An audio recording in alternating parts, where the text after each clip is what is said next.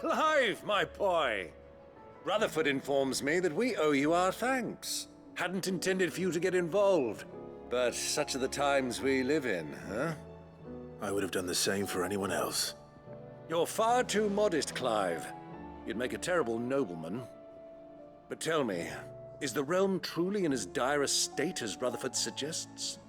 From what little I saw, you were right to be worried. I suppose I should have expected the worst. But I was rather hoping the great and good of the realm might have things a little more under control. Alas, it seems that firm leadership is in short supply these days, and without it, the people are bound to lose their way. We must move quickly. But where do we start? True, the challenges that face us are many. But in my estimation, there are two key areas to be addressed before any other. The realm's armies and her larders. As you've seen firsthand, it's every man and woman for themselves out there. Certain cities have banded together to try and maintain some semblance of order, yes? But such cases are few and far between. And yet, the only remedy for the chaos that faces us is unity. A unity that transcends even the borders laid down by our ancestors. In short, if Storm does not stand together, she will fall apart. But how would one even begin to unite the realm? The armies, my boy. As I told you already, we begin by restoring order among the ranks of those sworn to maintain it. Sadly, I doubt I could convince even the lowliest gaggle of privates to dig a latrine together. But I do know someone the High Commanders have been known to listen to on occasion. Field Marshal Eugen Havel. I thought he was retired. He was, until an Akashic army tore through Randalar and killed most of the rank and file. There is no man alive more capable. Literally. And as luck would have it, I've already spoken with him on the matter. Of course you have. And he's agreed to help. On one condition. That he first speaks with you personally. Havel has always been a man of frustratingly rigid principle, and he has certain qualms about clasping arms with, well, with an outlaw. I extolled your many virtues as best I could, of course, but the old goat was adamant that he be allowed to appraise you in person. You don't mind, do you, my boy? Of course not. As long as chaos reigns, we will never build a better world. I'll do whatever it takes. And if the Field Marshal wishes to speak with me in person, then so be it. That's the spirit. I'll leave for Randalar at once. Would you send a Stolas? Of course. Rutherford is already in the Dalmekian capital. I'll have him tell Havel to expect you forthwith. Excellent. Thank you, Uncle. No, thank you, Clive. That can't be Rutherford, can it?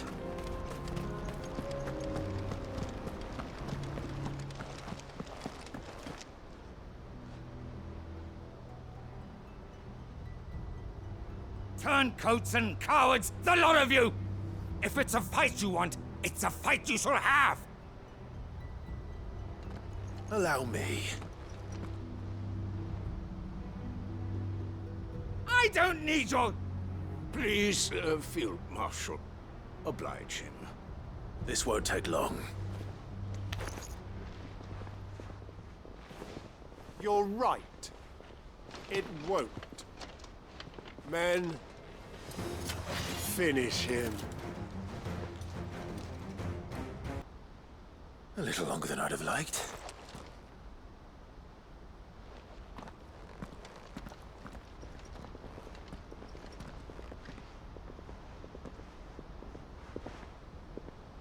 Field Marshal Havel, I presume. Are either of you injured? No, my lord. You arrived just as our escort turned on us.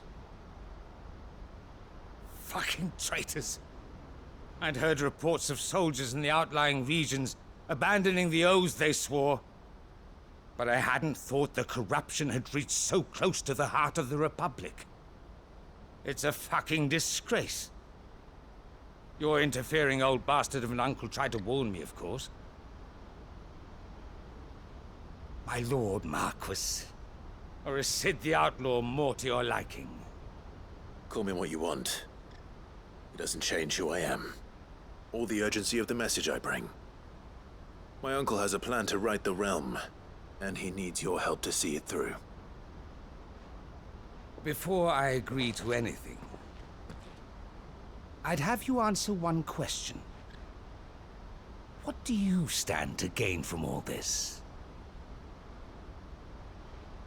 I won't deny that I might benefit from further chaos. But I seek a new beginning for all of us. And while the choices I've made may not always have been the right ones, I know I made them for the right reasons. For so long, so many of us have been told how we could live, how we could die, when it should have been our decision all along. Now we have a chance to put things right. But in order to take it, we must stand together. Even if it be beside those with whom we don't see eye to eye.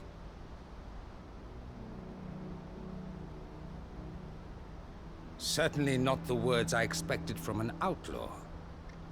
But perhaps your uncle was right. You are no ordinary outlaw. I'll never hear the end of this. All right. I'll start by ordering my most trusted guard to bring the Dalmekian fringes under control. Next, I'll make contact with my counterparts in the Imperial Army and see if I can't convince them to try and restore order in their own territory. Thank you, Field Marshal. But they are not the only ones we will need to convince. What do you mean? I don't doubt that I can bully some sense into a few generals. But those they answer to require a different kind of persuasion. And when it comes to honeyed words, well, we will need an envoy. One who can court even the most stubborn of statesmen. You, perhaps? I'm flattered. But I'm no diplomat either. And I have other problems to attend to. What we need is a skilled arbitrator. And I may know just the person. Is that so? And would he happen to be an outlaw too? Of a different kind, perhaps. Well, beggars can't be choosers. I suppose we'll all have to find a little of the outlaw in ourselves if we're to make it through this. Very well. Send your man to me right away. I shall.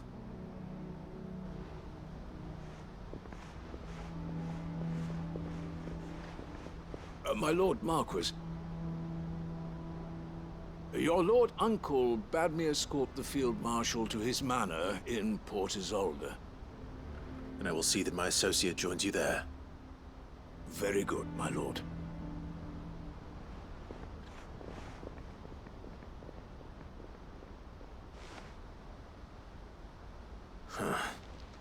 An envoy. I'm not sure I'm the man to talk anyone round. I can barely convince my brother to take his medicine. No. This is a job for someone with experience.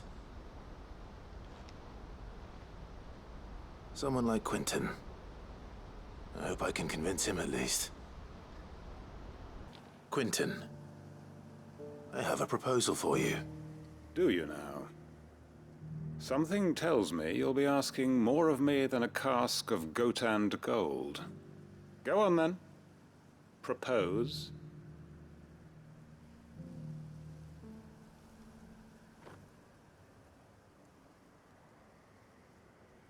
You'd have me convince the chiefs and chamberlains of the realm that they should simply swallow their pride and do the one thing that has proved impossible for thousands of years.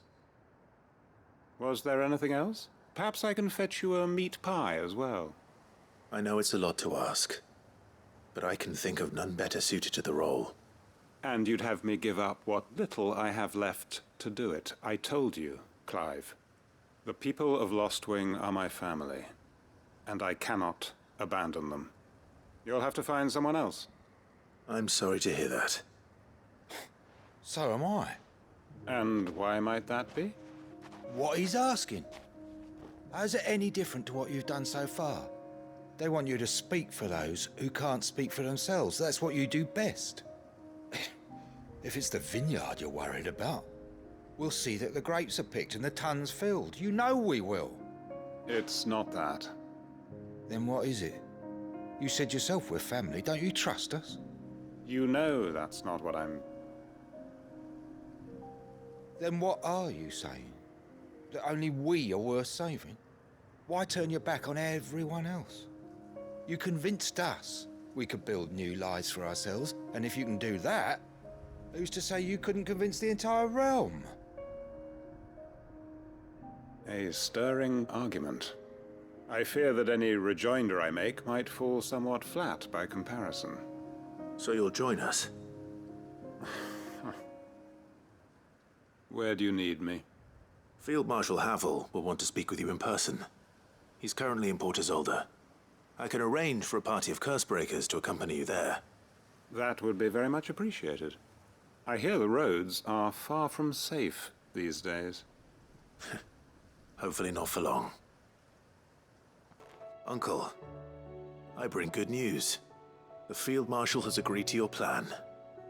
Ha! Of course he has. I didn't doubt you for a moment, dear boy.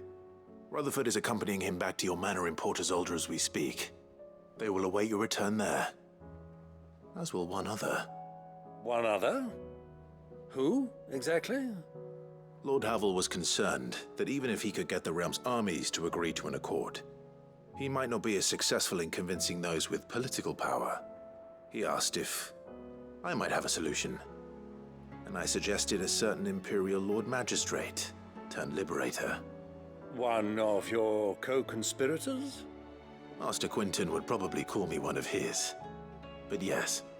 Another outlaw, then. Just the thing we need to put these rotten politicos in their places. Good thinking, Clive. I'm glad you approve.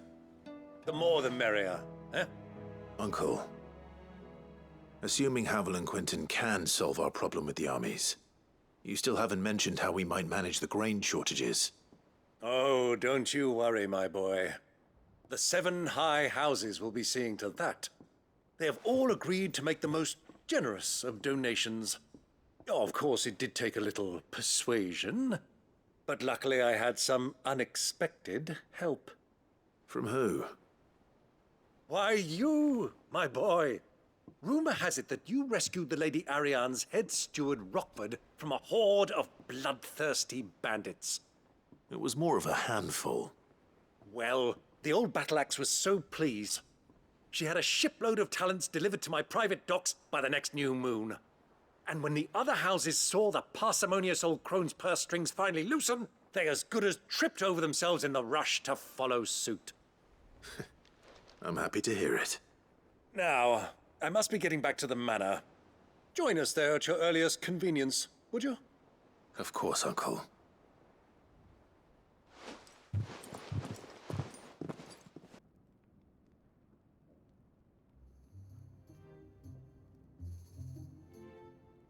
And how, pray tell, will we get that grain to the capital if the roads are still overrun with akashic? You'll find another bloody road. I only have so many men, and I'm not about to send them headlong into an ether flood. That is, unless you'd have them turn as well. Well, I'd certainly eat less.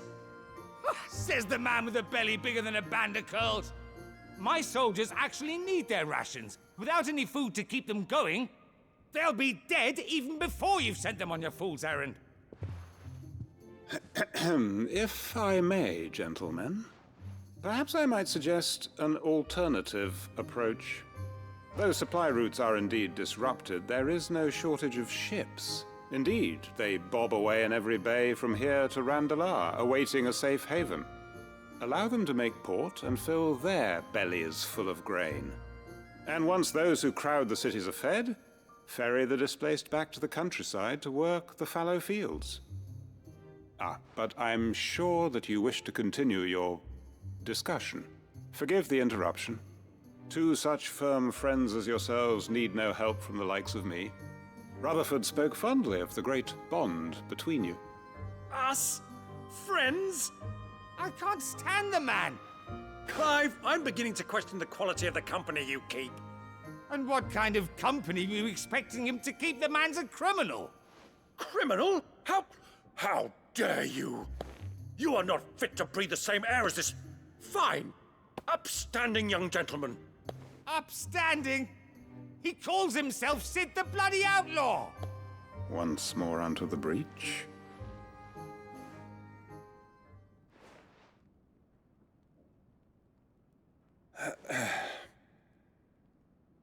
Shall we begin again? What we seek here is not to create a new nation, nor to claim the thrones of those that already exist.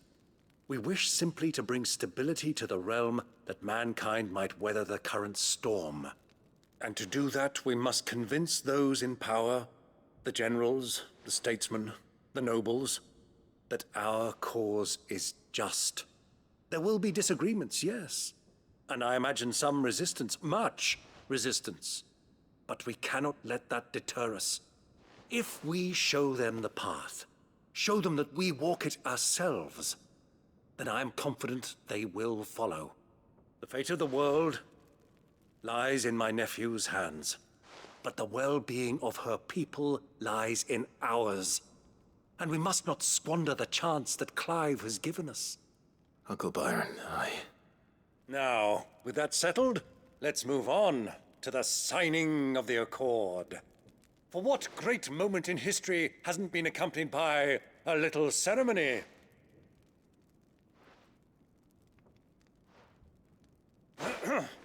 Citizens of Valisthea, I present to you the Triunity. Rutherford, Mike Will.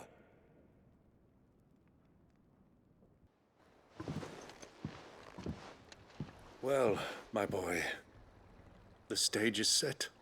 that it is. This is the role you were born for. Now I ask only that you trust in the talents of your supporting cast. We shall play our parts to the best of our abilities, that you might have the opportunity to shine. The realm needs its Sir Crandall, and there is no better Crandall than you, Clive. I want you to keep this signed accord as proof of our faith in you. I will. Thank you, Uncle.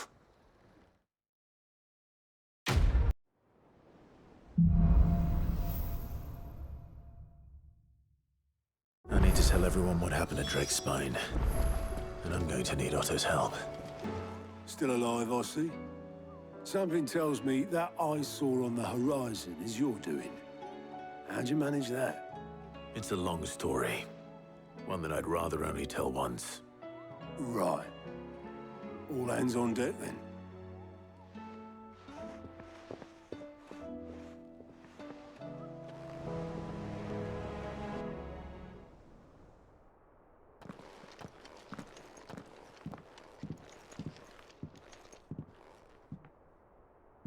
Is this everyone?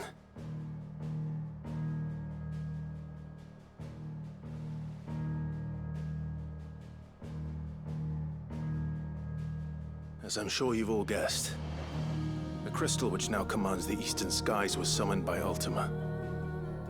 He called it Origin. Though the significance of that name is as yet unclear. What does it matter what it's called? Its emergence tore Twinside asunder and wiped my homeland from the map.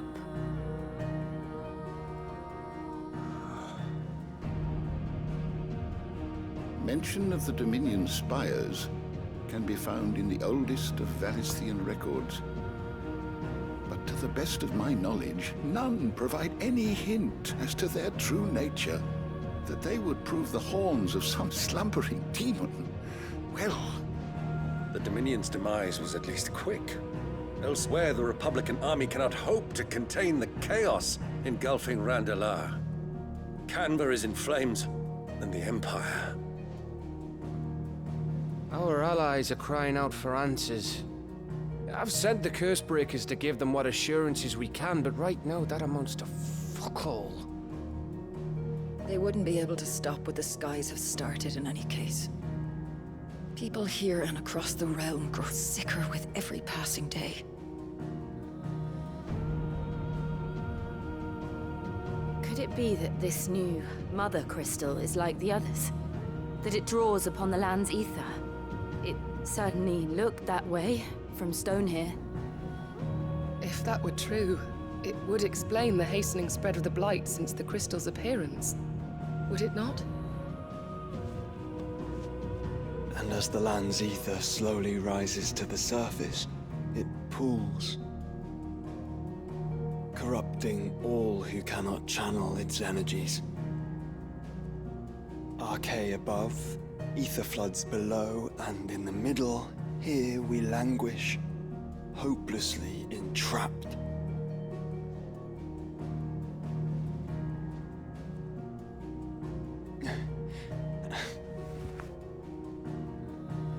It's all right.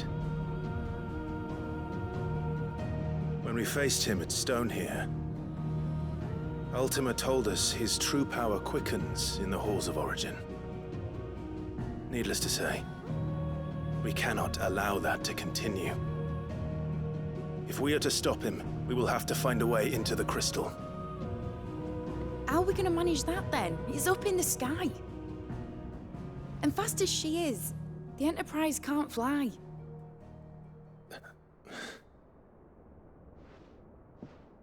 It's a lot to take in, and I reckon we'd all benefit from some time to clear our heads. The answer will come to us. Don't you worry. Ain't that right, Clive? Right. That's right. Well, go on then. Bugger off.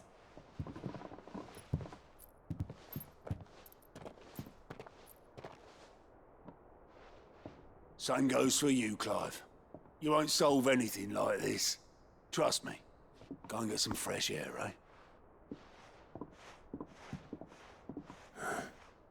Thank you.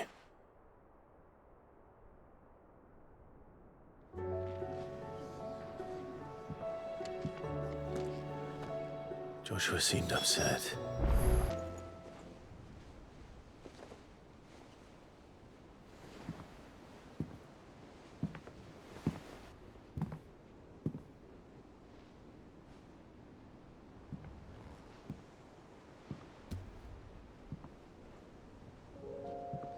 Ultima may have created us, but he doesn't make us who we are. Only we can do that. And if he would have us fight for our survival, so be it.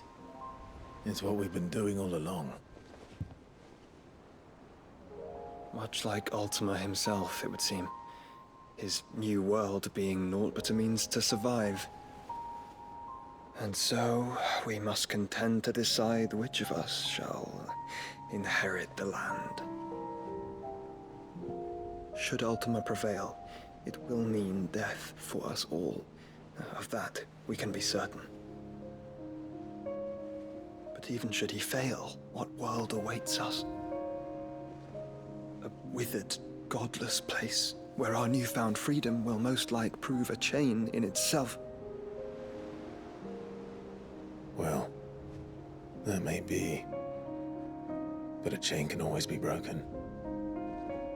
As long as one has the will to break it, it won't be easy. It may take generations, centuries of suffering. And that is if everyone plays their part. But it will happen. And when it does, it will be on our terms. That is the world that awaits us. Indeed. And what better world could one wish for?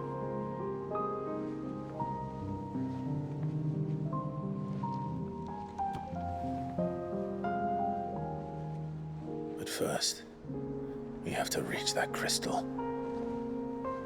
Then it's a good thing I have wings. You can barely stand, let alone fly. And only the Founder knows what horrors await in those skies. Are you certain about this? Am I certain? I am the Phoenix. I will do what I must.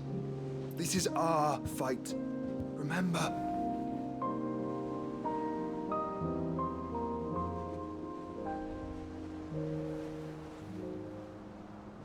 All right. I yield. But only what you must, yes? I'm still your sworn shield. That you are. And what of my wings? Lest you forget, you go to stand against a god. I would not have you succumb to fatigue before the fight begins. Ifrit, your brother mentioned that some few of the dominants who had lost their power to you were still able to prime. Is that true? It is. But their icons no longer submitted to their will.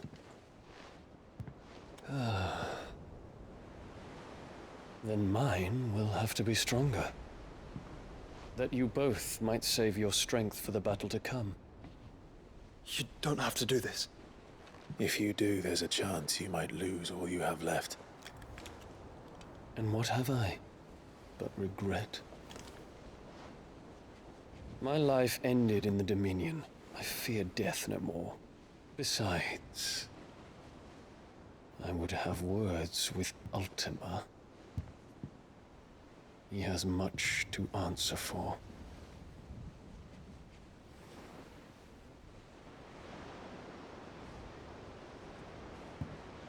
We are in your debt, Dion.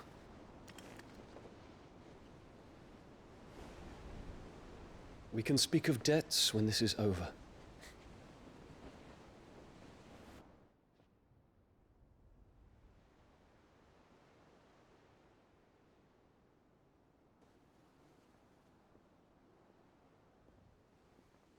He speaks like a man who knows he's not coming back. And has come to terms with that. That doesn't mean that we have to, does it, Clive? Time to talk to Jill. I only hope she understands.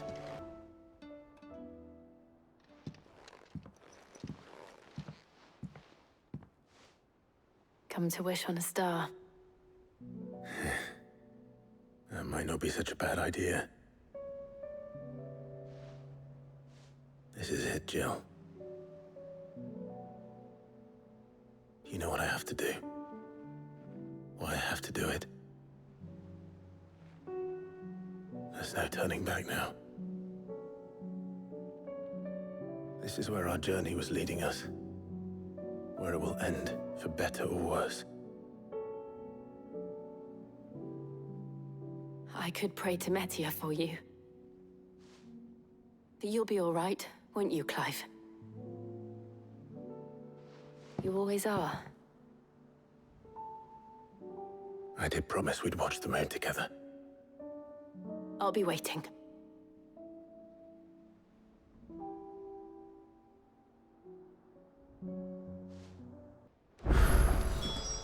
It's almost time. Better make sure I haven't forgotten anything. Joshua, what's wrong? And don't say nothing. It's... not nothing. I've received word from Cyril. The Undying have found Father's will, or something akin to it. His will? How and where? In the crypt, beneath Rosalith Castle. After Kupka was kind enough to drive out the Imperials, the Undying took the opportunity to recover what relics of the Duchy yet remained. And in the process of doing so, they found a letter from Father. I'm surprised anything survived down there. Cyril asked that I join him in Tabor at my convenience. I have been meaning to go, but... would you join me? Of course. I want to know what's in that letter as much as you do. Very well. I am ready to leave when you are.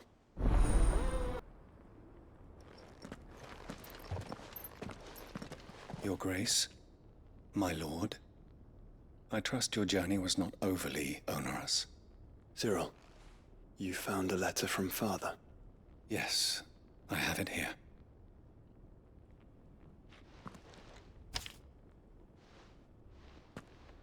If you would do us the honor, my lord.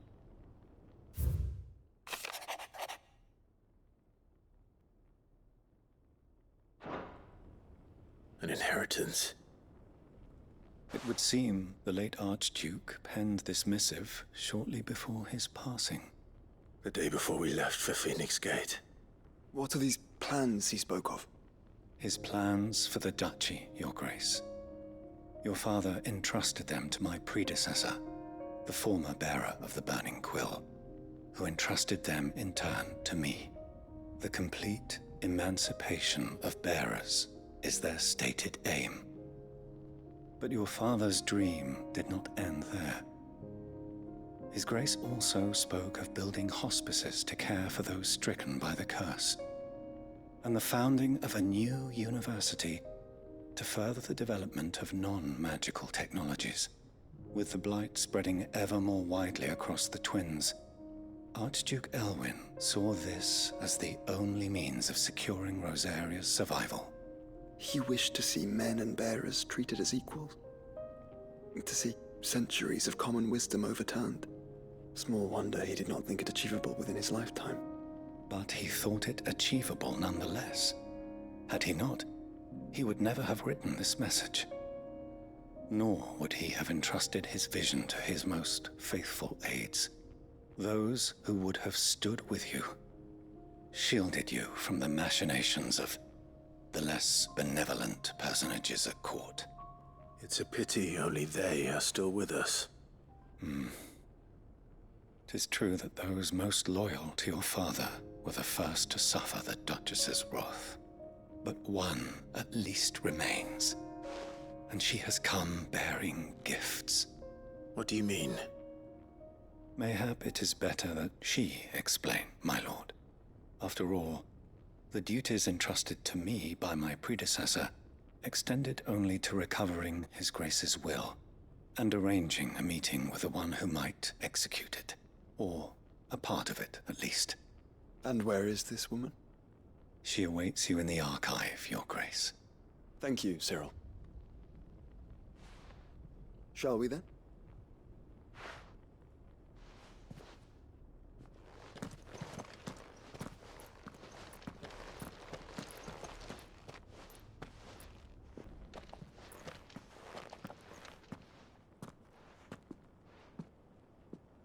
My lord, Your Grace.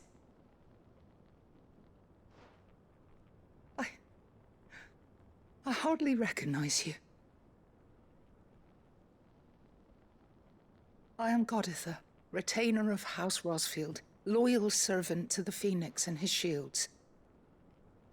Your father, the Archduke Elwyn, entrusted me with the delivery of a gift. I only hope you can forgive my tardiness in bringing it to you. Lift up your head, Lady Goditha. You have our gratitude for your service to our house and to our father. I merely did my duty, as any proud Rosarian would. My lady, perhaps you could explain a little more? What exactly is the gift you bring? As I'm sure you know, it has long been the custom for the children of House Rosfield to be presented with certain keepsakes upon their coming of age. Indeed it has. Our father often spoke of the day when our turn would come. And had he lived to see it, he would have presented you with the treasures I bear. Matching armbands for you both. Alas, he did not live. Indeed, he was taken from us even before they could be completed. He had intended to claim the Heartstone with which each armband was to be finished himself, but it was not to be.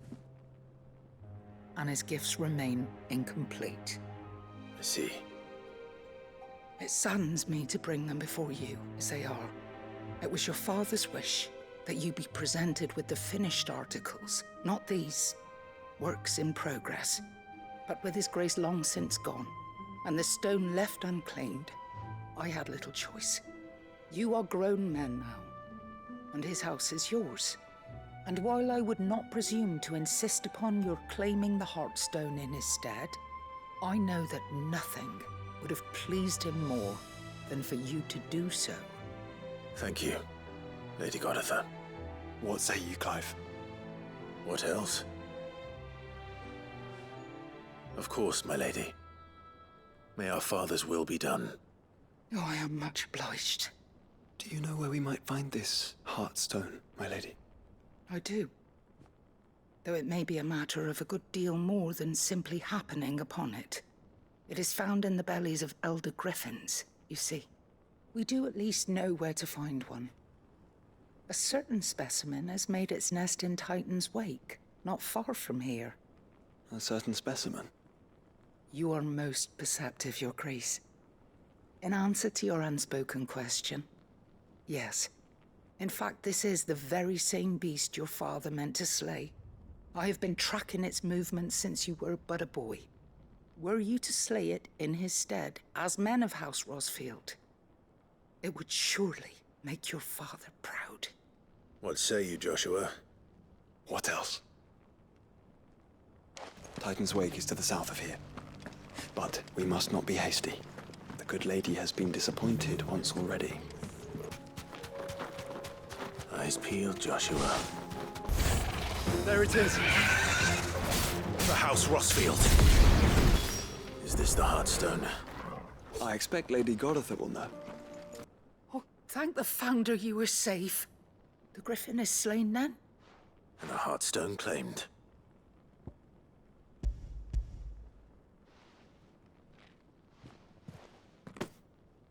Yes. This radiant luster, like frozen flame, it is just as your father described it. Thank you, my lord. Your Grace. Your father would be so proud. Lady Goditha, the lapidary is ready. Thank you, Cyril. I will be with him shortly. If you would excuse me, I shall have the stone cut and set forthwith.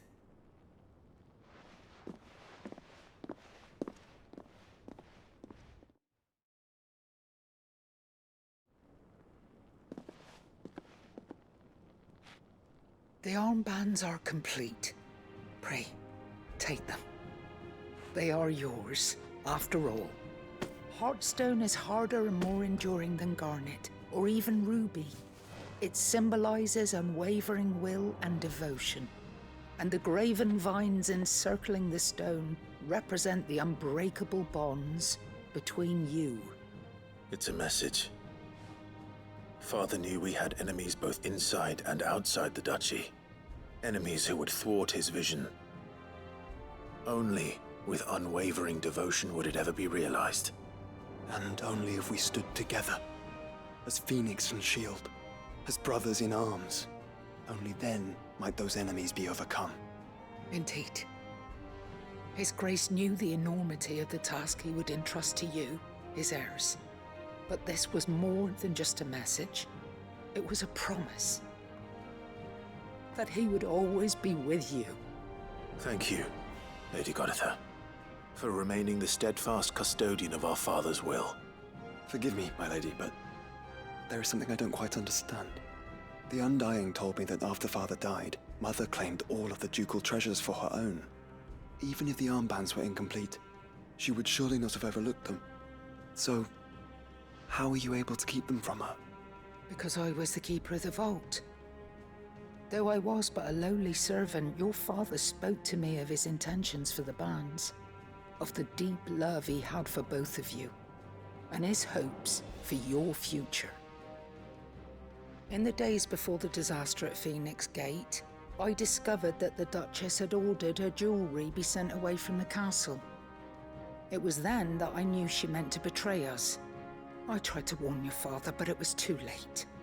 When word of the fire reached Rosalith, I knew my time was short. So I took up the armbands and I fled into the night. And thank the Founder you did. Yet my duty to your father was incomplete. Not knowing what else to do, I followed the Griffin, thinking I might claim the Heartstone on its passing. And so my pursuit continued, until Lord Cyril appeared before me. He informed me that His Grace's will had been recovered, and that his sons were alive and well. Lady Goditha, on behalf of my father and all the people of Rosaria, I thank you for your loyal service. As do I. Thank you, my lord. Your Grace, for coming back to us. For giving my service meaning.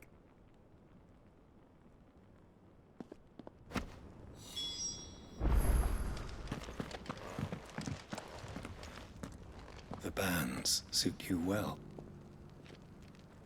It must be gratifying to finally receive the inheritance that was denied you for so long. It is. And we thank you for the part you played, Cyril. If you would permit me to play my part a little longer, might I suggest that you make your way to your father's memorial atop Hawk's Cry Cliff? Let him see that you have received his blessing, and that his vision lives on in you. I suppose it would be churlish not to. What do you say, Clive? Shall we pay Father a visit? I think we should. I was hoping to be able to offer him my thanks before we left for Origin. Your father's helm is enshrined there. It has been since the day we recovered it from Phoenix Gate. I prithee claim it, for it too is a part of your inheritance, and I do not doubt that your father would prefer it in your hands than perched upon some lonely rock. Thank you, Cyril.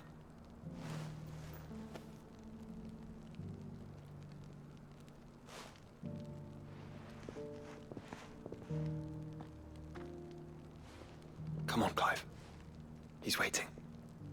Unwavering will and an unbreakable bond. Do you really think we're strong enough? To save the world? Of course. To have overcome Father's political enemies? Of that I'm less certain. Especially knowing what we know now. What Mother was truly capable of. But perhaps these bands would have helped. Knowing he was with us would have made all the difference.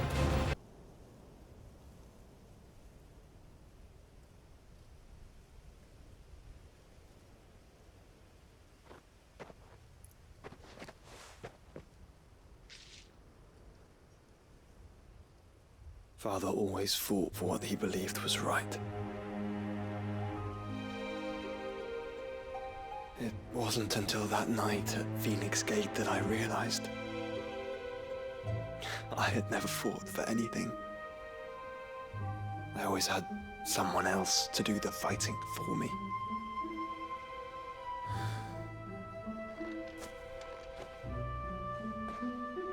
No matter how fate conspired against him, he never lost heart, never looked back, never stopped fighting.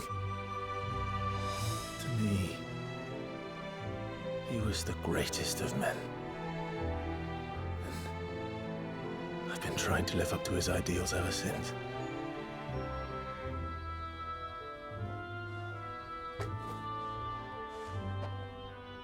We all have, Clive. We all have. And we'll keep trying.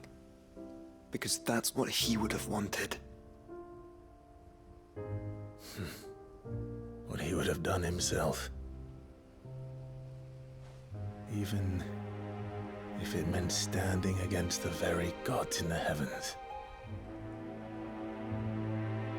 I shall be borrowing this, Father, if I may. That you might watch over us as we follow in your footsteps.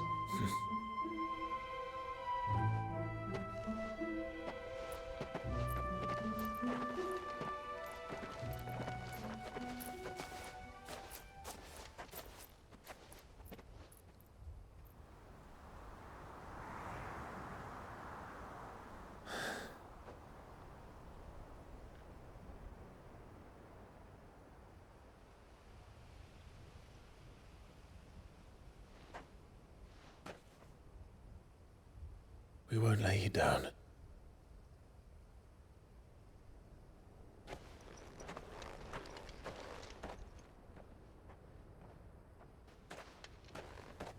Onward then.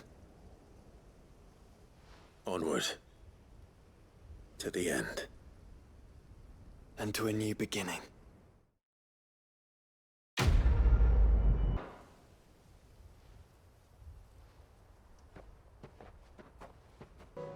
Sid, do you have a moment? By all means. It's my old master. Seems there's no escaping her. She found some way to send me a letter. And something else. Records from a Waluda prison. Seems they were keeping a lot of bearers there. How did she come by such a thing? Finding bearers always was her strong point. And it seems the cells of Balmung Dark are full of them. Foreign captives, the masterless. Bearers no one would miss. And even better for her, bearers with no one to look after them. When ether started lapping at the walls, the jailers fled. Leaving the bearers to be liberated by whoever happened to come along next.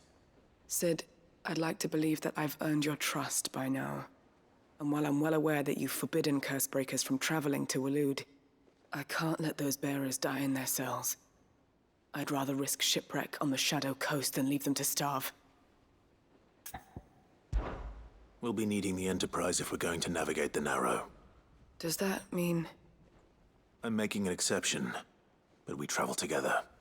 And we stay no longer than we have to. Ash is an inhospitable place at the best of times. We save as many as we can, and we leave. Thank you, Sid. There was a name in the prison register. A name from my past. Chadwick. Another of my former master's protégés. A gifted soldier, and the closest thing I had to family. The thought of him held captive in that place. He must be very important to you. He was. Is.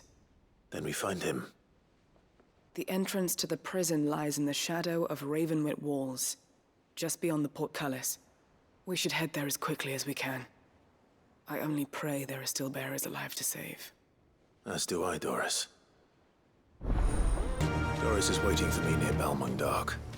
The longer she's out in the open, the more likely she is to be found by Akashic. I need to hurry.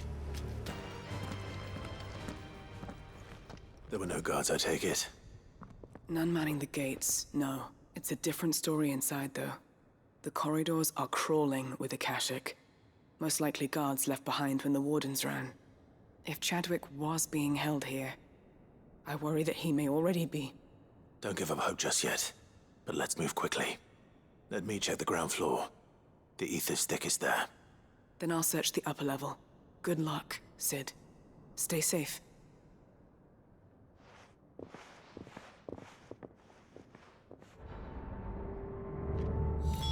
Just how bad are the floods inside the walls? Bad enough to turn a bearer? I hope not. We're risking a lot just being here. Better keep my eyes open for signs of life.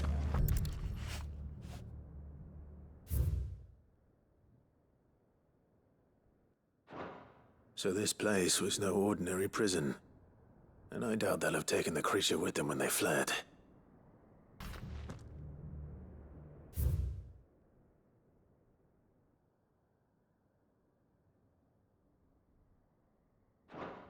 Minimal loss of Waluda lives.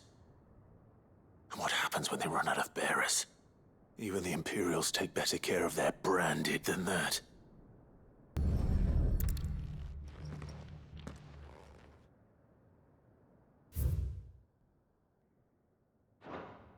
They were feeding bearers to it. This is even worse than I'd feared. Nothing but Akashic down here.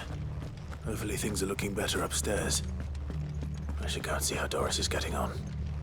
No luck downstairs. But I did find out that this place was more than just a prison. Something far more sinister was happening here. I know. I've been reading some of these documents and... it can't be true, can it?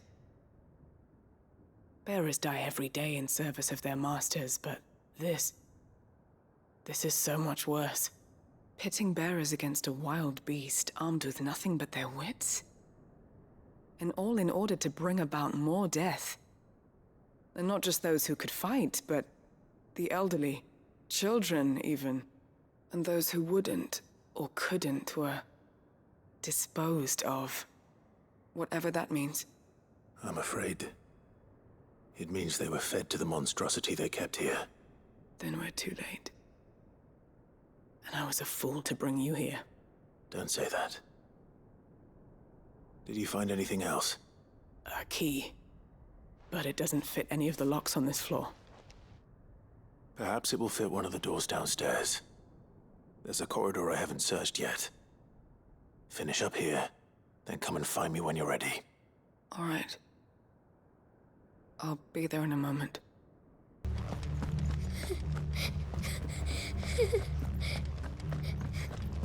A survivor.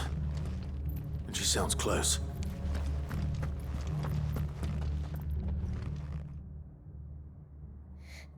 Who are you? There's no need to be afraid. Are you alone?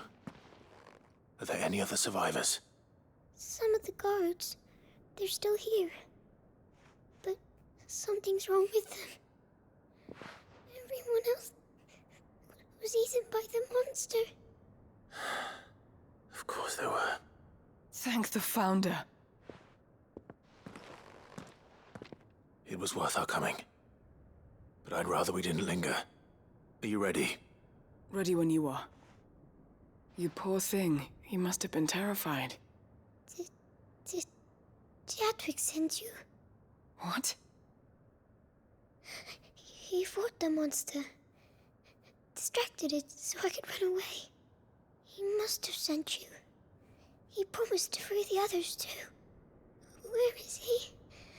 He opened your cell, didn't he? He wouldn't be here otherwise. Chadwick.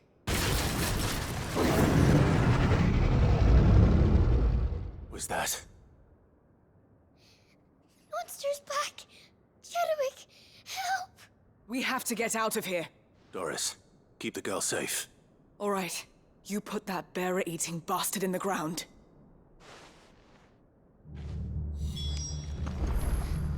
We have to run! It's out there waiting for me. I can't let it live. Not if it's got a taste for bearers.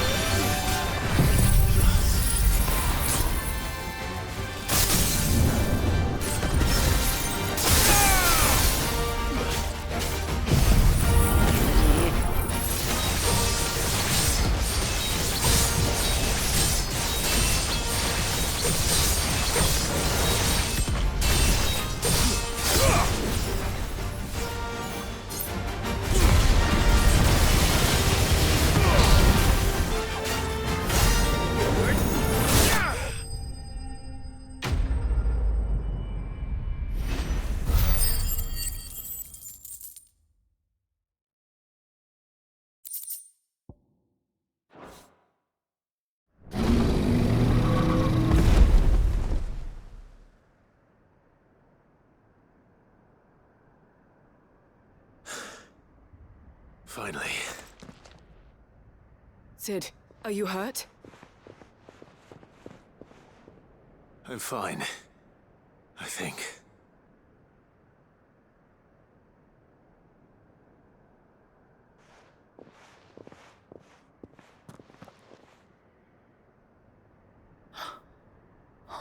No. What is it? A diary. I gave it to Chadwick before we went our separate ways. He was here. Do you think that creature? I'm sure he fought bravely to the last. The girl is safe thanks to him. Chadwick. You fool. Come on. We have to get her back to the hideaway. We don't want his sacrifice to have been in vain. No. Of course not. I'll see that she's looked after from now on. It's the least I can do.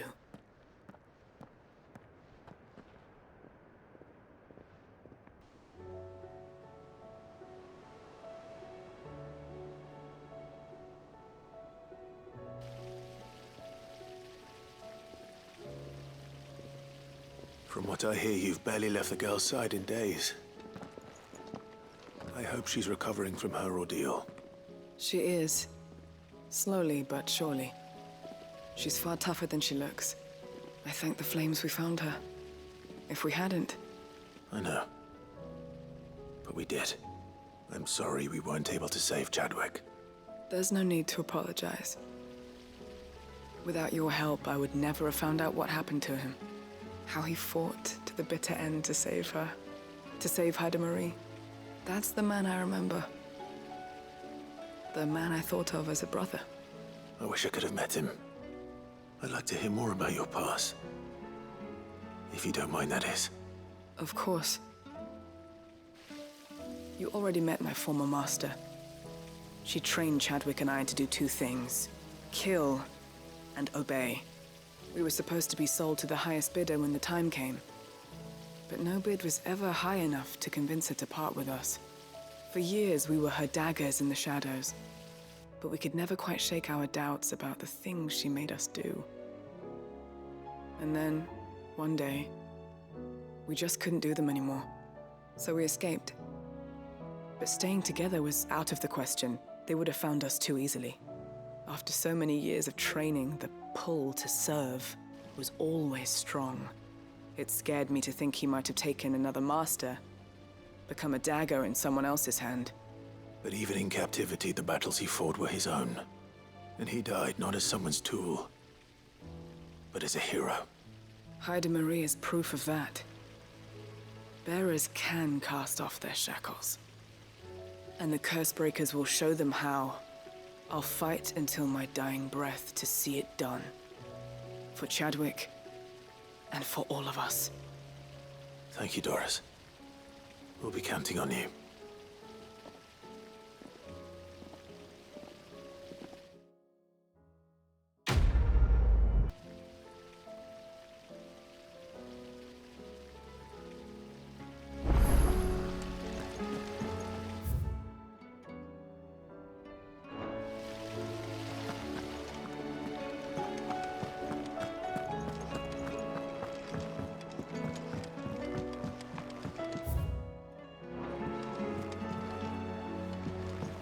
What do you think happened to Miss Midadol?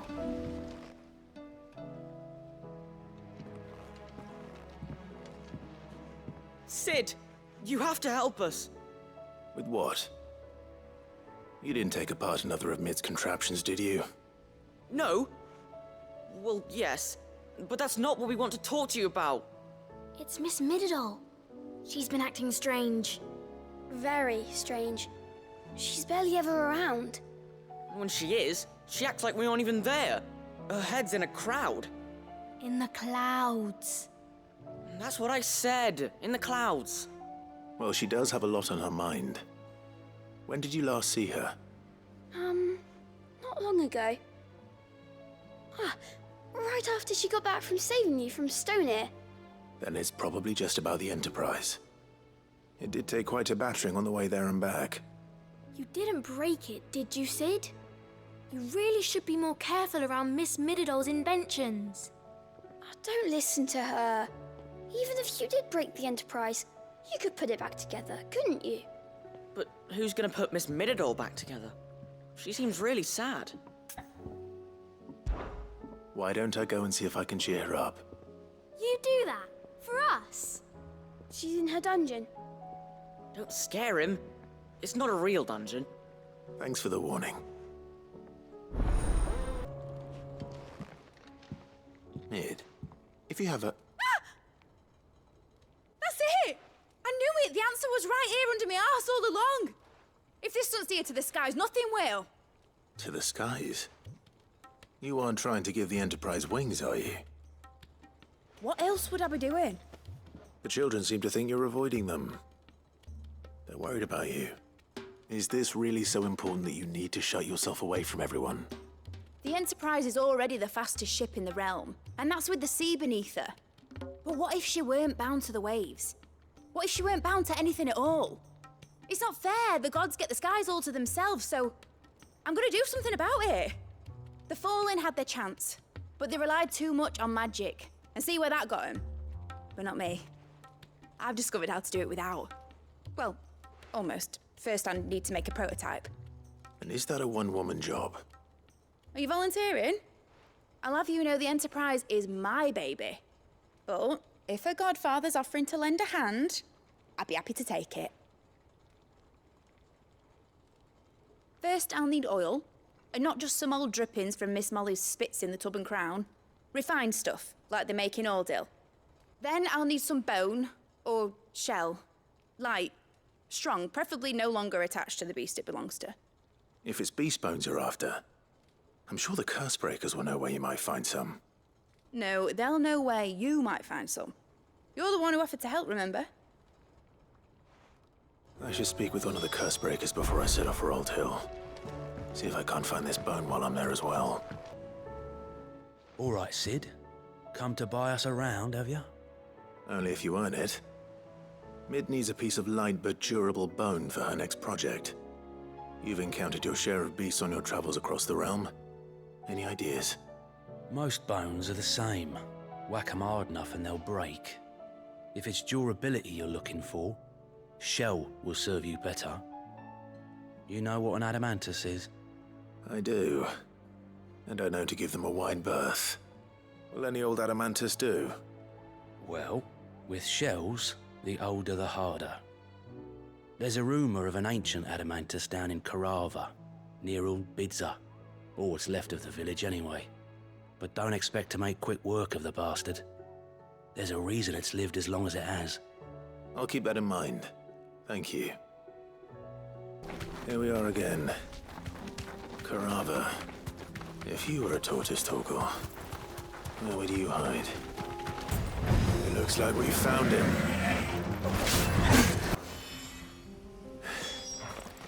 If Mid needs another, she can come and get it herself. Mid's oil. After what happened here, it's a miracle there was any left at all. I better get these materials to Mid so she can finish her prototype. Mid, tell me this is all you need.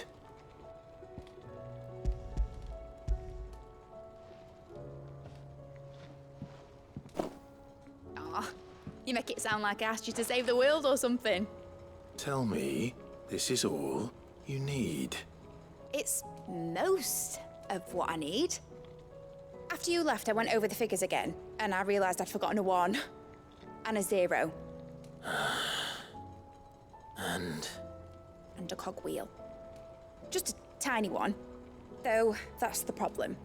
Gears that small are a bastard to make, and I may have lost the one Blackthorn spent a fortnight toiling over.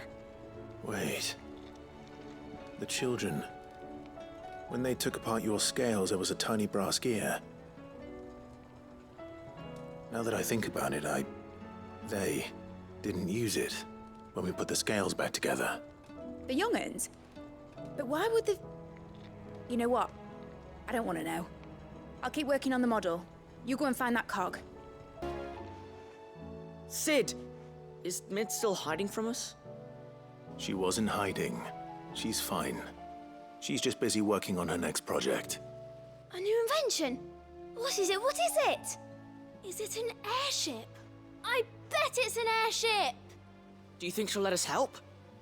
That just so happens to be why I'm here.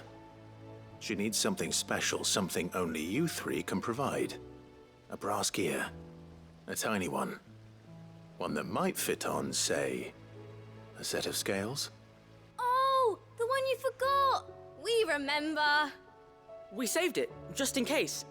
It's in the bag of bits. Since your lesson, we've been disassembling, then reassembling everything we can find. All the pieces that are left over, we keep under our beds, just in case. That's good to know. Look! I found it!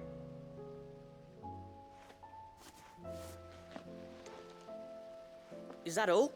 Just the gear? We have more parts if Mid needs them. That's all for now. But I'll let Mid know about your hoard. Just in case. Thanks, Sid. Well, did they have it?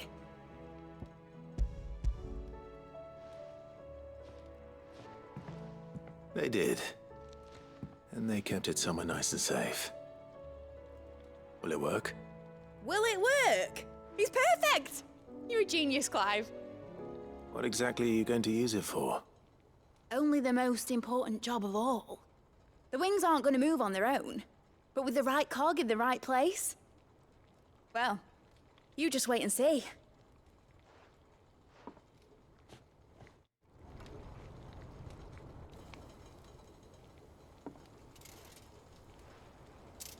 That should do it.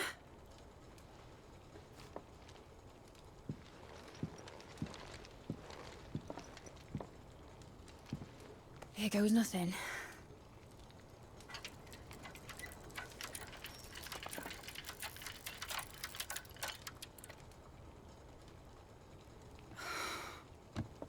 Titan's tits.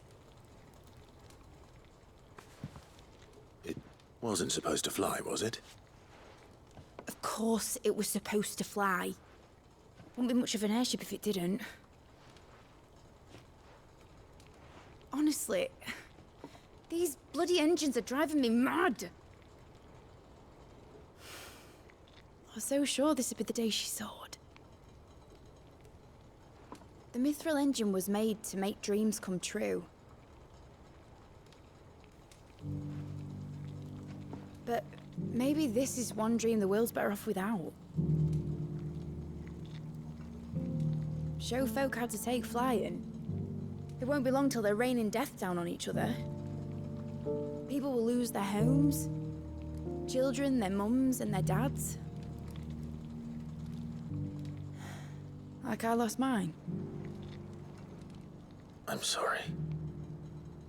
So am I, Clive. So am I. Sorry that I have to choose. Do I follow my head, or do I follow my heart?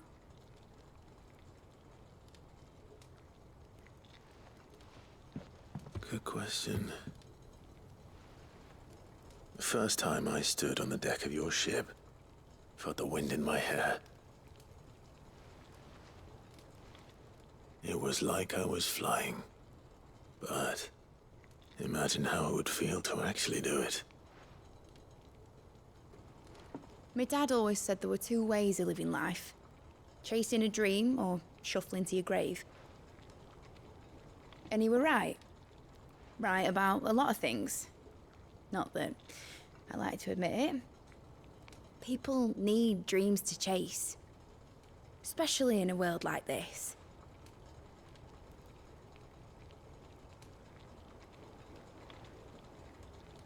Right. When this is over, I'm gonna take all my mithril engines to Zemeckis and sling them over the edge. I won't have my dream end up turning into someone else's nightmare. But all that hard work... All that hard work will not be used for war, Jamie. But it ain't like it'll be gone. Tell me, Clive, have you ever been on a treasure hunt? Not since Joshua and I were boys. Why do you ask? Because I'm gonna bury the engine schematics and leave behind a little riddle telling people where to find them. A really hard one. so that only the most dedicated dreamers will ever be able to work it out.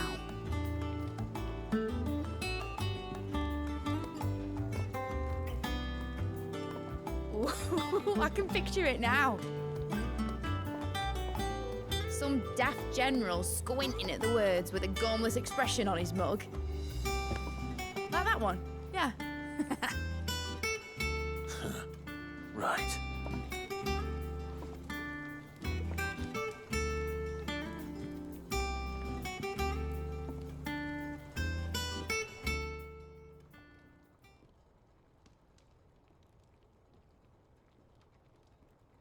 Of course, if I'm putting this engine at the end of a treasure hunt, I'll still need to make it a treasure worth hunting for. Won't be much of a prize if it couldn't even make a toy boat fly after all. My dad always said, dream big. But it ain't the size of a dream that's important, is it, Clive? Only that it's a good one. And I reckon I've got a fair few good uns left in me. I'm sure you do.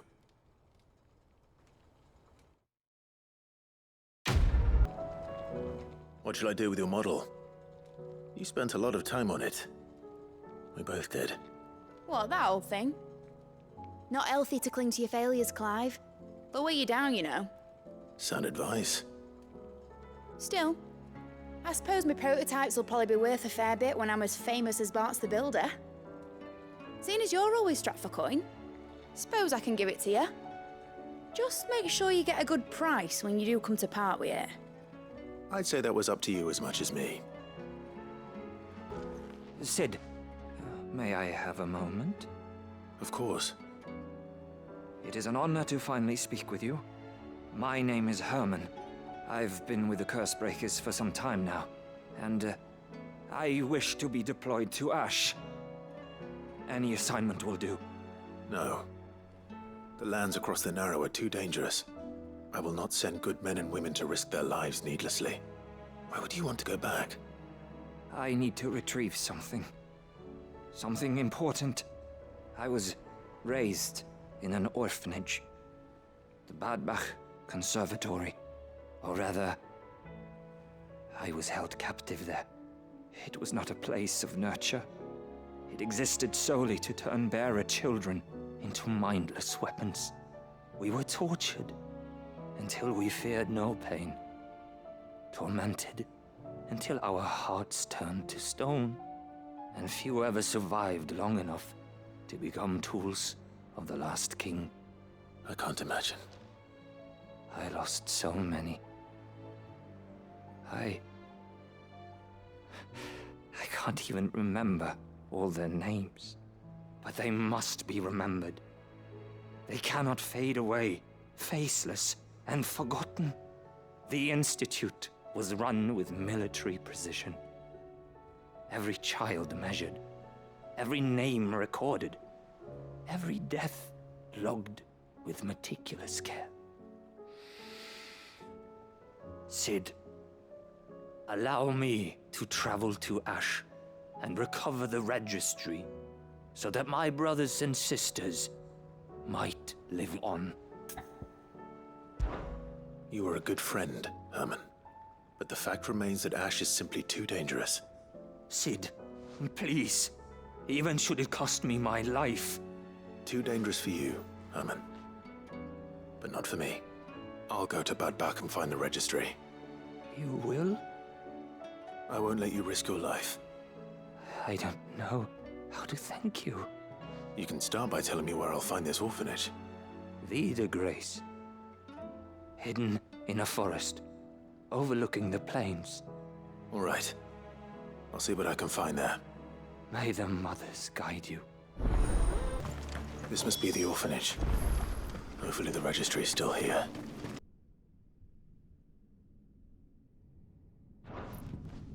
Conditioning. This is nothing short of torture.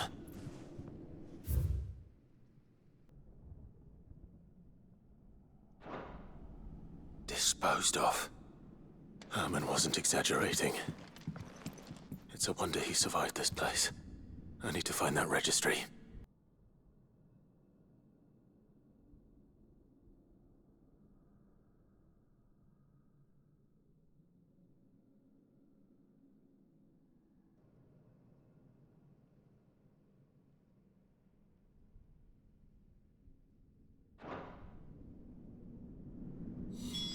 This reads like a suicide note.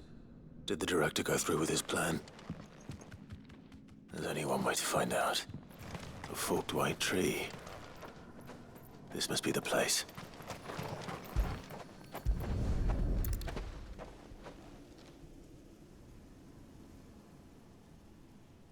Could he really be buried here? There's something hidden among the roots. Let's see.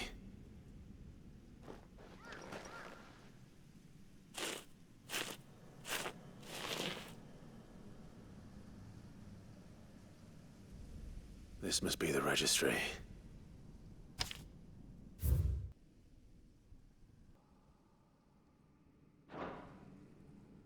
So many names.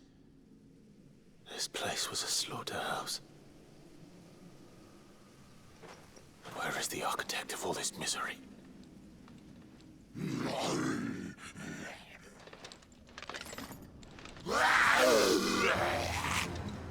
It was only a matter of time, I suppose.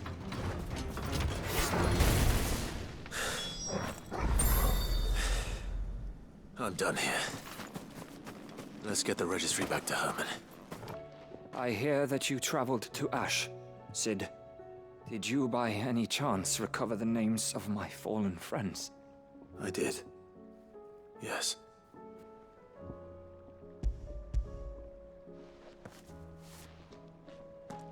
If I may, the bearer registry.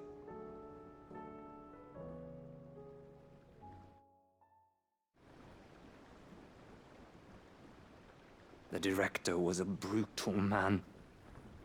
He got no worse than he deserved. The registry was all I found beneath the tree. There was no sign of a body. Nor any record of what happened to the children after the orphanage closed. I pray that at least some of them survived. All their names are here. The ones we lost. My friends. My light in those dark times. I can still remember their faces, like it was yesterday. Children who were taken from their bunks in the morning, never to return.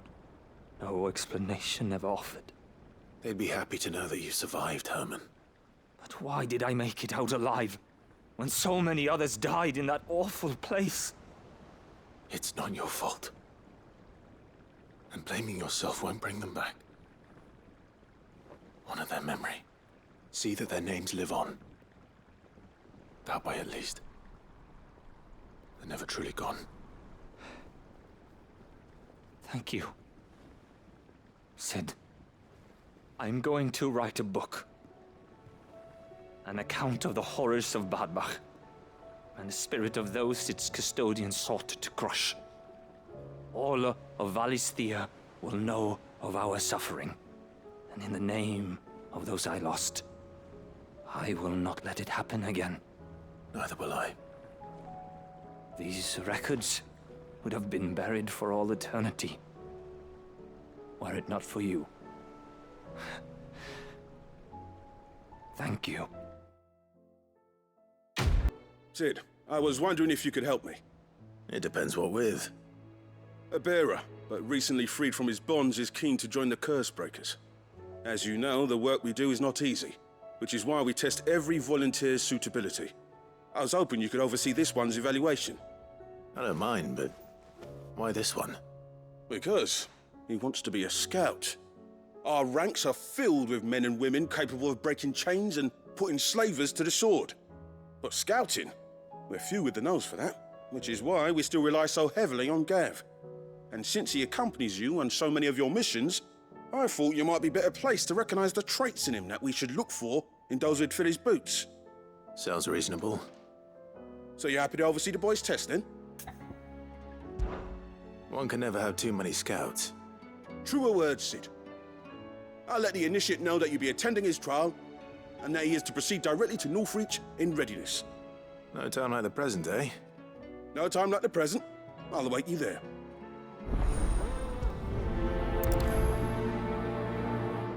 Northreach.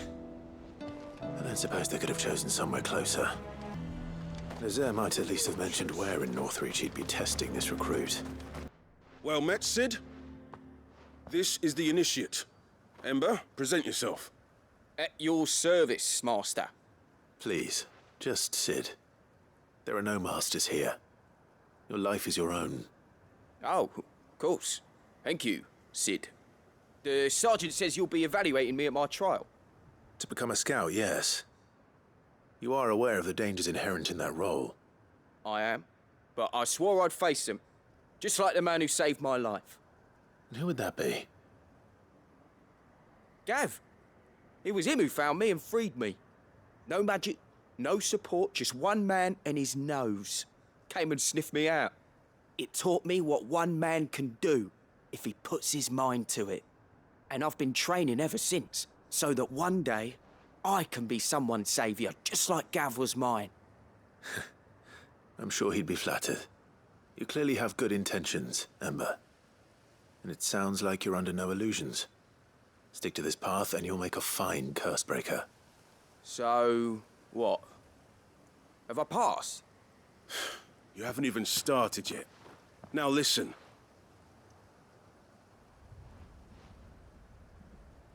Not far from here is an Imperial lookout, Eastwatch. The guards there record all their sightings in a logbook. You are to find it and bring it here. And bring it here, right. Anything else? No. Sneaking into a heavily guarded Imperial outpost and stealing the logbook would be quite sufficient. You will need to assess the situation, determine a point of entry, create a distraction and effect an escape, all without being discovered and thrown into an Imperial oubliette. Ember, Gav isn't our best scout because he can do everything. It's essential that you know your limits. Know my limits, right. I won't let you down.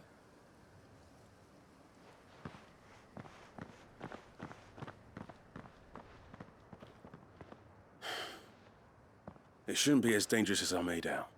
But keep a weather eye on him all the same, would you? On my way. All right, Ember. Impressed me. Or maybe not.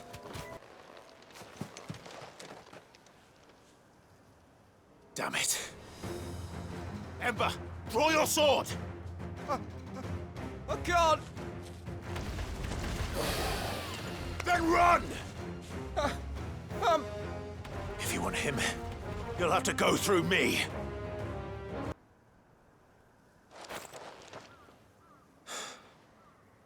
Ember, are you...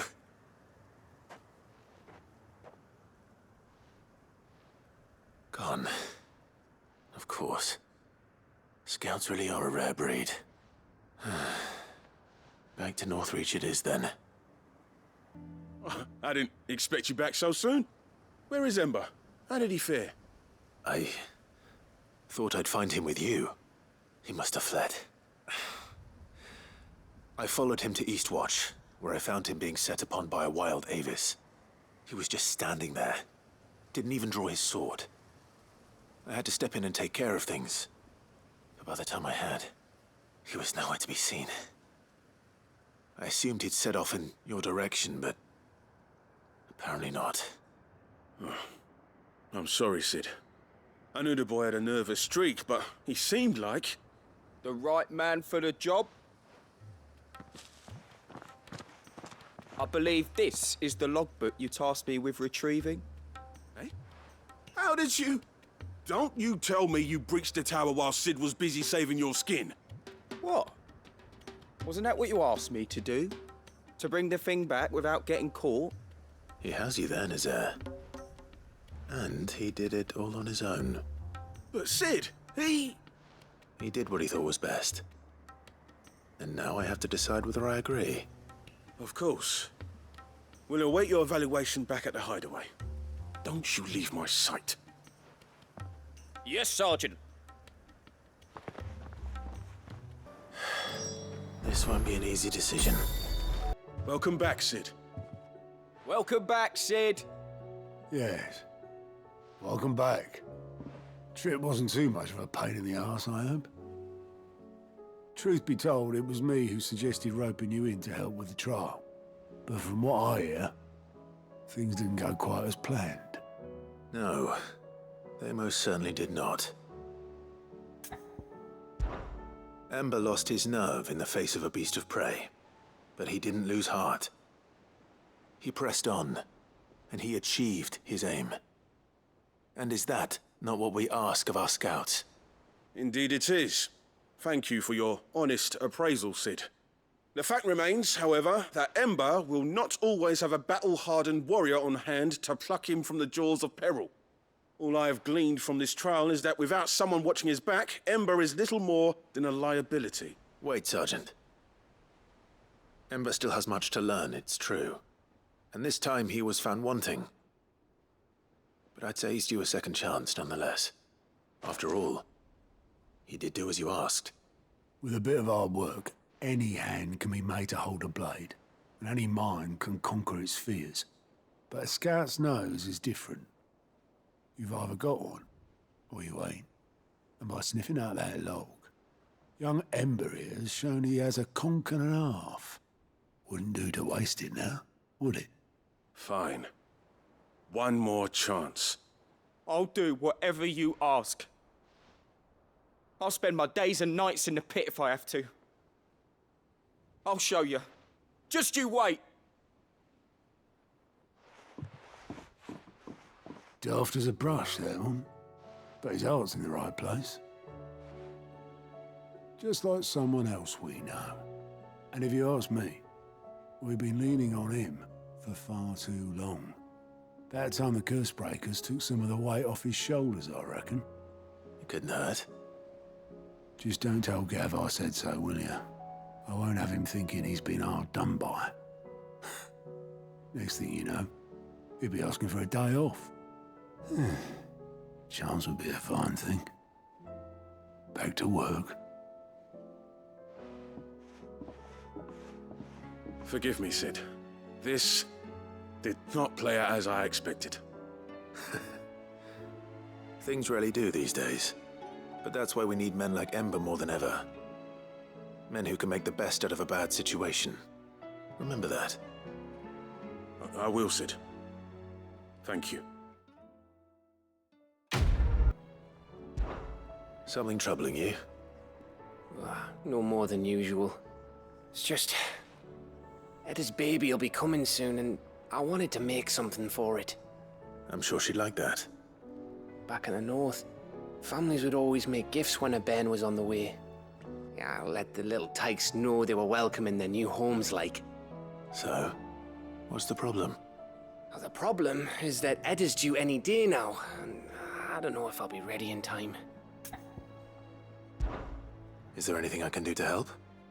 You know, there just might be. All right then. What exactly are we making? A good luck charm. But not just any good luck charm. Not just any. No. One made from the feather of a silver chocobo. There's naught lucky in all the realm, or so we used to say back home anyway. Thing is, they're hard to come by. Had Otto and Karen check with their suppliers, but nothing. I'd try and track one down myself, only... Only the big day is fast approaching. And that's all you need, a feather. That or the bird whose horse it's attached to, aye. I was gonna start by asking around with traveling traders plying the northern borders. Well, there's no shortage of those passing through Martha's. I think I might make that my first port of call. I'll let you know if I find anything. You're a good friend, Clive. I won't forget this. Excuse me. I'm looking for something. Oh, well, then I'm your man. A silver chocobo feather. Oh, or maybe not. Though you're not the first to mention the bird around here. There was a man stopped by the rest not long ago claiming he was attacked by a silver chocobo near some gutted hovel not far from Eastpool. Most took him for a braggart and a liar, but who knows? Perhaps there was some truth to his tale. We'll see. Thank you. How do, traveller? You've the look of a man who could do with a new whetstone. Or perhaps a bawdy etching of the Vicerine. Maybe another time. I'm looking for a silver chocobo feather. If that's the case, rumors are all you're likely to find. No one has seen a silver chocobo for years. Word is they were all hunted for their feathers. Some northern nonsense about bringing good luck. Didn't bring them much, nor their bows. If any are still out there, I reckon they'll be doing their damnedest not to be discovered. You're probably right. Thank you anyway. Can I help you with something? You wouldn't happen to sell silver chocobo feathers, would you? I deal in fruit, not fancies. But if it's fancies you're after, I suggest you try Rhiannon's ride. Was a silver chocobo seen there? Oh, yes. If you believe the ravings of a madman. It wouldn't be the first time. A silver chocobo sighted in the hills near Rhiannon's ride. It sounds almost too good to be true. But since I'm already here, drags. They're not left by bandits for a change.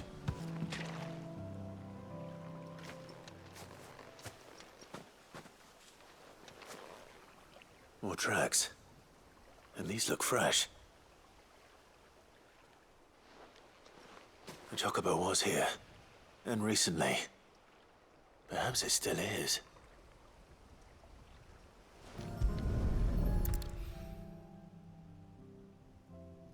Well, I'll be damned.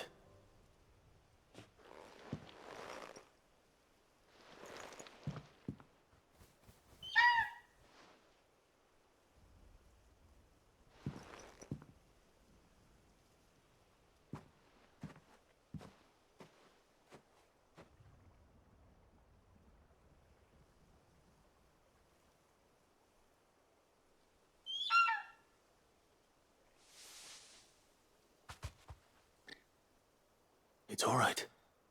I'm not going to hurt you. Just borrowing a feather for my friend.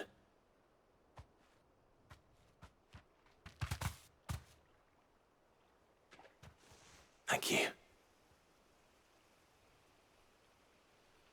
Let's get this back to Gav before they change their minds.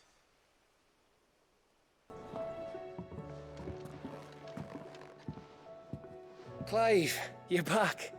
How'd you get on? Any luck? Any luck, you say?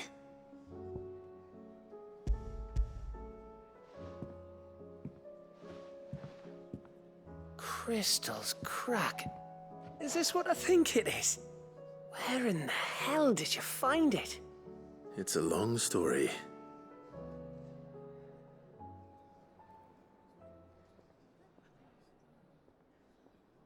Right there on the road to Eastpool. Who'd have thought it? Everything up there's been abandoned for years. The empty cabin made for the perfect shelter. Though I fear my presence may have forced the poor creatures to look elsewhere. Don't blame yourself, Clive. The Blight's right on Eastpool's doorstep. They'd have had to move on before long, even if you hadn't have turned up. They'll find a new home. Trust me. After all, that's what us endangered animals do. Anyway, what matters is, you managed to nick us one of their quills before they could run off. And now all that's left is to fix it to the carving. I didn't know you could carve. Reckon there's a lot you don't know about me. Like the fact I'm as good with a whittling knife as I am with a sword. And that bone Ember gave me's a dream to work with. What did you say it was from again? An Avis? But it weren't your Avis, Sid.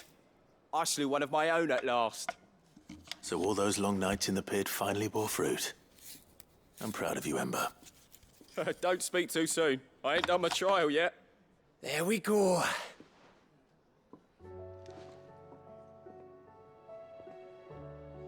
What do you think? I think if you ever hang up your scouting cap, you'll be able to make an honest living. Oh, will I? I should go and see if Ed is awake. Give it my best. You can give it to yourself. Come on.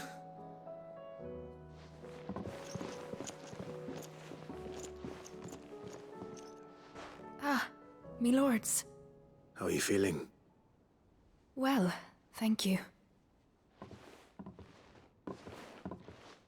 Is something wrong? Wrong?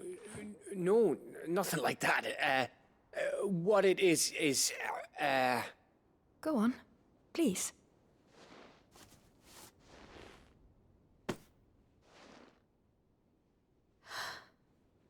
It's beautiful. Did you make it? We did. Aye. It's from all of us here at the Hideaway. Your new family, like. It's a good luck charm. We may come up north when a band's on the way. I mean a baby. To let him know that they're part of the family too. Oh, I hope you like it. I don't know what to say. I thank you, my lords, for everything. If there's anything you need, just let us know. I will. Clive, fancy a swift off? I'm thirsty. I could be convinced.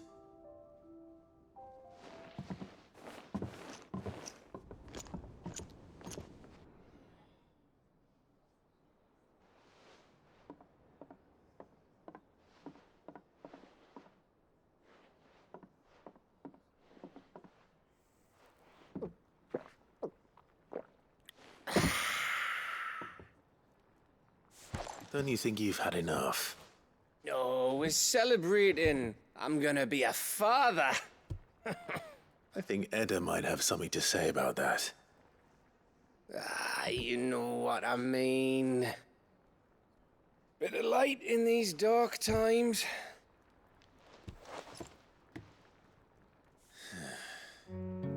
Wasn't long after me 10th name day, my mum told us she was with child again. I was over the fucking moon.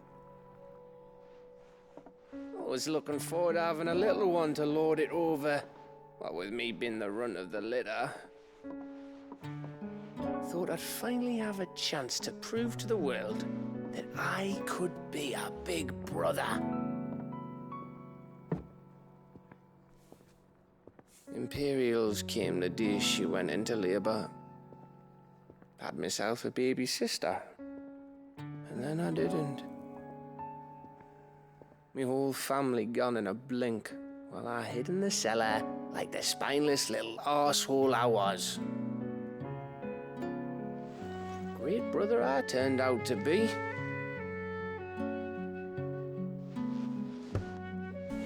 I'll never be a leader.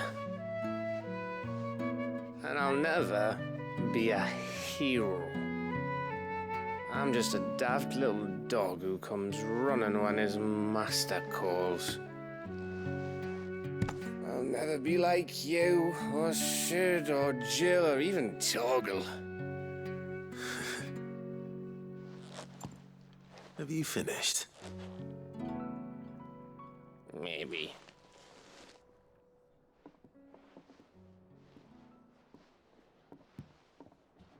Do you know why you're our best scout?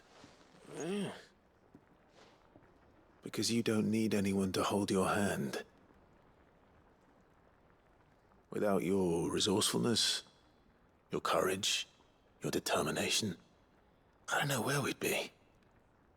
Maybe hanging off a cliff like, That was only the once.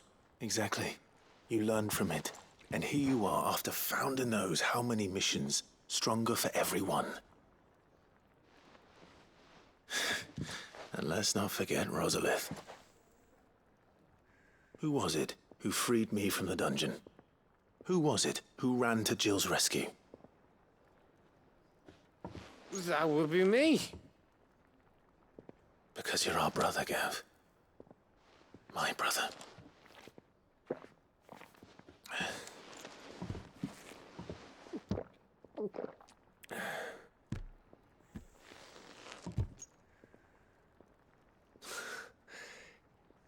Your brother.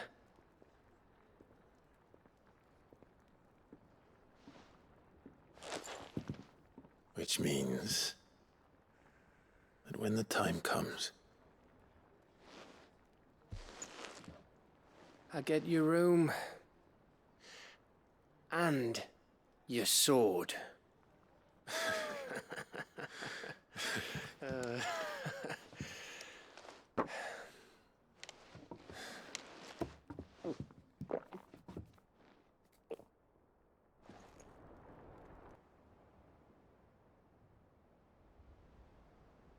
I may have had one too many. You may have had 10 too many. I said I was thirsty. Better get back to work anyway, after I walk this off. Clive? What is it? Thanks for, you know. I know.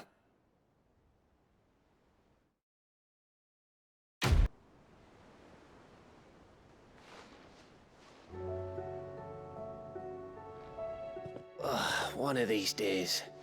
One of these days, I swear it's gonna be me who drinks you under the table. If by under the table you mean retching on my boots half the night, I reckon one of those days was yesterday. Ha ha, you think you're so funny. But just wait till we crack open the bottle I left in your chambers. That stuff's strong enough to burn the horns of a behemoth. Sounds like I'll be needing some new boots. Here to help me pack? Thanks, but I'll be traveling light. I'm almost finished already, in fact. You're really going to go through with this, then? I am. But before I go, there is one small issue I'd like your assistance with. Well, two, in fact. If it's within my power to help you, I will. It's the children. I refuse to let them share in my disgrace. And if I leave them here, they surely will. Our friendship would see them ostracized forever. But I can't take them with me either. I can think of only one place where they are certain to be safe and provided for and loved. The hideaway. Of course. The children would be more than welcome. Thank you, Clive. I will not forget this. Lubor, are you still here? What is it, Ferda? You look pale. There's been a flood in the Velcroy, a damn big one. The League of Outlaws encampment was completely submerged in ether. What? Every last one of the bastards has turned, and they're headed this way. Bandits are one thing, but Akashic bandits are quite another. The town guard won't stand a chance against them. We need to evacuate. There's no time to lose. Ferda, gather the men. The Akashic may strike at any moment. We must make ready to cover the townspeople's escape. Well, what are you waiting for? Yes, my lord. Clive, change of plan. The children stay with me for now. I need you to find Conrad and Natalie. Tell them to prepare for a full and immediate evacuation. Understood. I'll do what I can to convince everyone else. Wish me luck.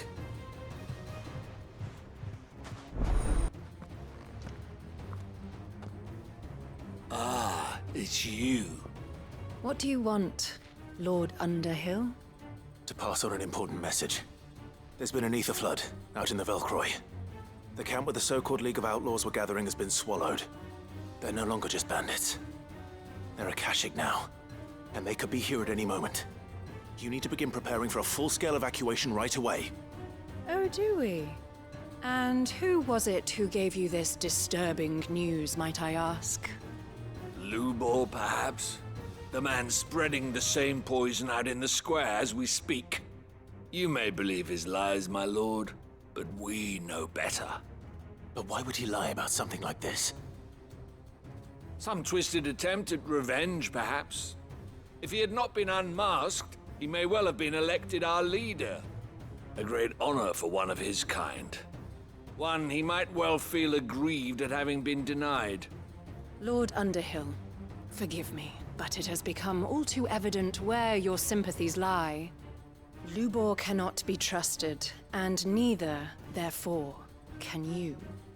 You may not trust me, but for the sake of your people, ask yourselves if there is any chance that this is true.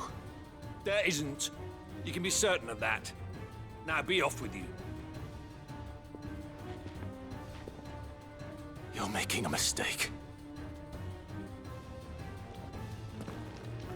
Come, Clive. If our words will not move them, then we must find another way to help save the town. You're right.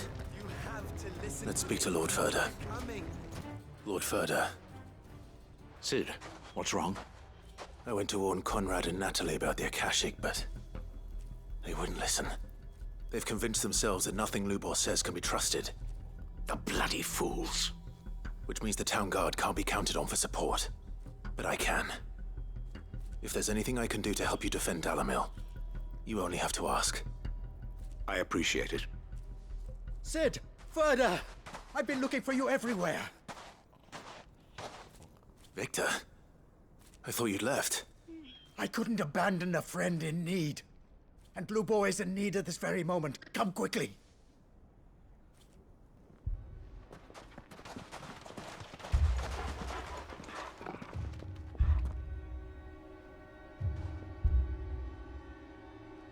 You have to believe me! The Akashic are coming!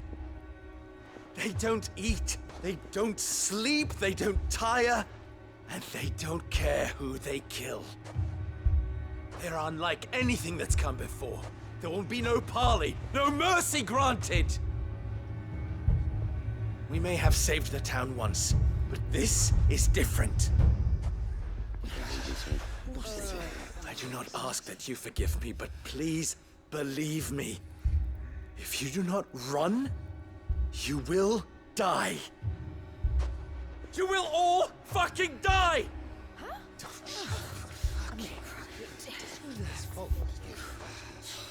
You'd like that, wouldn't you, bearer?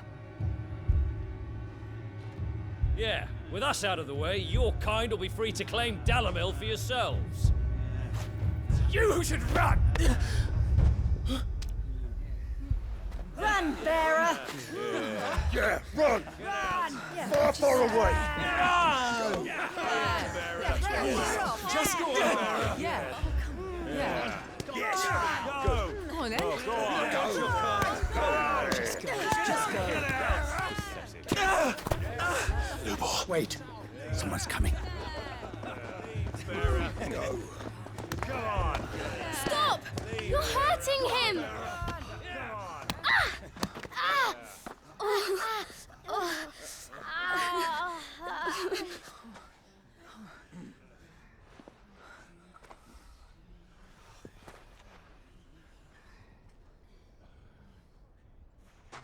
What did Lubor ever do to you?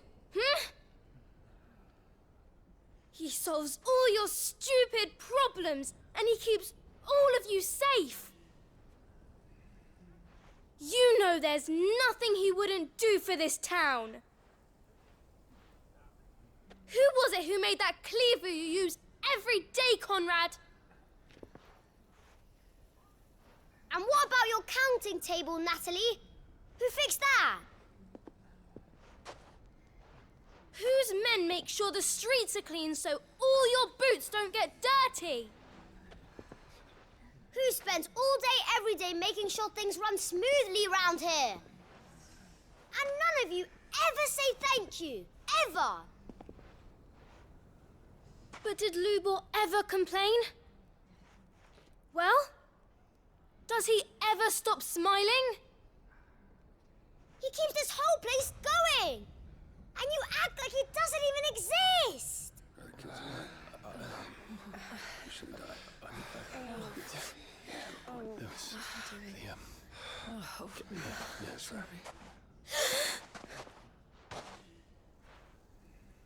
Lubor, we've heard enough. Wait! We will not run. The town guard will not abandon the very place it is sworn to protect. And I will not give up for lost the stores that we labored so hard to fill.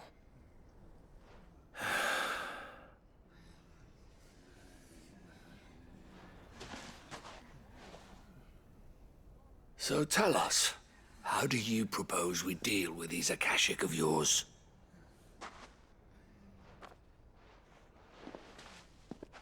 We won't run, but we will fight. All right, then.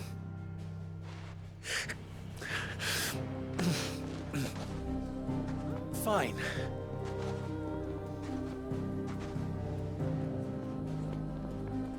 Gather round if you don't want to die.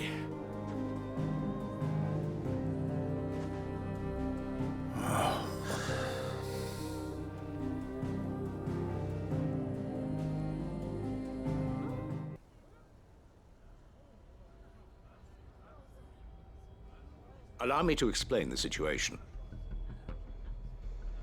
The ether flood occurred near the village of Cheratina, deep in the Velcroy.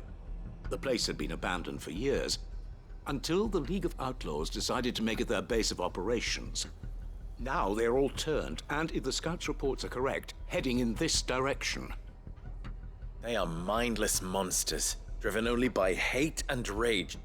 And they are utterly unpredictable. With the bandits, we at least knew how and where they were likely to attack.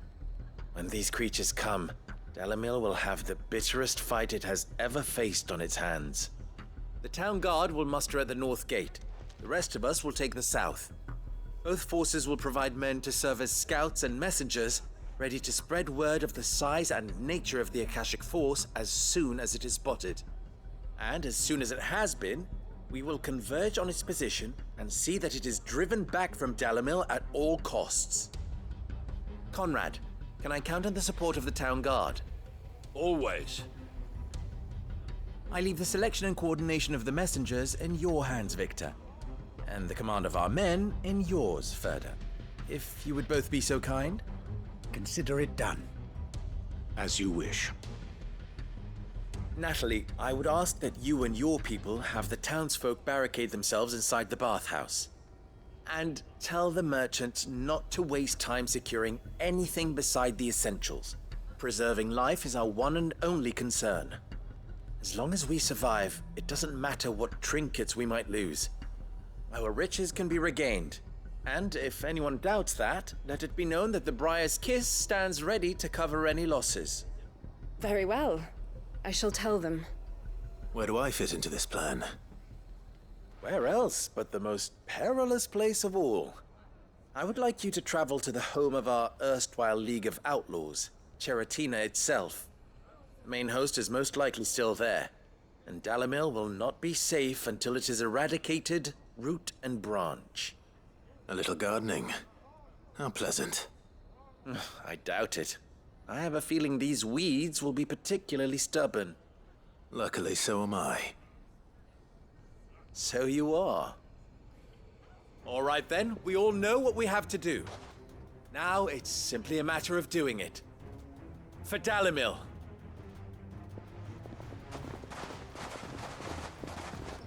Looks like everyone's ready. I'd better not keep them waiting. There it is. The flood. But what's waiting for us inside? We can't leave a single one alive. The League is disbanded. I should get back to Dalimil and see how the others fared.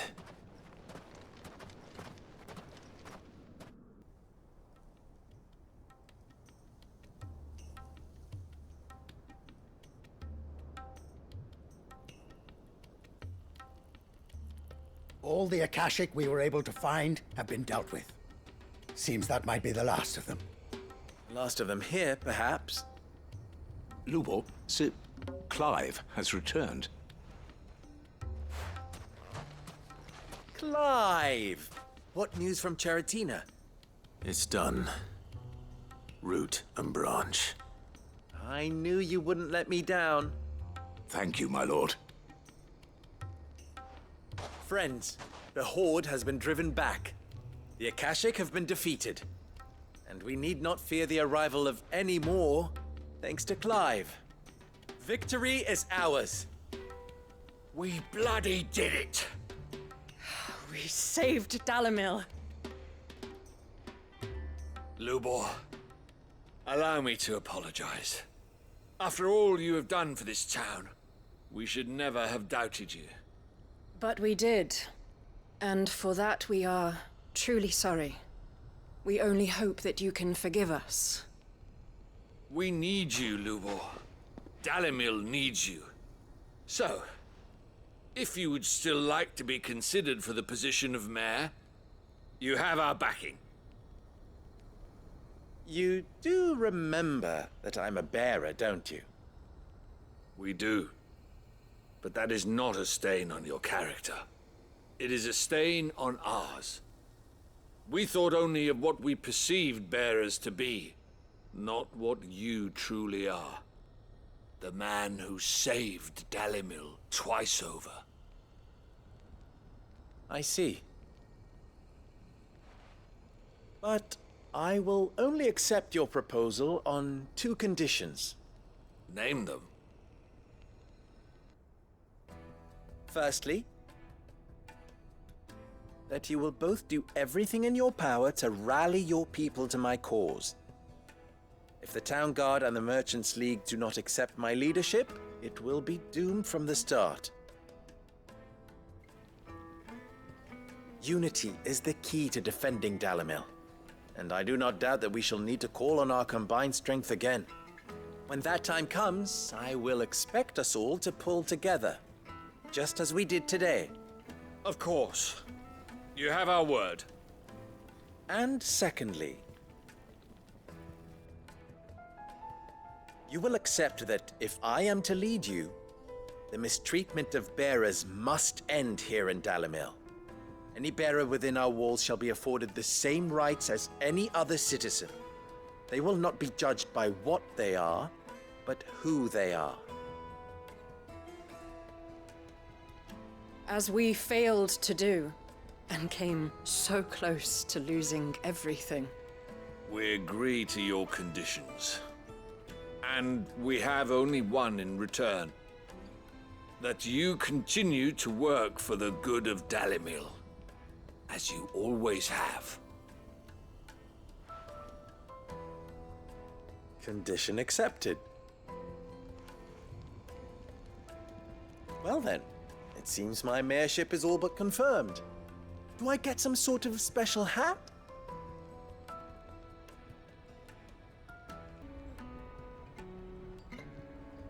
How fickle fate can be. Not so long ago, I had resigned myself to leaving Dalimil in disgrace. And now, I find myself her leader. Here. For everything.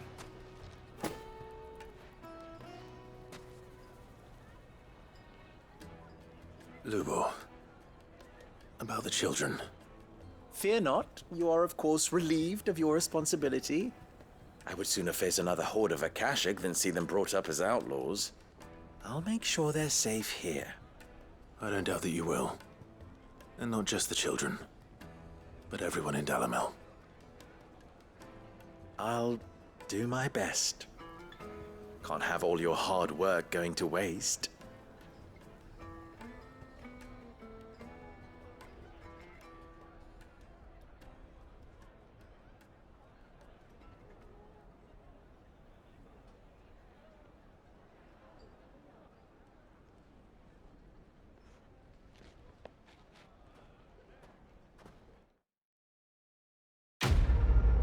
Lord Marquis, if you have a moment. What is it, Cyril? One of our brethren lately journeyed across the strait in order to pursue a new avenue of inquiry in our ongoing investigation. He sent an owl some while ago, but we have heard naught from him since. Was he surveying another fallen ruin? No. The object of his study was a savior cult that has arisen in Ash in recent years. We believe it may have some connection to the Circle of Malleus, an ancient religion that worshipped Ultima as its god. By gaining an understanding of this new faith, we hoped to learn more of the Circle's original beliefs. And so you sent one of your brothers to Ash? A continent teeming with orcs and Akashic? Fully cognizant of the risks, yes. I entrusted the mission to one of the most able of our order, the third chair, a master of the arts of combat and survival both. Though he has been silent for some days now, I have thus far refrained from sending any others in search of him, lest they be lost in turn. Yet, it seemed only right to inform you of the situation, given your unique experience of the perils of Ash. For as you so earnestly advised me, it would not do to abandon a man to his fate, when he might yet be saved. It would not. But Ash is a big place. Can you be any more specific? Perhaps. The last owl I received from him mentioned a village where he had heard the cult were wont to assemble. Mickleburg was its name. It lies in the southern reaches of Waloed. If aught ill befell him, I expect it did so there. Right. I'll see what I can do. You are much too kind, my lord. Go then, with my hopes, and may the firebird's flame ever burn in your heart. Might this be Mickleburg?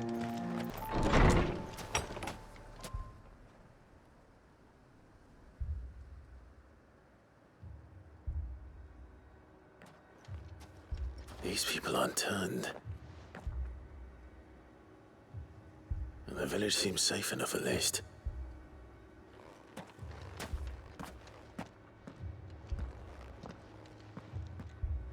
What is going on here? Ah. Did you, too, heed the call? Heed the call? No, I came here looking for someone. To be honest, I wasn't sure I'd find him here. Let alone all of you. Is that so? What are you doing here? Is this where you live? It is my home. The others, they heeded the call. You keep saying that. What do you mean? They came here to perform the rite, just as King Barnabas instructed. This village is their altar, where they shall cast their souls upon the gentle waters and give themselves to the Lord. Give themselves? Oh, Lord, cleanse us of our sins. Let us be reborn in your loving arms. Free us from the torment of this mortal realm. They want to be saved. Forgive me, but did another foreigner like me come here? He was probably wearing a cowl. You mean the traveler from Stone? Yes. He's staying at my house, toward the rear of the village. Thank you. If you don't mind, I'll go and greet him. They seek the same salvation Barnabas did. At least the third chair still lives. Let's go and find him. Excuse me. Are you with the Undying? I am. And so it would appear, are you? Lord Rosfield, if I am not mistaken. That's right. And you must be the third chair. I am. Cyril was worried for your safety. He sent me to find you. Then I must apologize.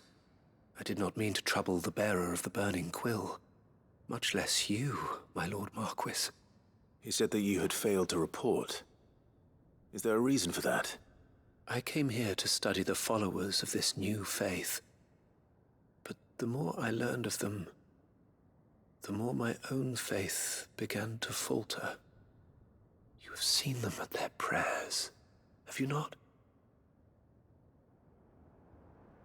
They devote themselves to the veneration of their Lord with a fervor I have never seen before.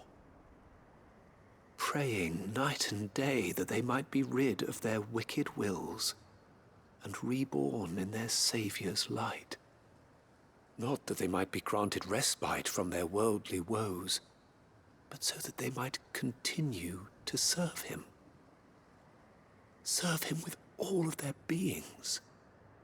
I, too, swore to devote my life to the service of my Lord and Master, but this... 'tis different. It is more.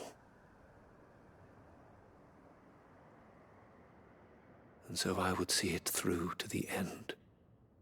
See these people safe, that they might achieve their dream. That they might do their duty to their Lord. Even if it should keep me from doing my duty to mine. You do understand what their dream is, don't you? I do, my lord. They would cast aside their wills and become Akashic. I know that it may be hard to believe, but to these people, that is the very essence of salvation. Forgive me, my lord, but I must remain here. If you are to return to Master Cyril, I would consider it a great... Did you hear that, my lord? Something is happening. I'll go and find out what. Stay here.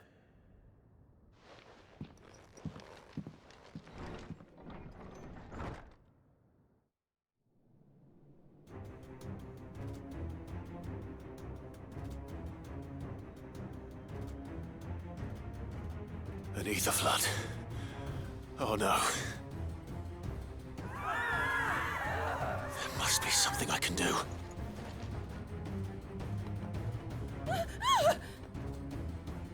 Echoes as well. Found her. Ready, brother?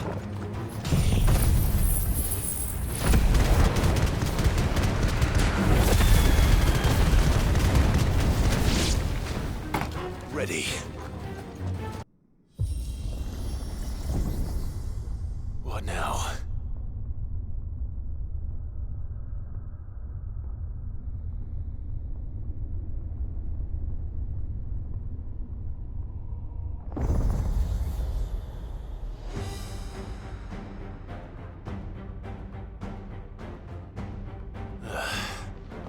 We meet again. I've killed your kind before. Farewell.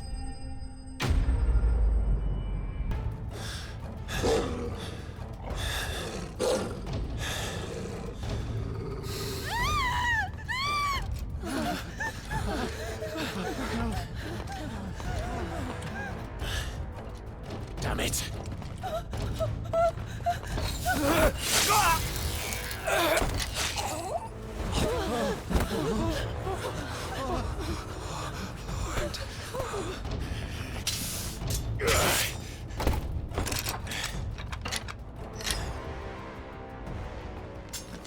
Don't you die.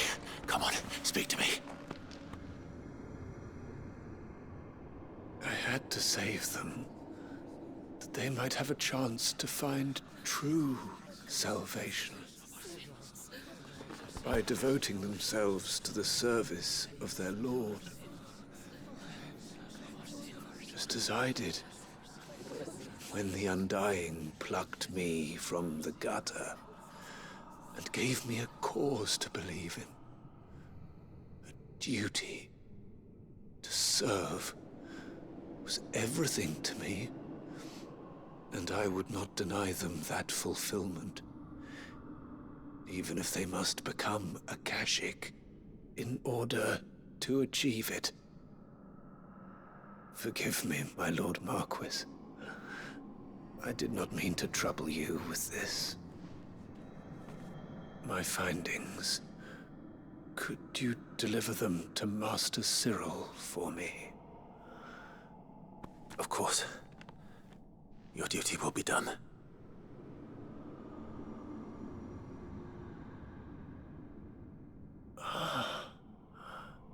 Look, my lord.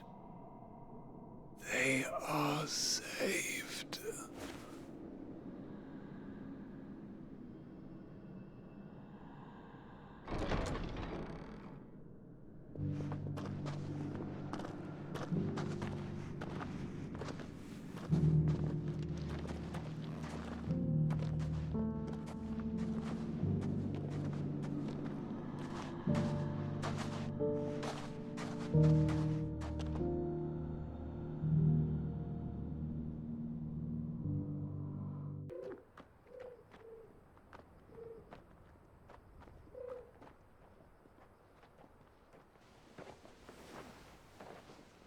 They are saved. Founder. I should get this report to Cyril. My Lord Marquis, welcome back. I am glad to see you hale and whole. I met with your third chair, Cyril. He bade me deliver his findings to you.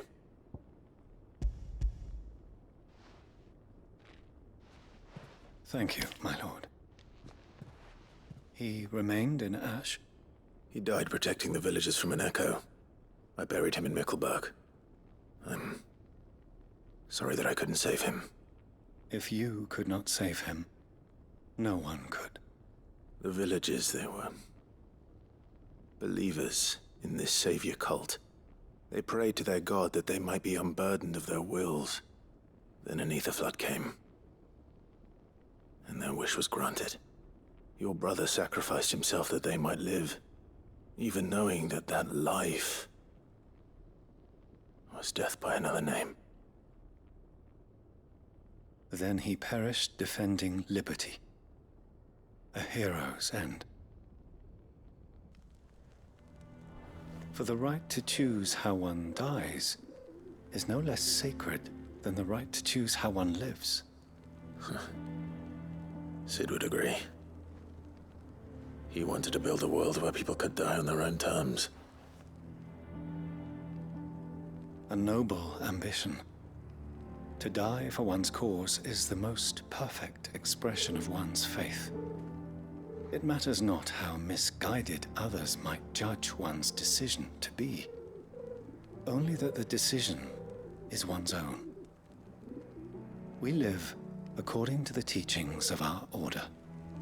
We believe in them, we protect them, and yes, we die for them. For better or worse, that is our creed.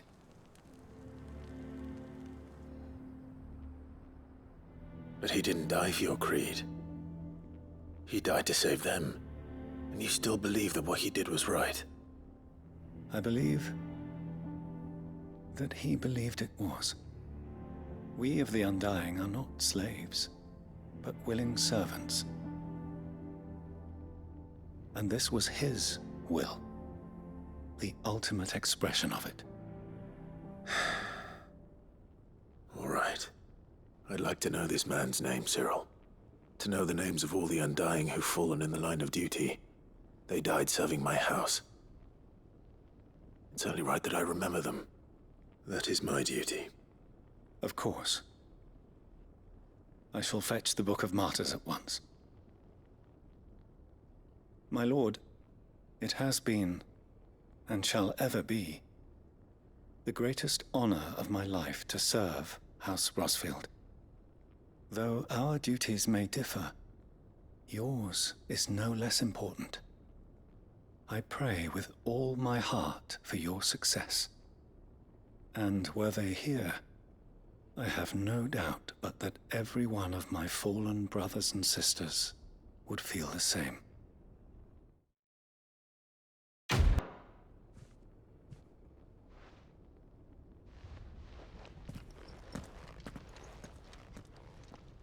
Do you have a moment, Clive? What is it? It's the Duke, unsurprisingly.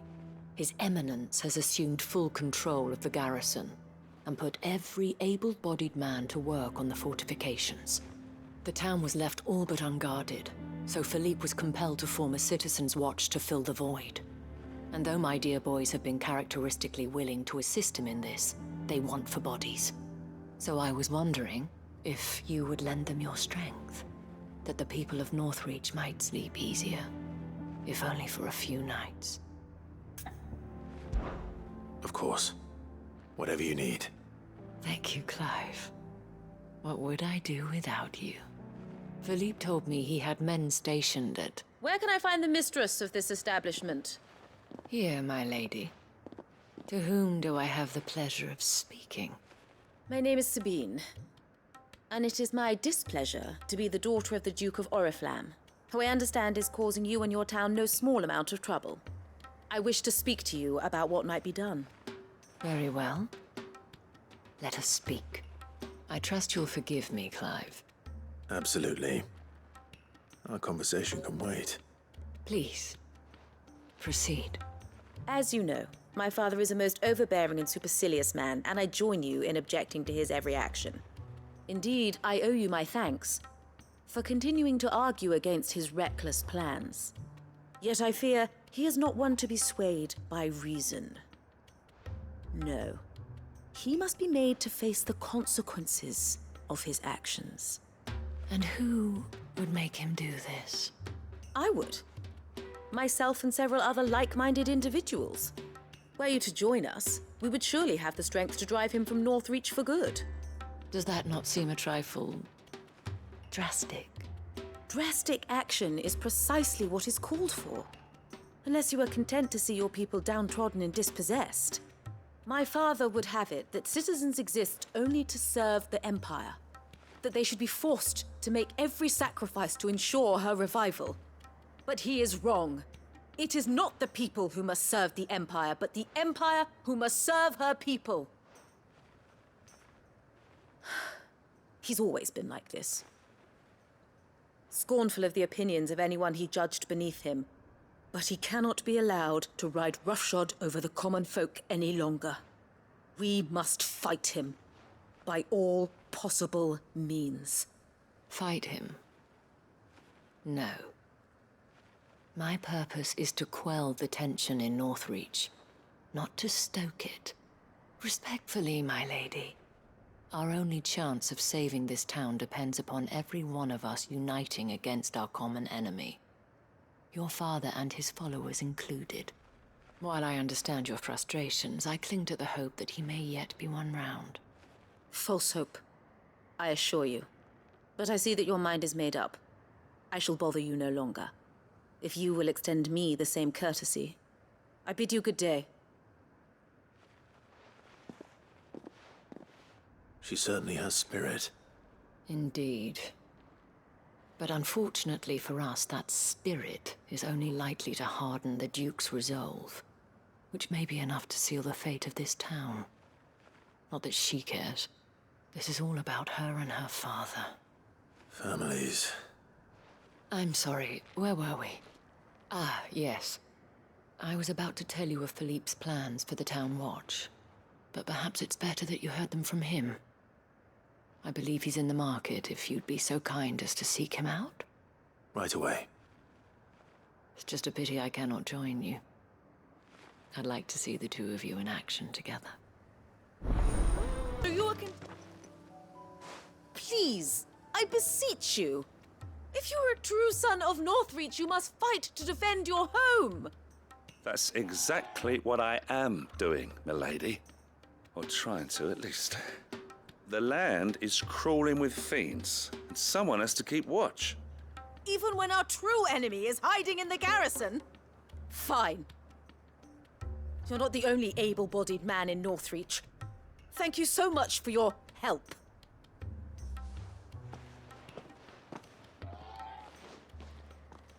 She cornered you too, then? Could hardly get a word in edgeways. Like father, like daughter, eh? She made an uninvited appearance at the Vale earlier, hoping to convince the Dame to join her in fomenting rebellion. I bet that went well. Her ladyship seems to have a way with people. Anyway, what brings you here? Our mutual friend thought you might welcome some help. Oh, she did she? Right as always. In fact, you're just the man. We've had some reports, you see. Sightings of, you know what. They're back. Seems that way. All over, too. We haven't been able to confirm anything yet, but if you're willing, you could go and see what's what. Right. Where should I look? You know Griga's Weep? One of the sightings places them somewhere on its shores. I'm on my way. Thank you, Clive. I'll look into one of the other sightings. Let's rendezvous back here later. Damn it. The reports were true. I need to stop them before they get to the town. Call that a test, Ultima? Clive, it's me. Are you all right? I am. But it seems the reports were true. The thralls have returned. I dispatched the few that I found, though.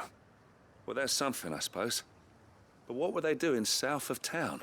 They all came from the north last time. We might be able to fend off an attack from one side or the other, but from both? Do you have eyes in the north? Some. I should probably go and have a look, though, just to be sure. You head back to Northreach. I want you there just in case war breaks out while I'm away. What do you mean? Her ladyship's been busy working her magic on the townspeople, stirring up ill feeling towards her father.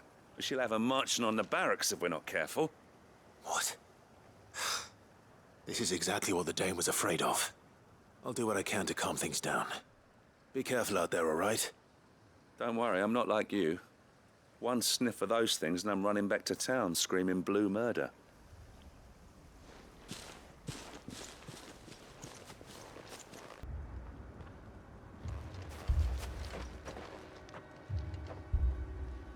Do you not see, Father? The people of Northreach have given enough, and only a fool would ask for more. Listen to me, Sabine. Where would our people be without their country, hmm? The Empire is their sword and their shield. It is she that ensures they can live without fear. And now she teeters on the brink. Without their sword, how will the people fight? Without their shield, how will they protect their kin? Can the unarmed stand against the advancing hordes? No. But there is yet hope. A new shield, a new sword. A new empire. We can rebuild Sandbreck, just as Great Griga wills it. Perhaps we could, Father. But we don't want to. Not if it is built on the broken backs of the people. Please, let us not quarrel in the street. You must see that no good will come of this. Our fight is not with each other, but with the threat that draws ever closer to our gates. A threat that your sword has yet to rid us of, Your Eminence. You will hold your tongue, whore! You may have filled my daughter's head with your heresy, but I will not be corrupted. Corrupted? Your daughter's opinions are her own, as you would know if you had ever deigned to listen to her. At least I hope they are your opinions, and not posturing born of a family feud.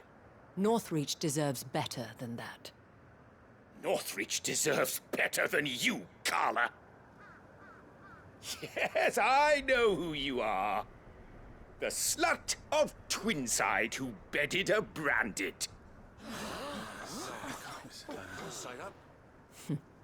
Jealous, are you? That a woman might choose a bearer over a pious man of Griga. Clive! I met a swarm of thralls coming south from Oriflamme. Hundreds of them. Too many to count. Oh, fuck. No. Work on the fortifications has scarcely begun. We will retreat to Caer Norvent and there make our stand. Did you hear me? That was an order! While this is but a heartfelt plea, let us make our stand here and protect our homes. Protect those that we love. Together, for Northreach!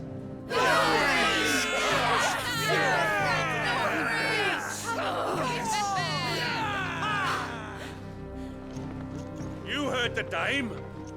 What are we waiting for?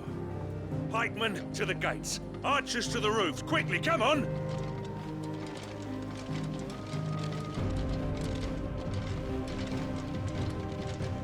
But she is but a common... whore, yes. And we'd follow her to the gates of hell.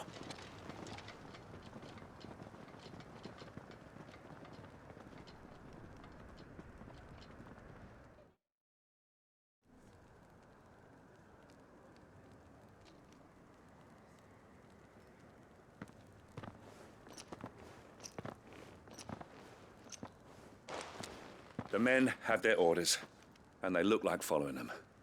I got them spaced out at regular intervals. Whichever direction the thralls strike from, there'll be someone there to meet them. Thank you, Philippe. Rest assured, the people will play their part. The herbalist has donated her stock of medicines to me. Should any of your men be injured, take them to the Vale. We'll see to them there. Thank you, milady. I will. I'll play my part too. You still won for numbers. Unlike the enemy. I only hope I can go some way to evening the odds. Philippe, can I leave the south in your hands? I doubt the thralls by the lake were the last of their number. Of course. I'll lead a party down that way so we don't get taken by surprise. What about you? I'll make my way up the road to Oriflamme. I fought a few of these things. And while I can't promise to hold them all back, I should be able to thin the herd. All right. But take care. Thank you. Both of you. You can thank us when it's over. Till then, madame. There are so many of them. Not for long. Is it over? No. It's only just begun. That looks to be the last of them. I wonder how the others fared. Better hurry back to town. Come on, Toggle.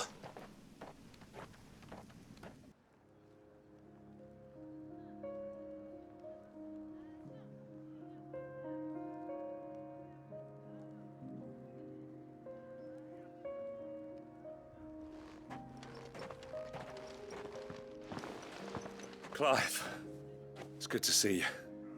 And you. The road to Oriflamme is clear. How did you and your men fare? Well, we ended up fighting for our lives down by the lake. Took a few nicks, but nothing the girls at the Vale can't put right. Glad to hear it. Well, it seems we've survived. For the time being, at least. I thank you both for answering the call. You were right. And I was wrong. About everything. I had thought that the only way to unite the people was under the banner of Empire. That without a strong hand to guide them, they would drift apart. To be borne hither and yon by the eddying currents of fate.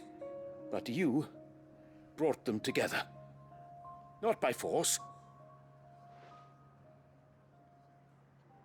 nor by the exercise of goddess-given authority, but by simply being one of them. By knowing what they feel, because you feel it yourself. Our purpose was ever the same, Your Eminence. You were merely distracted by a loftier vision of empire and glory, while our eyes beheld matters closer to home. You have the right of it again. As did you, Sabine. His Radiance said it himself. Sanbreque is naught without her citizens. I forgot that, and I am sorry. I'm sorry too, Father. I should never have taken things so far. I only wanted you to understand how the people felt. How I felt. But my anger got the better of me. Do not blame yourself, my dear. This was my doing. I should have listened to you. To all of you. Your Eminence, your Ladyship, I do not doubt that you came here with the best of intentions. But I believe the same could be said of us all. We all want safety, security, prosperity. Not just for Northreach, but for the entire realm. And we may yet achieve it. If only we work together. Will you join us in this? Yes. We shall. Thank you, Your Eminence. Now that that is settled, I must go and see to the wounded. The Vale's doors are always open to any soldier in need of relief. And today there are more than ever before.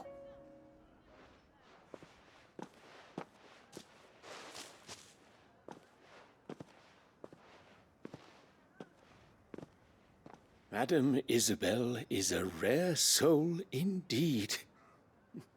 In these dark times, I see that it is not men like me who should lead the realm, but women like her. You're right. If only I'd listened to her when I had the chance. Forgive me for saying so, milady, but you still do. The dame said it herself. We can turn things around. We just have to work together. And that goes for you, too. You're one of us now. One of you? Well said, Captain. Let this be a new beginning, not only for Sanbreque, but for us. Well, since there's nothing more to be done here, I should see if Isabel needs any help moving the wounded. How goes the treatment of the wounded? I'd be happy to man one end of a stretcher if it would help. You've helped quite enough for one day, Clive. Thank you.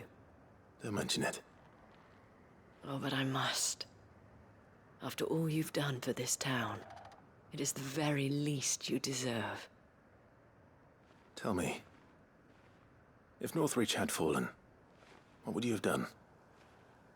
A woman of your means could find a home anywhere in the realm, but I sense you would rather have died here. It's a long story. For you, madame, I have all the time in the world.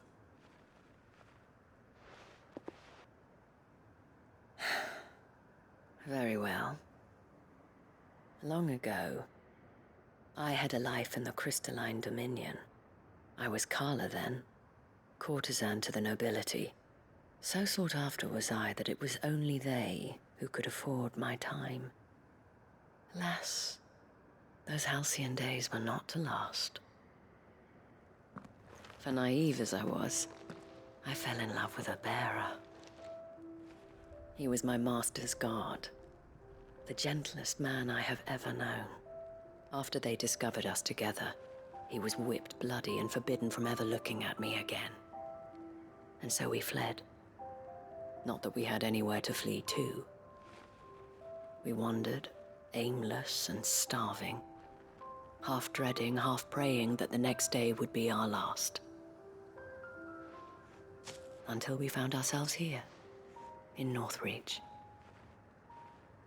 It was the veil that took us in, that fed us, clothed us, and healed our hurts. Those that could be healed, at least. My love was already too far gone. He passed away. He did. Not long after we arrived. But at least we were able to share a few moments of peace before the end. It was the greatest gift I have ever received. But the generosity of this town and her people did not end there. The men and women of the Vale supported me through my grief. Shared in it, though I was still a stranger to them. They treated me like a sister. And so I swore that I would always do the same. That I would return the kindness that Northreach showed me. That I would repay my debt to the Vale.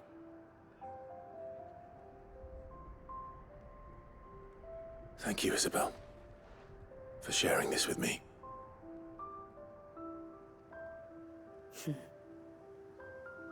You're a lot like him, you know. Perhaps that is why I have such a soft spot for you. Never stop fighting, Clive. And I shan't either. I know that it will not be easy to keep Northreach together. But our efforts will be rewarded. Just look at us now. The people, the soldiers, even the Duke of Oriflamme and his daughter, all united in defense of this town that we have come to call our home. And what of you? Can we count on your support too? Always.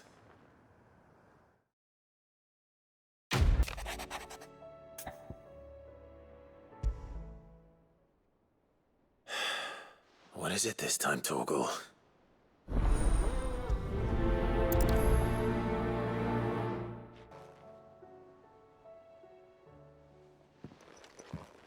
Pining for something, boy. What is it? What do you see out there?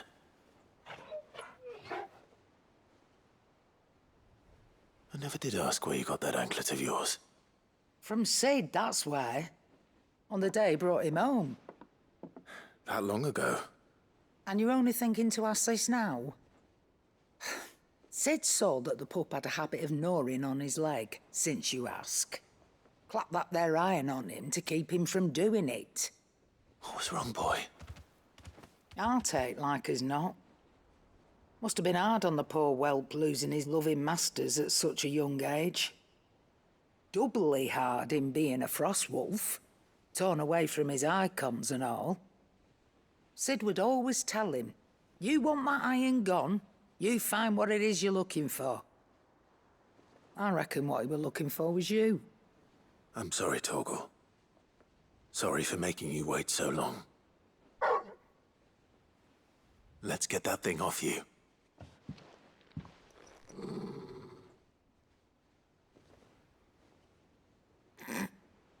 Doesn't sound like he wants it off. Indeed.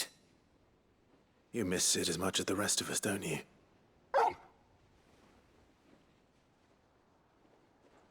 You want me to go with you somewhere?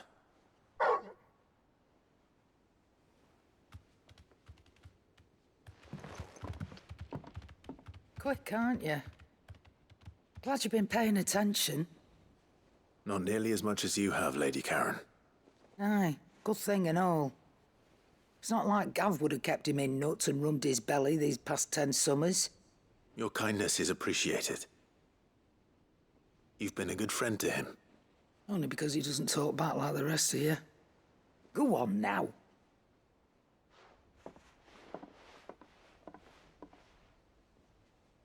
Where to then, Torgal? All right, Torgal. Where are you taking me? I'm going to need a little bit more than that, boy. Do you have a better hint for me? Unless... you've already given me one. Back on the rear deck, you were looking west, toward Rosaria.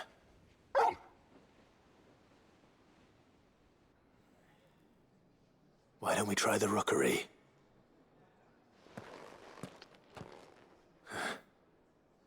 I haven't been to the island in almost 20 years. To Port Isolde, then.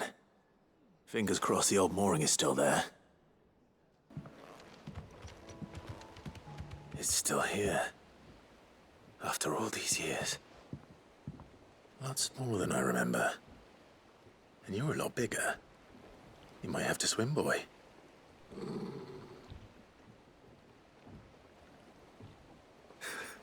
I wasn't being serious. You two go on without me. I doubt that boat will hold a third. If you're sure, we won't be long.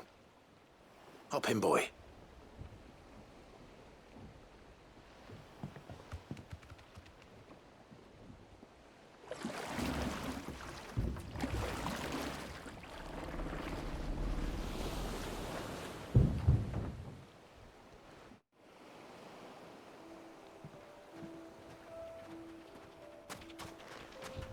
This place hasn't changed at all. The rookery's right through those trees. Come on. Race you there? I bet I could still beat you.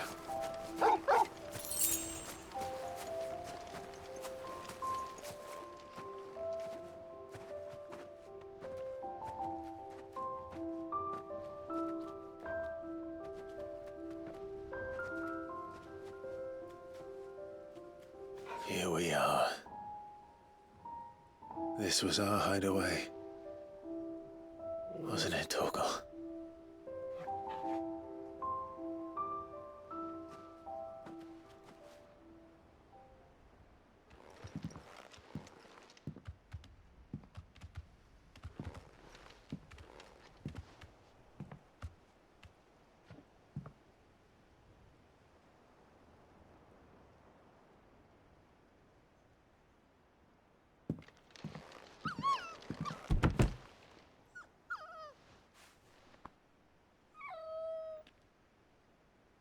Coming here helped me to forget who I was. Or wasn't. Prince, shield. Son his mother could love. Had I been any one of those things? Perhaps.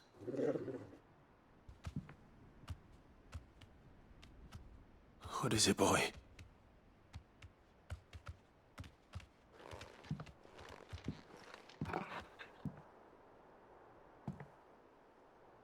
This is all from the castle. In Phoenix Gate. Did you bring these here?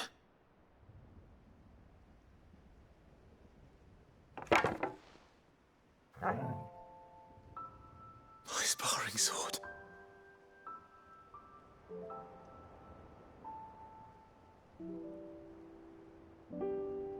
Well, well. You never stopped looking for me, did you, boy?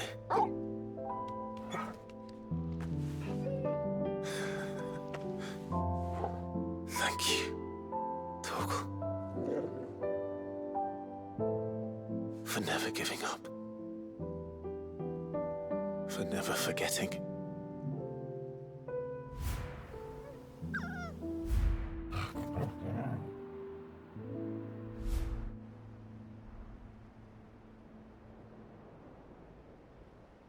Let's take this with us, shall we? So I don't forget either.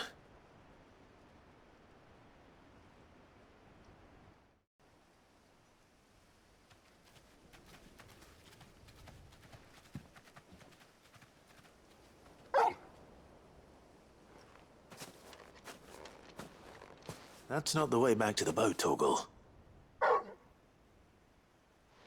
All right. I'm coming. I think I know where we're going.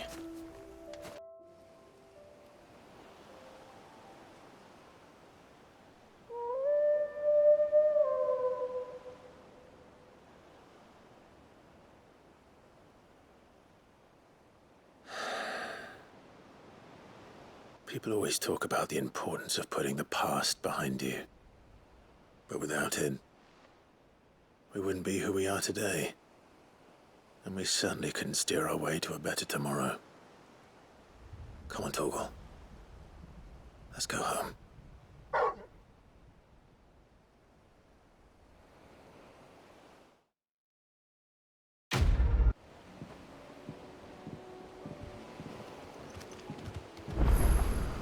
Sorry for the wait. We're ready.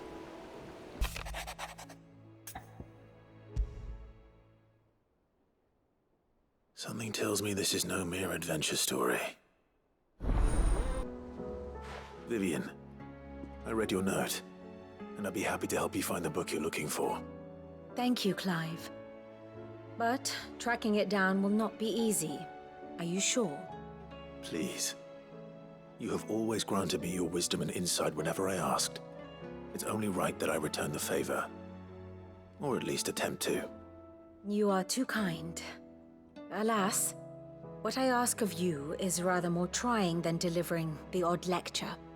I spoke with Hippocrates to see if he had any inkling as to where another copy might be found, but perhaps it is best that you hear the details from him. If you say so. Forgive me, Clive, for asking this of you.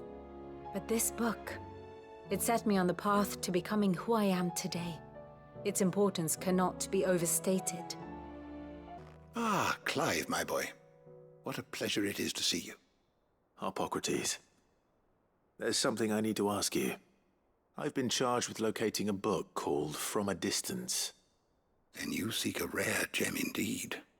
One whose name I had not thought to hear from your lips. You've been talking to Vivian. Right as always. But she didn't seem keen to tell me very much. I take it she didn't like what you had to say. And yet I gather it did naught to dissuade her. Clive, if the young professor has tasked you with obtaining a copy, I fear she asks the impossible. The executors would not allow it. The Executors. Coveters of Secrets. A clandestine organization committed to the collection and intenebration of forbidden texts and technologies. One such text being the tome Vivian seeks, chronicling as it does the true history of the enslavement of bearers. A tale which could overturn the established order were it ever to become widely known. Or, so rumor has it. I've never actually read the thing, or even set eyes on it for that matter. How is it that I haven't heard of this organization? Why, secrecy is the Executor's watchword. They lurk in the shadows, emerging only to seize that which must be seized, be it books, inventions, or people, before disappearing again, leaving nary a trace. Which would explain why Vivian's copy was snatched from her grasp not long after she found it. By the hand of the Executors, yes. But what drives them? Self-interest or ideology? A fine question. Sadly, all that is known of the Executors can be recounted in a single breath. You may just as soon ask me of their origins, numbers, or the identities of their leaders. Any answer I give would be pure speculation. Then my hunt was doomed from the first. What was Vivian expecting? That I'd pluck it from thin air? Not from thin air, no. From ash. Rumors of the Executors are rife among the scholars of Storm, but rather less so across the strait.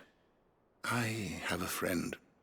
Well, I had a friend in the village of Garnik, a collector of rare tomes, upon which subject we would oft correspond. Alas, I have heard naught from him since the skies fell dark. And no doubt he too has turned.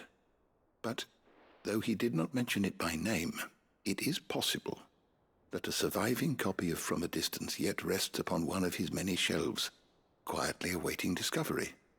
If you were, by some chance, able to save even a single book from the poor man's library, I know his soul would rest easier. Very well. When I next find myself in Waloed, I'll be sure to pay Garnik a visit. The entire village looks abandoned. Now, which house would a bookworm live in?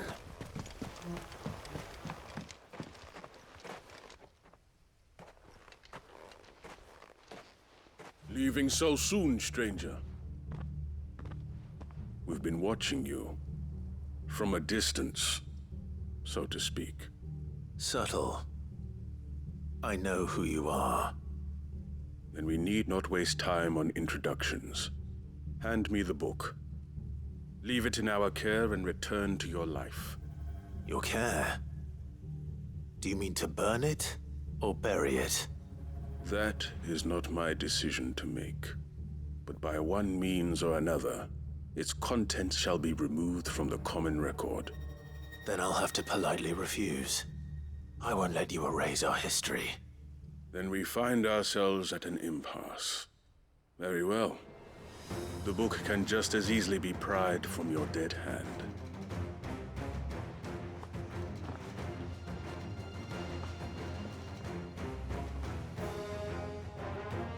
Let's see, shall we?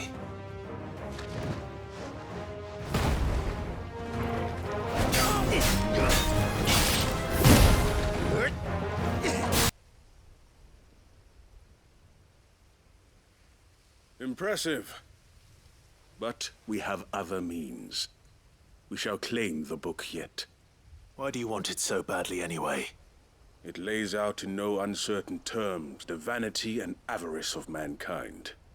It tells the shameful history of the persecution and oppression of a gifted few by a giftless many. Would you say that this interpretation was correct? I don't know. You don't know. Your sword may be sharp, but your wits are dull. So let me answer for you. There is no correct interpretation of history. That a series of events took place may be proved beyond a doubt. But there can be no single immutable explanation as to why they came to pass. It is a question of numbers and of belief. If enough people believe that a set of events occurred for a reason, that belief becomes the truth. So you're trying to control the truth? We are trying to protect people from themselves, from knowledge that would bring them naught but pain. That is all.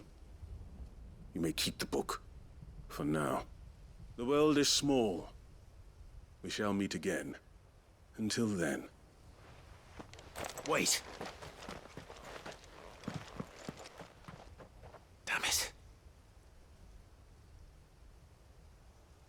Let's get this back to Vivian. Perhaps she can explain what that was all about. Vivian. I found it. The book you lost.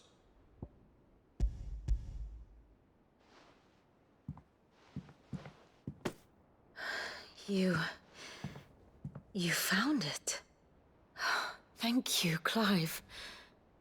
Even though I asked this of you, I was not entirely sure it would be possible. I feared the executors had seized every copy. I met with one of these executors, and I convinced him to let me keep it. He told me something. That the truth is just a matter of collective belief. And that if enough people believe a lie, that lie becomes the truth. It does. But it also means that the truth is not immutable. That it can be changed. Provided that those who wish to change it can convince enough people that their perspective is the correct one. As the sad history of the bearers proves. You said that the book inspired you to become a scholar. It did. Or its author, rather. She was a heretic, you see. A firebrand and a dissenter. A gallows stood ready for her in every corner of the realm. And by shunning society, or perhaps being shunned by it, she stumbled upon a truth so potent that an entire realm trembled at the prospect of its utterance. I, too, have always felt somehow set apart from the world of men. A stranger to my own species. She taught me that my solitude was not a curse, but a gift. And that, though my journey to the truth might be a lonely one, what I found at my destination would be more than worth the cost. Do you still feel that way? That you're not one of us? Honestly, I'm not entirely sure anymore. Since coming to the hideaway, I find my thinking somewhat clouded. Perhaps the result of studying mankind from a rather closer perspective than I had intended. But the more I study, the more I find value in this perspective. In looking not from the outside, but from within. So if you'll permit me, I'd like to continue my work here. Remember, Clive, when enough people believe, belief begets truth.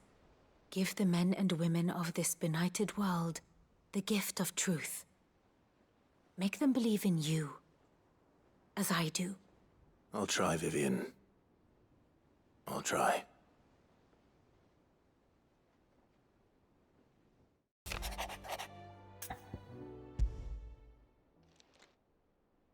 If Joshua's worried about Jill, I should go and speak with him. Joshua, I read your message. You're right. Jill is different. I don't think I'd realized how different, but since we returned from Drake's spine, I've felt it more and more. I suppose it's not hard to imagine why. She doesn't think she belongs anymore. And that's why we need to remind her she is still one of us. To let her know that we still need her, now more than ever. That you still need her. But how to do that? When last we were truly close, we were but children. Of course. Do you remember the time we accompanied Father on his annual tour of the duchy? and Jill and I broke from the procession to ride up Man's Hill. To see the snow daisies, I remember. It was the first time Father had allowed us to join him. And when he realized you were missing, he had the entire retinue down to the pot boys combing the countryside. In the rain. A thunderstorm forced us to take refuge in a grove of oaks before we'd even made it halfway there. It was the Lord Commander who finally found us, and needless to say, he was none too pleased. Then it seems you and Jill have unfinished business. What do you say? Man's Hill. It's not that far. Oh, true. Though I suspect it is also much changed. Little in southern Rosaria remains as it was when we were children. You're saying I should go and scout the area for bandits? I'm saying we should first go and see if there are actually still any snow daisies left. What would you do without me, Clive?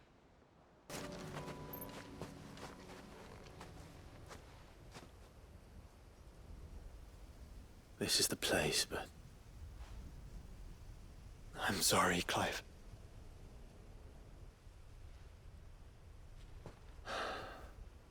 Has nowhere been spared. What do we do now? We keep looking. Man's Hill cannot be the only place where snow daisies grow. Perhaps, but it's the only place I know of. Knew of. Then why not ask someone who might know of another? Someone at the backyard? To the hideaway, then. Let's hope one of the gardeners knows where to find snow daisies. Oh. What brings you down from the heavens, Sid? I need your advice. Joshua and I are looking for a place where snow daisies grow. Preferably in abundance. Snow daisies. Then you'll want somewhere not too hot and not too cold. And where the winds are strong enough to carry the seeds. I reckon Man's Hill would be a good place to start. There in the Royal Meadows, perhaps? Both have similar climbs and the right elevation. If the Blight hasn't claimed them yet. Right. Thank you. Did you learn where we might find our flowers? The gardener here mentioned the Royal Meadows in Sambrek. Ah, the fields beyond Northreach. Well, if that's the case, then Yote was right. I recalled that she kept the record of our travels, you see. So I asked her if she'd perhaps noted anywhere that snow daisies grew, and she mentioned Oilefeist Bay. Whose shores border the meadows. Off we go, then. The meadows are vast. Where do we even start? Yote mentioned the coastline.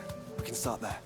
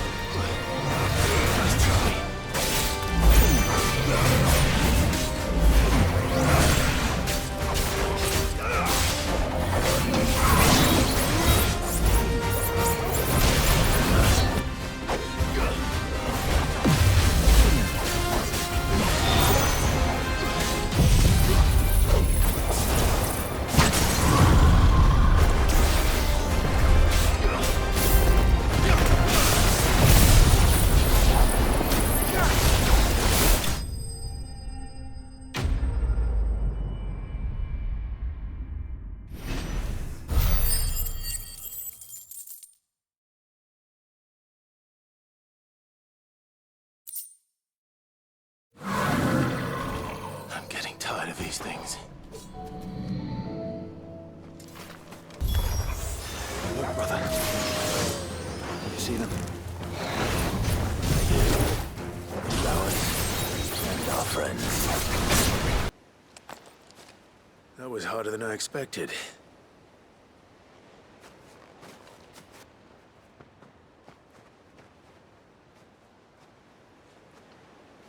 But Founder, it was worth it. They're beautiful. Do you think Jill will like them? She'll love them. Come on. Let's go.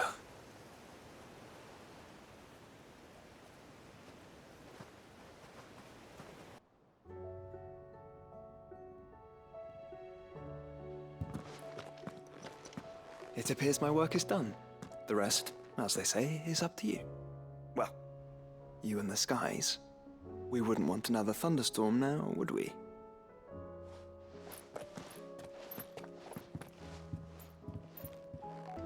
Jill, there's something I'd like to show you.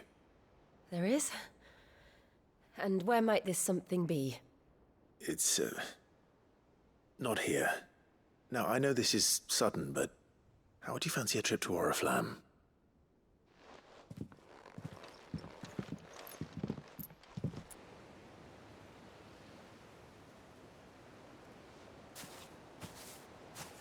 There are so many. This is what you wanted to show me.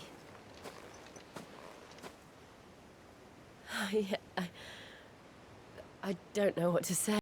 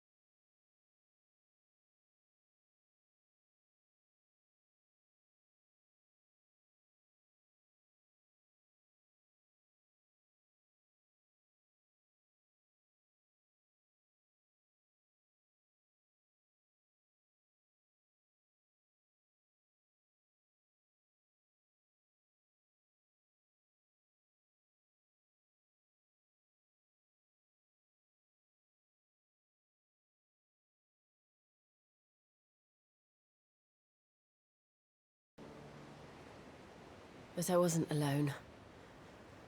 You were there. Your hand in mine as we ran for those oaks. And I knew then, no matter what happened, I would be all right. I'll never forget that feeling.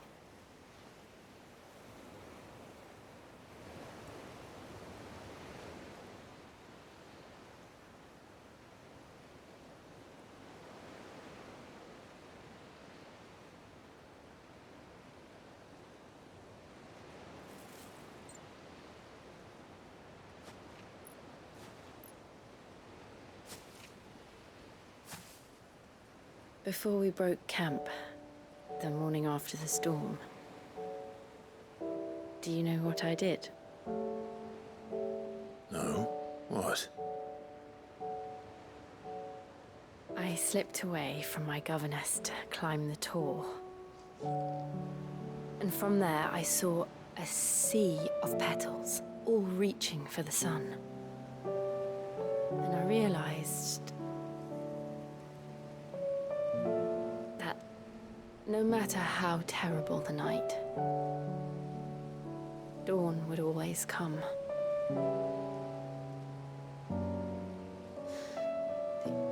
That you would always come for me. And you have, again and again.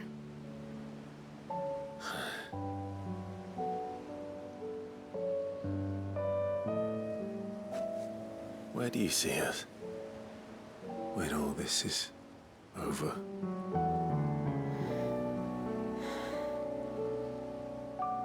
I don't know.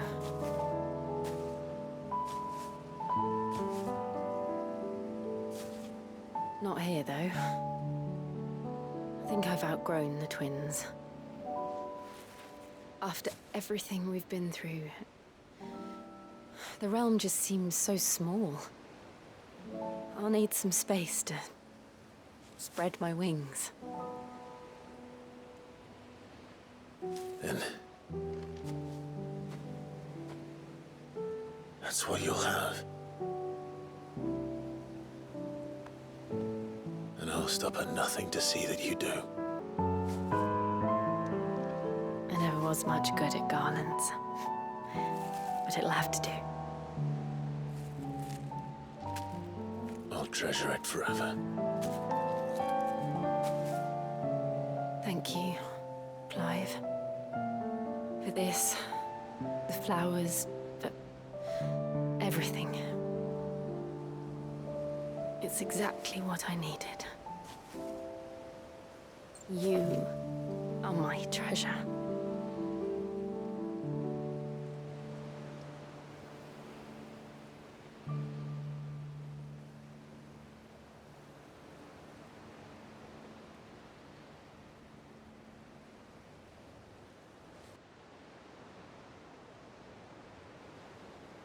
We should probably be getting back.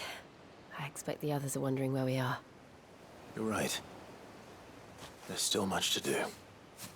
And we'll do it together.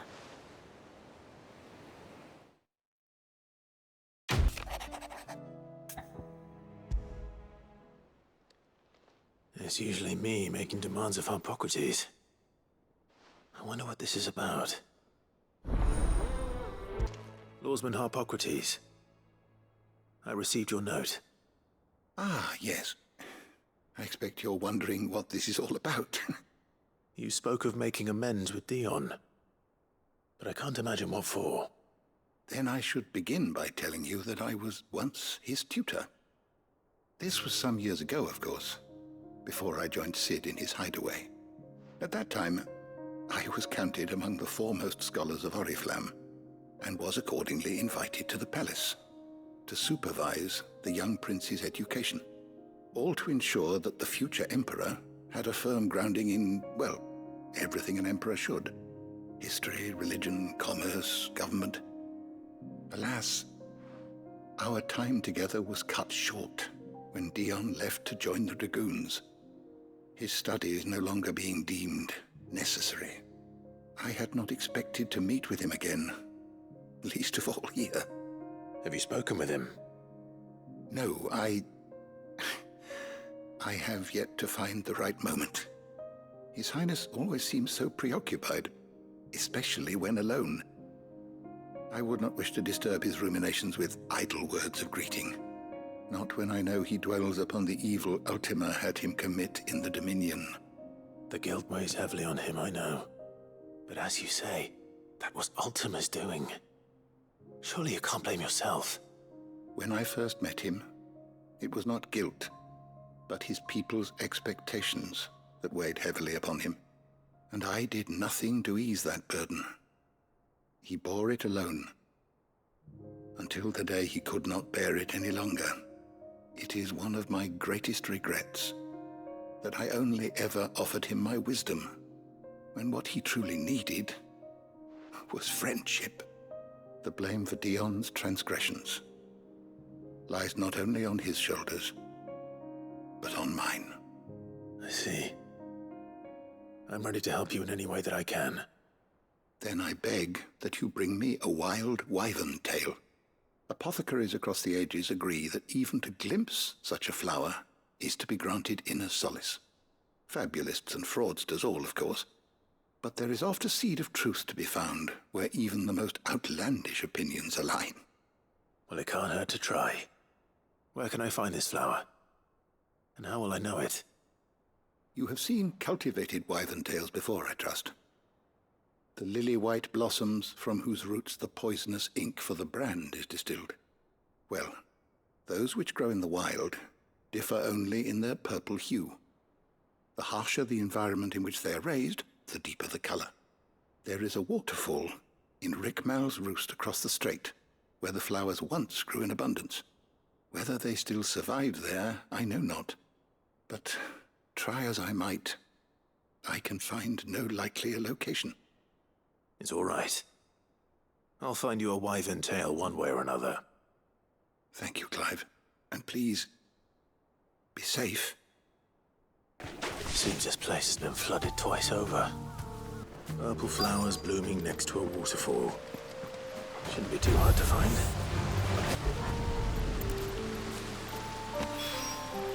Here they are. Might as well pick enough for a bunch, I suppose. Oarsman, I found the flowers you were looking for. You did? I think I did.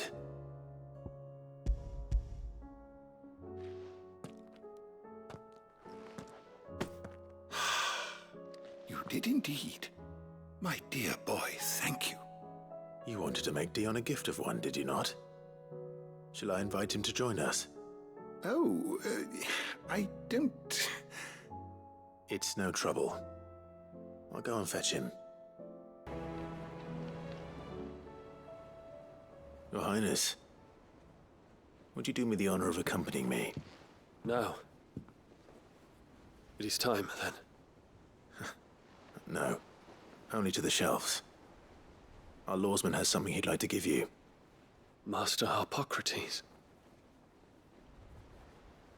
No. I dare not show my face before him. Not after everything I have done. I have taken countless innocent lives. And ruined countless more. All because I was weak.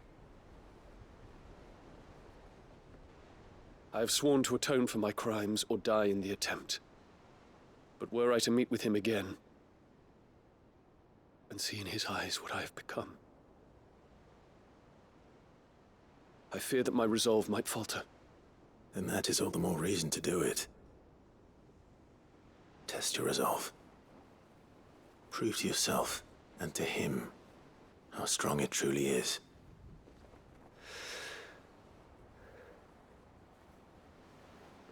You are right. I must, at the very least, offer him my gratitude. Very well, then. Take me to him. Follow me.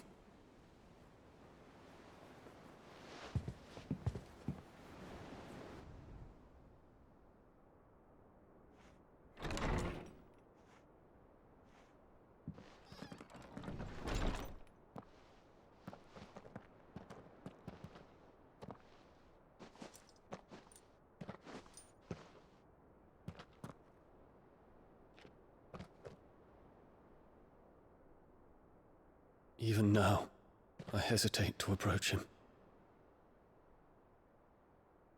What must he think of me? You'd be surprised.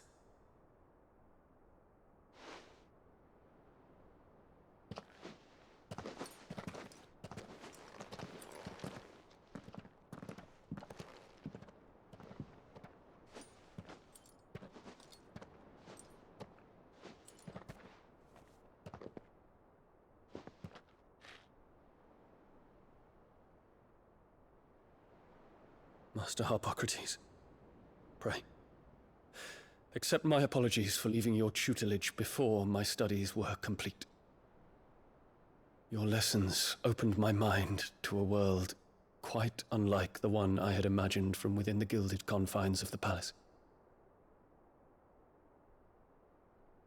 And I shall be forever grateful for the efforts you made to enlighten me. Lift up your head, Your Highness. The deeds of youth require no apology. That you took the time to visit me says much about the man you have become. Now, there is something I would like to show you.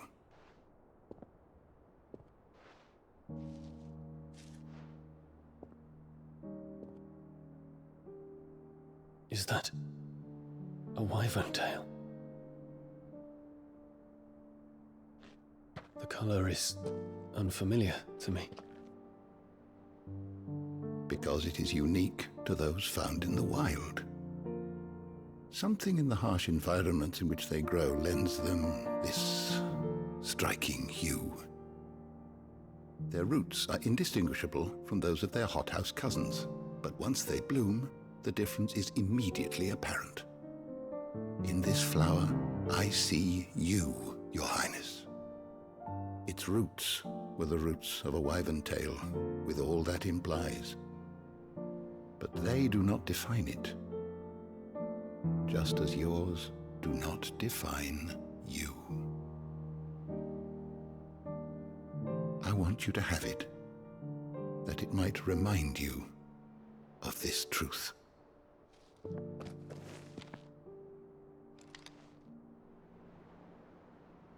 Master Harpocrates, I would ask of you a service.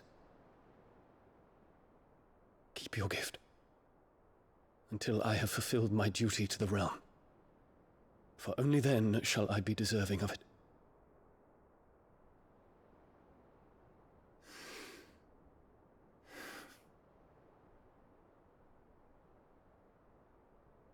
As you wish, Your Highness. I shall await your return.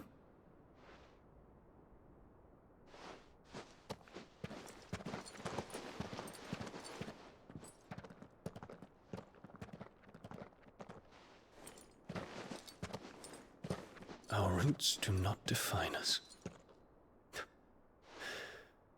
No wonder my stepmother didn't like him. For reuniting me with memories I had thought long lost.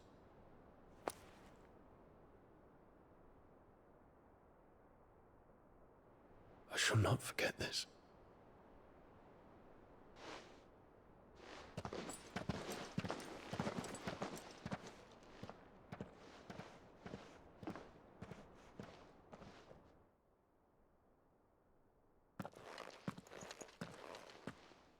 Thank you, Clive.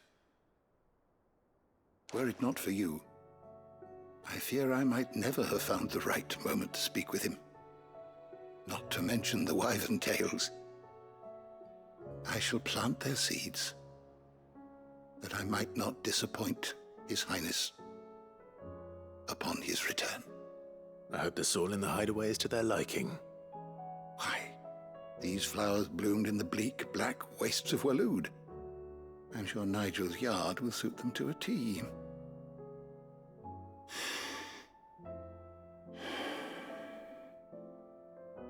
When it comes to expressing one's gratitude, I find that words are seldom sufficient. Here. What's this? A stolas quill. Or more precisely, my stolas quill. 'Tis said that an owl's feathers are steeped in the wishes it hears over its long lifetime. All those words just waiting to pour out onto the page. So consider this my wish for you. That one day you may put down your sword and pick up that pen. Well, when that day comes, I'll certainly have a lot to write about. Thank you, Harpocrates. It shall have pride of place in my chamber.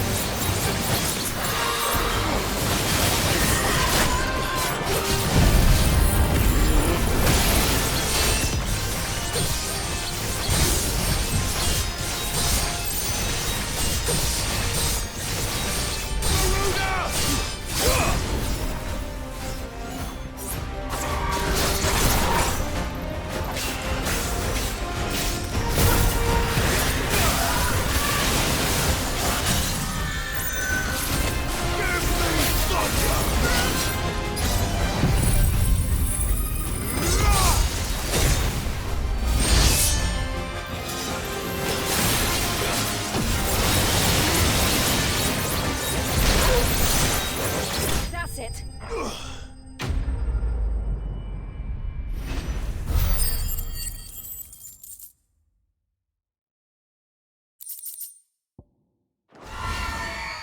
Rest in peace.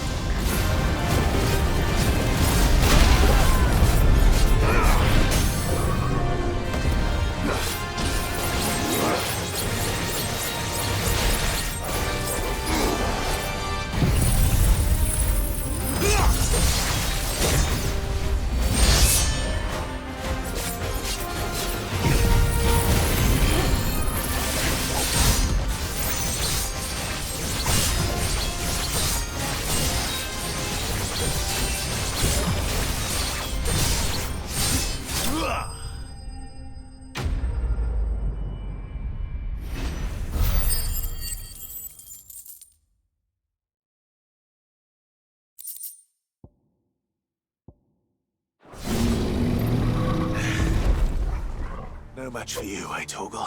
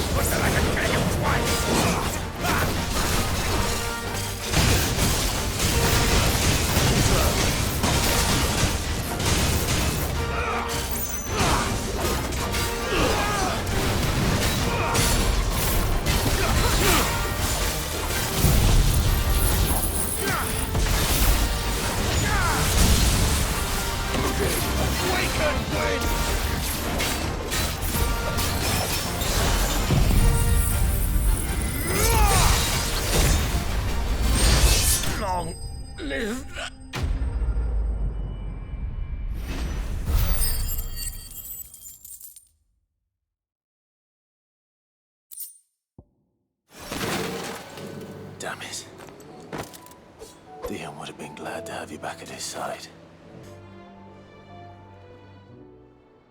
Still alive, are you?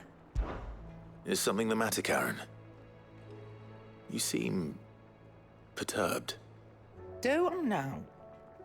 How clever of you to notice. But yes, something's come to my attention, and I'll be damned if I know what to make of it. Go on. It's probably quicker if I just show you. Here. Some sort of crystal. Though, I don't remember seeing one that color before.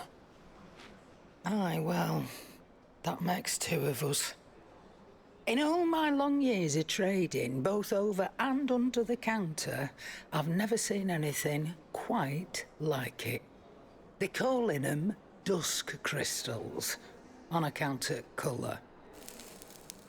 I see. And they could be used to cast magics. That they can. Just like their brighter, shinier cousin.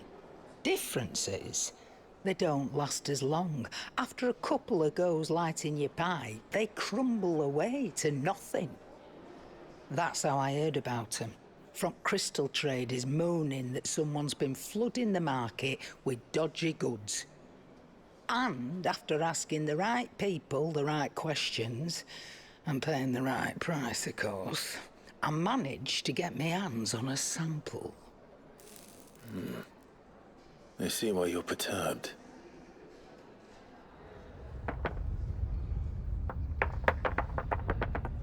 Hey up.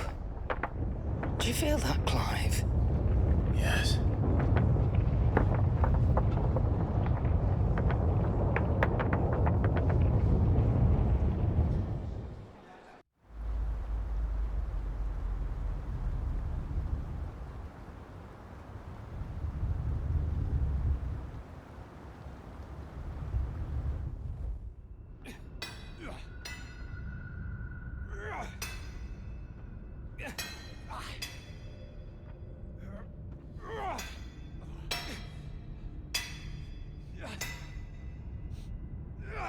right, lads, that'll do for today.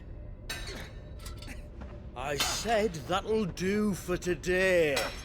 Yes, Chief. Yes, Chief. Let's get this lot back to town, fill our purses and then our bellies.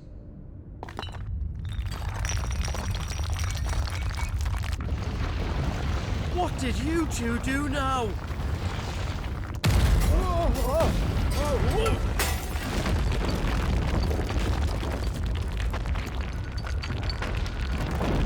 Please tell us you bought another lantern.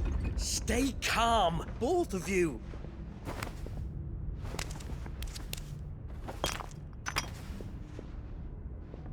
Who needs a lantern when you've got one of these?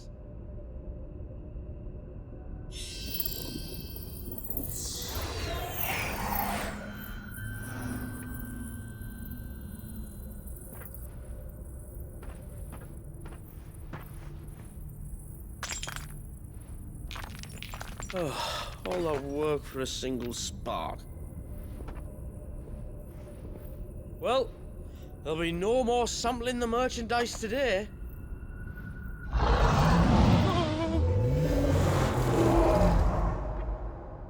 That sounded close, Chief. Really close. Really, really close. Now, lads, what am I always telling you? Good things come to those who run! Wait for us, Chief!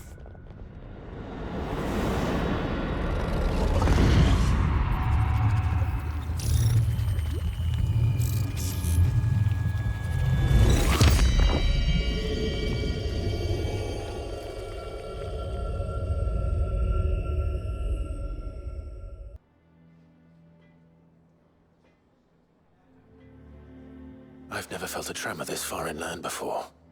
Me neither. But then, I'd never seen skies like these till a few moons ago, and it's been all change ever since.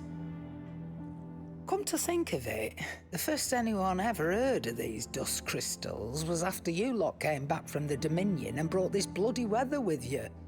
Do you think the two things are connected? Who knows?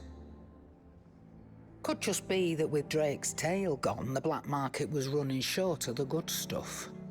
The Dominion's mines were the only source of new shards left in Storm after a certain evil outlaw decided to do away with the other mothers. And with the price of decent crystals going through the roof, traders turned to dealing in stuff they'd never have touched before. The question is, who's selling these crystals and where are they? Wait. This color. They couldn't be from Origin, could they? No, that wouldn't make sense. I saw it form in the sky, and that was long after we returned from the Dominion. But if they didn't come from Origin or any of the other mother crystals, then... does that mean... that you missed one? Aye. That were my thinking, any road. Another mother crystal we didn't know about. I'll speak with Joshua. If you're right about this, we need to find it. And quick, I'd say. On account of which, I'll take this shard over to Tomes for you. Get him to give it a once-over, case it rings any bells. Right. Thank you. And I expect you'll be wanting Jill's help with this, too. Right again. I will.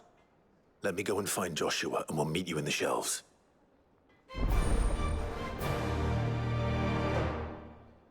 Joshua, we need to talk.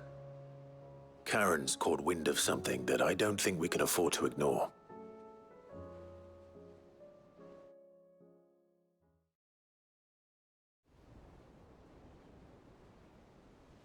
Aye. That is troubling. Not least because the Undying made no mention of these dusk crystals in any of their recent reports. So they weren't aware of them either? Perhaps. Or perhaps they merely deemed them unworthy of my attention. Wrongly, I might add, for I am inclined to share Lady Karen's misgivings. Then we'd better take her advice and consult Hippocrates forthwith. To the shelves, then. With our combined insight, I'm sure we'll discern something of use, be it no more than a place to start. Let's hope so.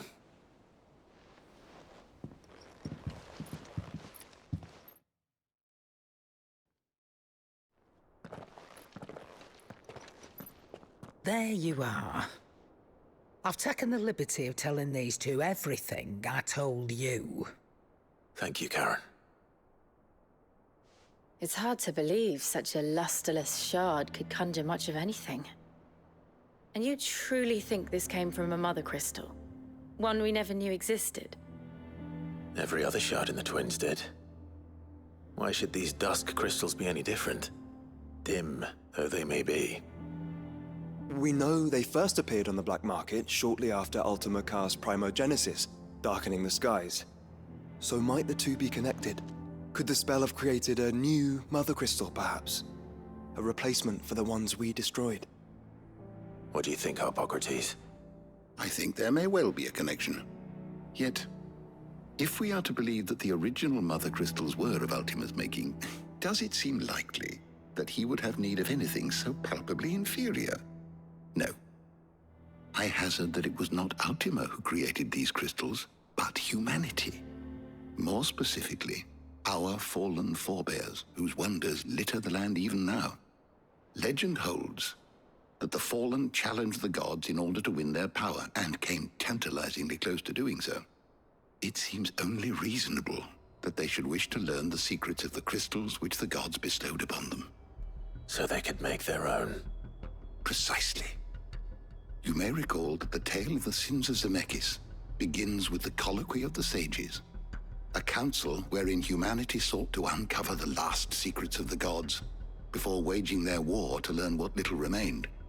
It is perfectly possible that an understanding of how to craft crystals was among their many achievements. Among their many achievements, prior to their fall. Indeed. The same enlightened souls forged great and terrible weapons called the iconoclasts, from which icons derived their name, and turned them against each other in the Magitech War. A pointless conflict which served only to make its victors more confident of their right to supplant the gods on high. And when at last they ventured to do so, the resultant imbalance in the ether is said to have been so great that the skies themselves turned black and began to boil. The first recorded Arche sky, I suspect. Which brings us back to the matter at hand. It is my belief that these shards are the product of a long-slumbering Magitech mother crystal, stirred to life by a similar etheric upheaval to the one which accompanied its creator's fall. There's only one way to know for sure. We track down whoever's selling them and find their source. Karen, where did you buy this one? Down in Port Isolde when I was scratching around for supplies. Since the Imperials buggered off and took the tariffs with them, you can find all sorts of interesting stuff on the docks. Go and have a chat with the mercenaries guarding the gates. Your uncle's got some good lads there. You know when to keep a watchful eye and when to turn a blind one. Oh, and take the crystal with you. Might be your key to the underworld. Thank you. I will. Shall we then, brother? I'm coming too. If there is another mother crystal out there and it's anything like the others, you'll need all the help you can get. I was hoping you'd say that. One more time then. Together.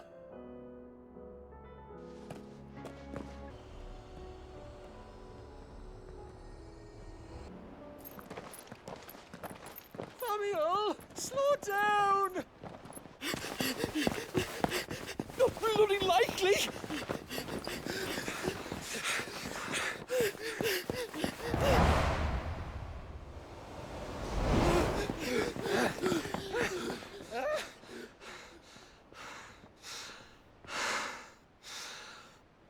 Fuck me. They're fast on their feet. What's going on here, I wonder? What indeed? Let's ask. Excuse me. Who were those men just now? Bloody troublemakers, that's who. As soon as I asked them to present their packs for inspection, they turned white as a sheet and legged it. I chased them all away from the gates, but they're swift as hares. Still, at least we kept the bastards out. Don't need their kind stirring up any more strife. And what manner of strife have they been stirring up, exactly? Hey? Are you joking? This business with the crystals? Sorry, we've been away for a while. What's been going on? All right, I'll humor you. After the paltry rations the Imperials left behind dried up, folks started trading crystals out in the open. We turned a blind eye at first. Lord Byron's orders. Way he saw it, it weren't right to deny people the one thing they were all clamoring for. Till the dust started turning up, that is. Dusk crystals, they're called. Ill-favored shards that crack as soon as you look at them. Not that the folk who bought them by the bucket load knew that. And they were baying for blood when they found out. In the end, his lordship had to step in and ban the blasted things. And we've been searching the pack of every trader who's darkened our gates ever since. I see. And you think the men you were pursuing might have been trading in these dusk crystals? Why? You in the market for some? Anyway, I wouldn't rule it out. In fact, I'd put a few gil on it. We might still be able to catch them. We might. If you are heading up that way, you'll want to keep your sword handy. It's more than dodgy traders plying the roads these days. Understood. We'll be careful.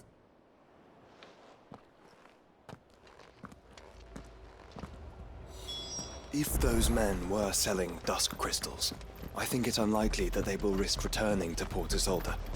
Which means this might be our only chance of catching them. Where are they? Still some distance ahead, I'd wager. They were making a good pace.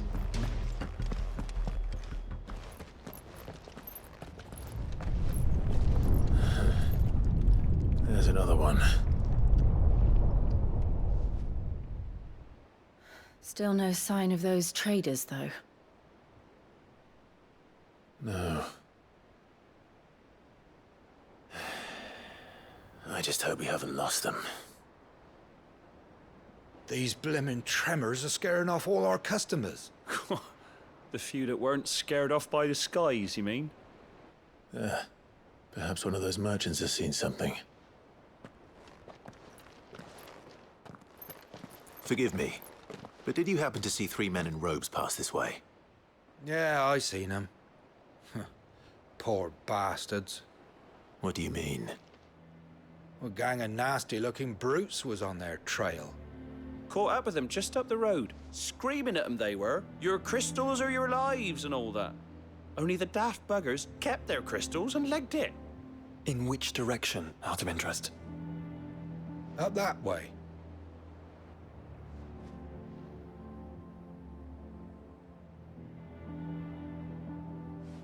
Towards the Old Hill docks.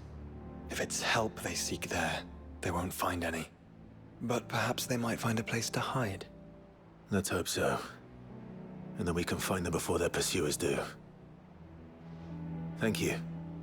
And please, take care on the road.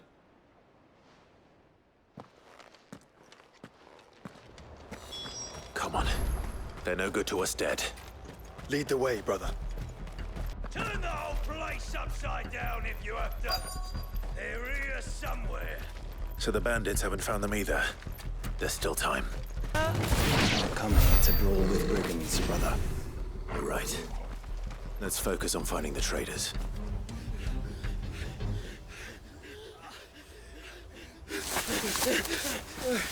Don't think I can go on.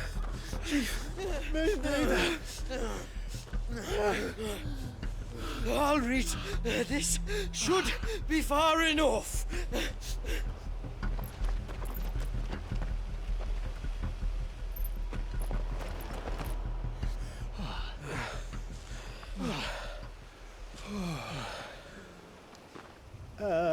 Chief? They've found us. It's getting so a man can't even catch his fucking breath. Gentlemen, a word. We understand you've been selling some crystals. And like I told your thieving mates, you're not fucking getting them. So you can take your massive sword and shove it. I'm sure I could, but we're not thieves. Over here. I can smell the one who shat himself. If you've got a plan, Chief. Tell us you've got a plan. Of course I've got a bloody plan. Good things and all that. Let's start again, shall we? You say you're interested in the crystal trade? Not exactly. In actual fact, we were hoping to talk about this. Is that all? Well, then I know just how to help. If you're after the short shifter, he's over here! Are you mad?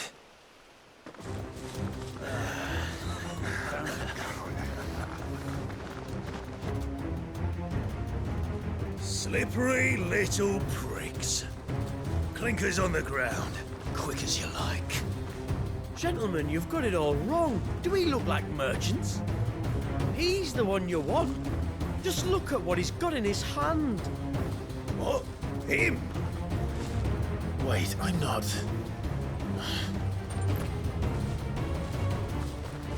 Do let us know if you need any more help. They won't get far, Clive. No. But they'll wish they had. I'll carve you like a suckling pig and feed you to your fucking dog! Kind of you to think of him. Did you see which way they went? North. Making for 3 reeds at a guess.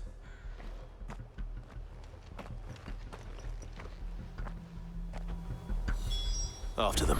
If they reach the swamps, we'll never pick up their trail. There was something odd about those 3. They seemed less like merchants and more like...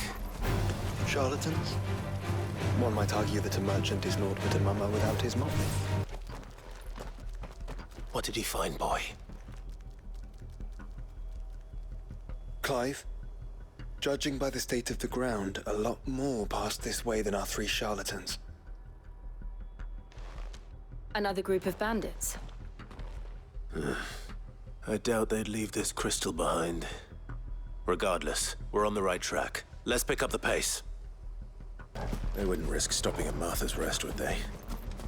Not if they hope to pass unnoticed. Then we'd better stick to the swamps. Then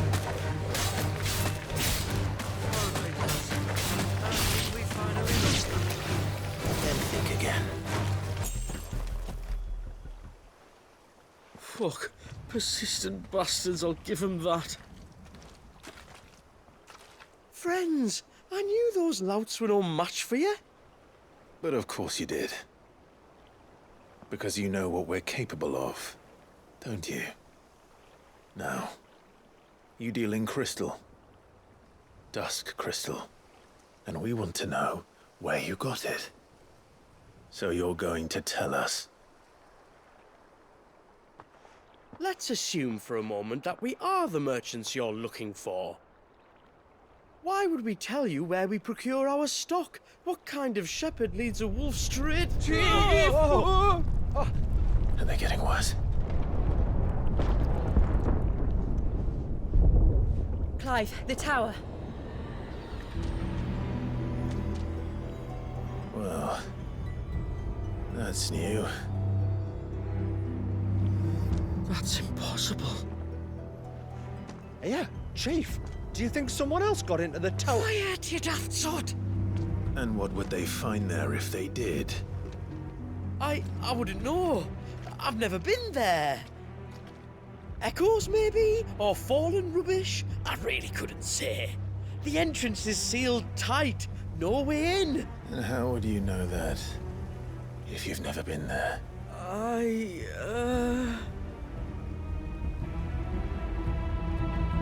Look! Behind you! An Akashic monster! If you think I'm going to fall for another one of your cheap tricks... Clive, trouble. What? Oh.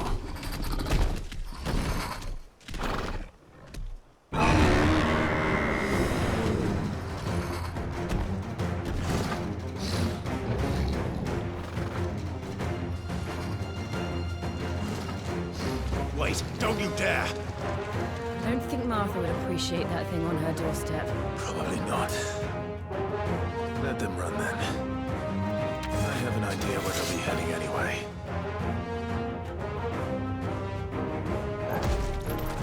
This shouldn't take too long. Well, that was ill-timed. But at least we know what was chasing the merchants. That's twice we've saved them now.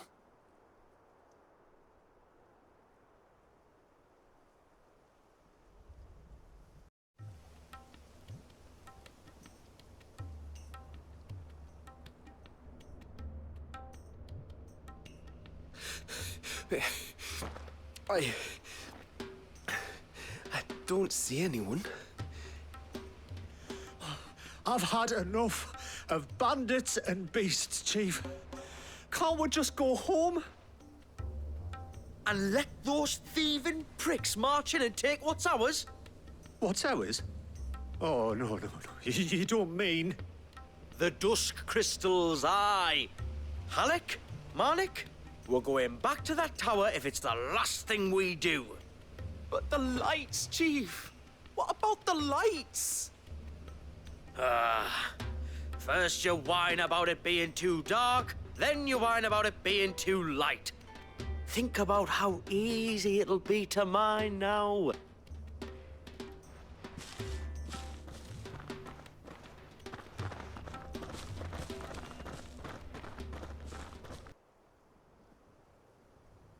And you're sure they're bound for the tower?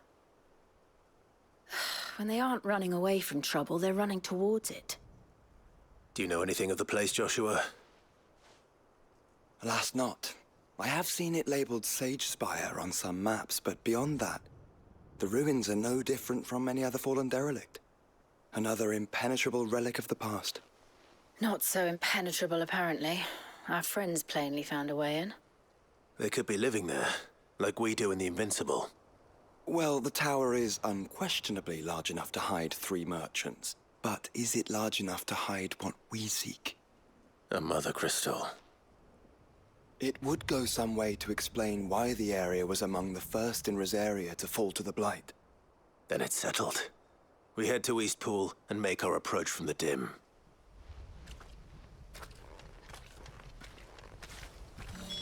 To think there could have been a mother crystal here in Rosaria all this time.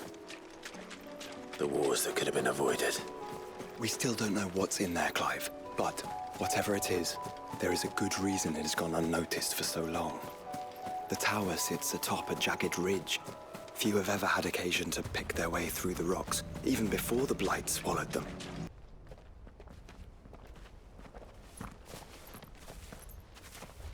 Are those goblins? What are they doing in the Deadlands?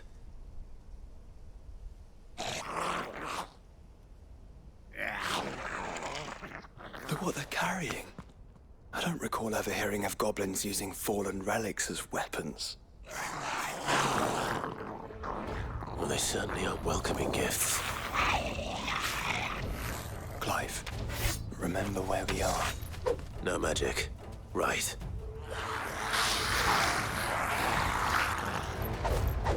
They're even uglier up close. You're right.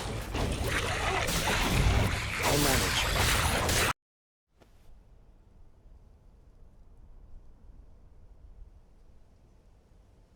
Let's hope that was the last of them. Indeed.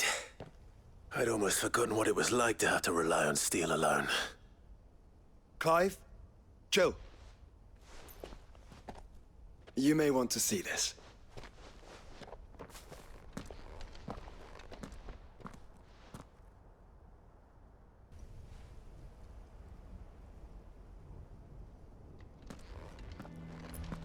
It was open when I found it. Someone was in a hurry. 3 guesses as to who. Then this must be their way into the tower. There's only one way to find out.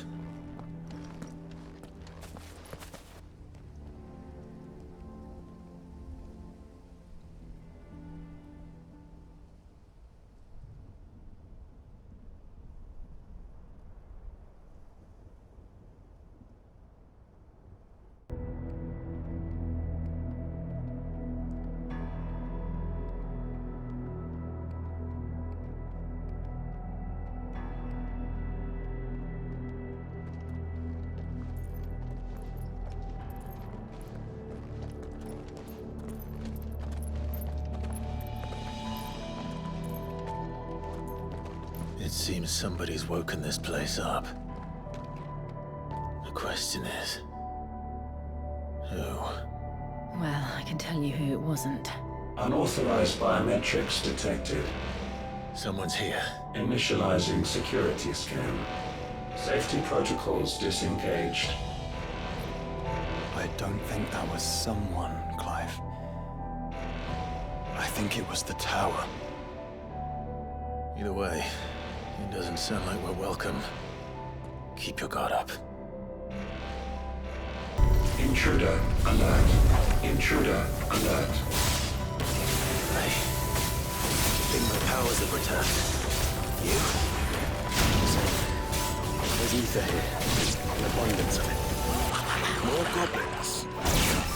So now we know where they got their weapons.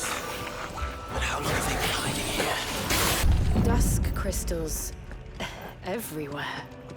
Well, that's one mystery solved. But there's no mother crystal. Yet. We still have plenty of tower to explore.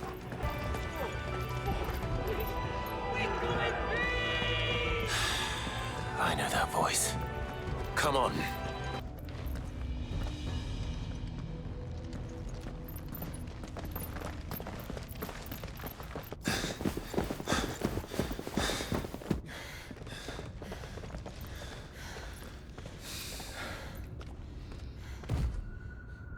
Well, look who it is.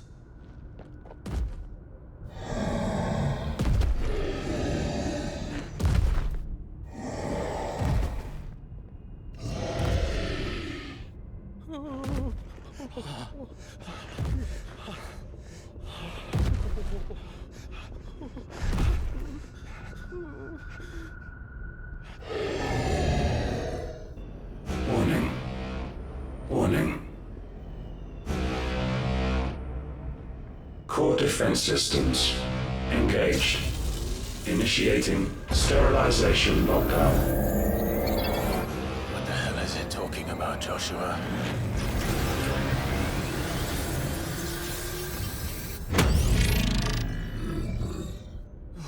Good things, lads. Good things.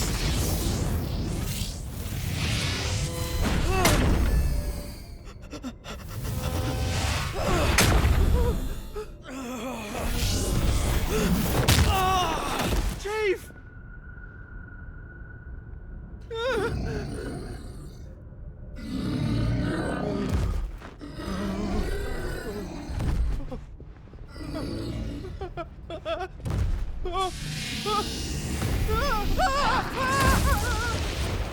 Hey!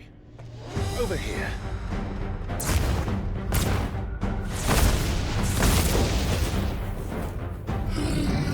Take your friend and get out of this place. Now!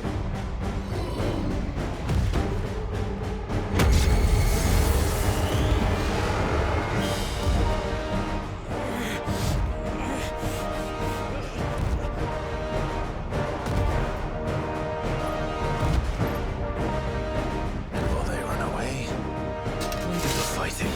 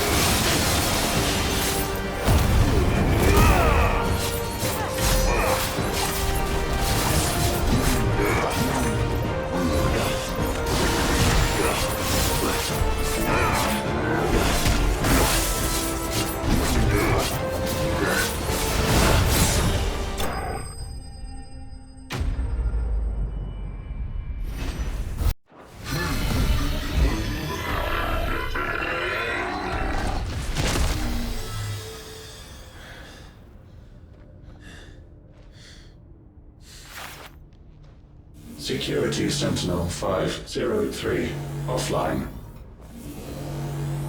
Initiating Emergency Core Relocation Protocol.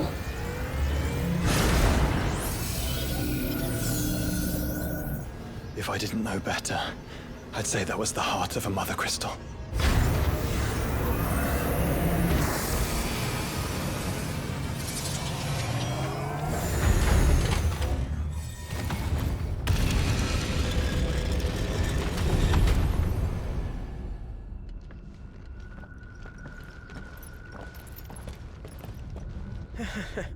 I knew that fallen thing was no match for you. Allow me to apologize for earlier. That was, ill-played. All born of a misunderstanding, though. Can we start again? We don't need your apologies. We need answers. And you're going to give them to us. I suppose you'll be wanting to know about the tower, then? As you've probably guessed, this isn't the first time we've been here. Fact is, my people have been coming to this place for centuries. Have they now? To these ruins in particular? Aye, well, they, talked to us. Told us what this lot was all And what is it for? Well, believe it or not, the Fallen were actually using this place to make their own, mother crystal. Though, despite years of searching, all we ever found was shards. Then, Harpocrates was right. It would seem that the Fallen did indeed acquire the god's ability to craft crystals. I wouldn't go that far. The shards aren't exactly divine. They're not even what you'd call decent. But they're better than nothing, and nothing is what our people had before we found them. So we've been coming here ever since. But these dust crystals have only recently appeared on the black market. What made you decide to start selling them?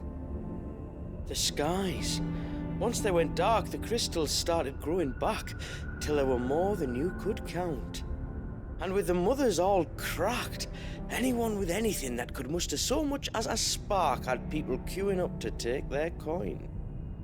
Yes, at a cost to us all. Quality apart, these crystals are no different from the ones the world has been using since the dawn of time. And it cannot continue. No, it cannot.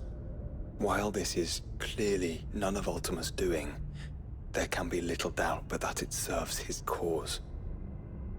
Then our path is clear. So let's do what must be done. Wait, you lot aren't thinking what I think you're thinking, are you? Oh, I think there's a good chance we are. But what about the tower's defenses? That thing you just fought, it won't be the last one. And the further you climb, the worse they'll get. How about we head back to Martha's before someone gets hurt, eh? That is sound advice, which I suggest you take before someone gets hurt.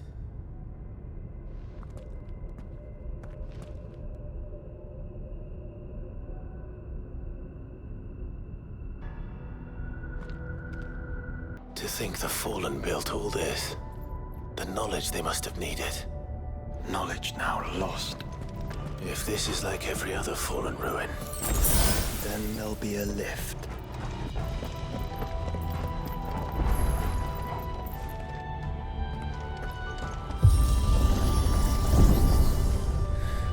Onward and upward.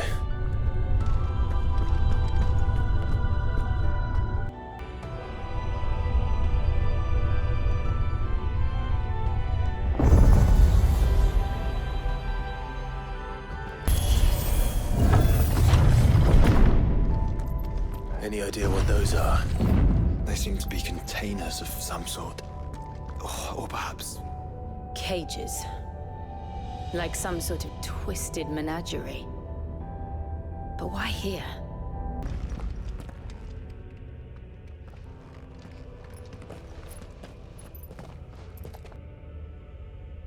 How many of these things are there?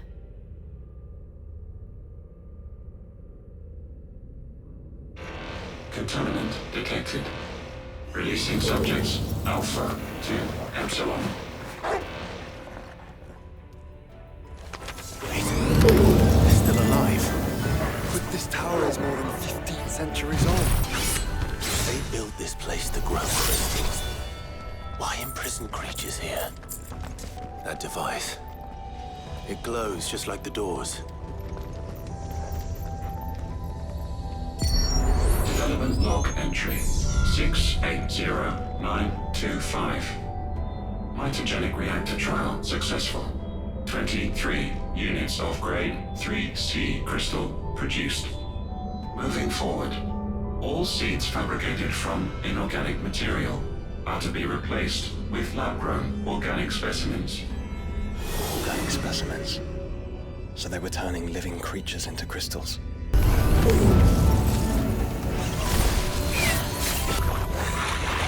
Some of the creatures in these cages have been seen in Palestine for 1,000 years. Well, here's to 1,000 more.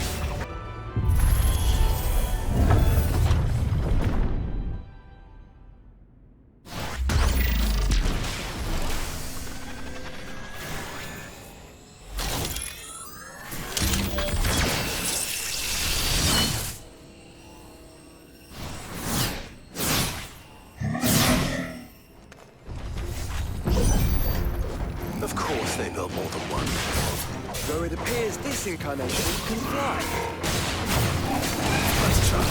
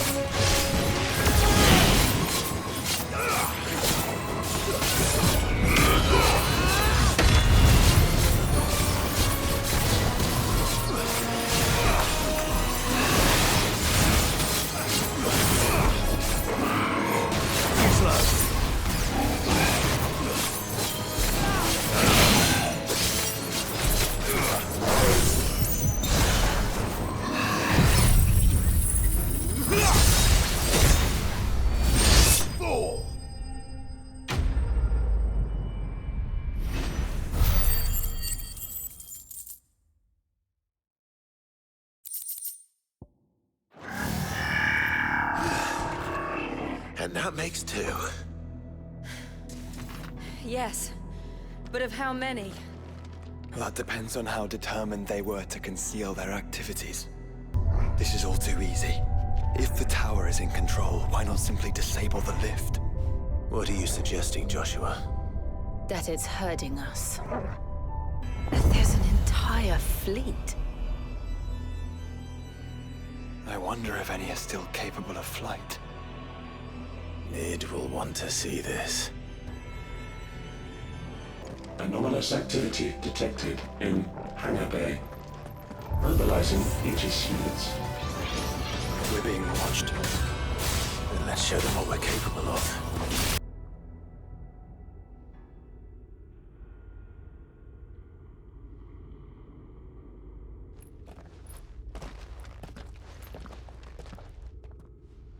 Transferring Sentry Prototype AM2 to Stasis Silo West.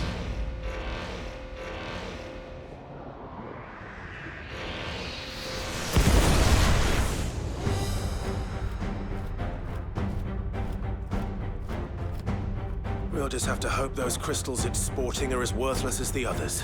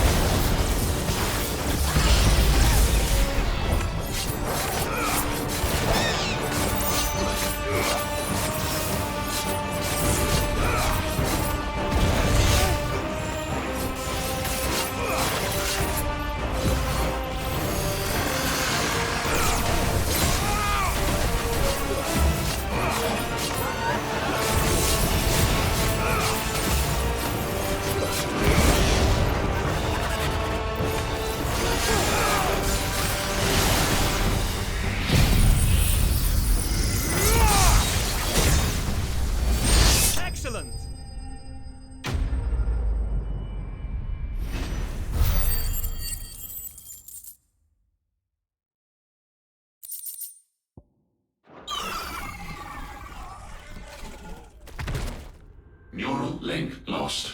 Re-establishing connection. Imagine an entire war fought with these things.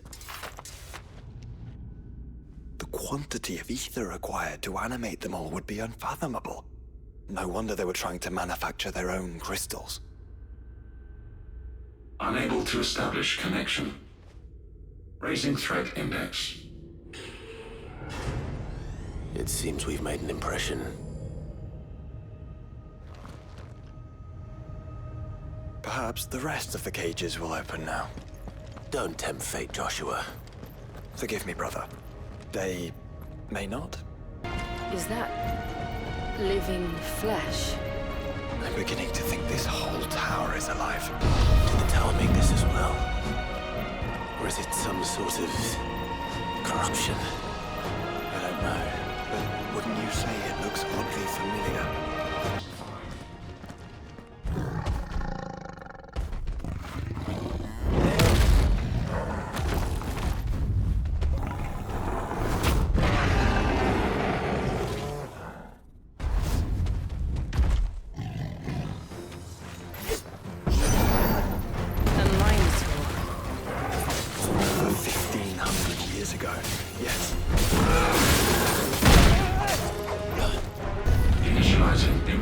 Subroutines. Diverting reactor power. I think it's getting ready to receive us. Ah, there's another one of those devices. Development log entry 750501. Average improvement of crystal resilience 492% when biological core exhibits high ethereal congruity. Specimens with a congruity rating of 7 or below are to be sent to B-level for military repurposing. Waste not, want not. If all of this truly was the work of the Fallen, then they were closer to attaining godhood than we ever imagined. No wonder Ultima struck them down. They built an army. Secondary and tertiary firewalls breached. Code red. Code red. The heart must be close. There. Now's our chance.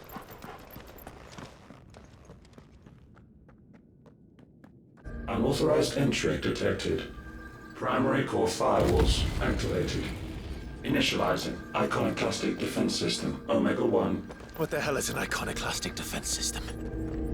I've a feeling we're about to find out. And that we will not like the answer.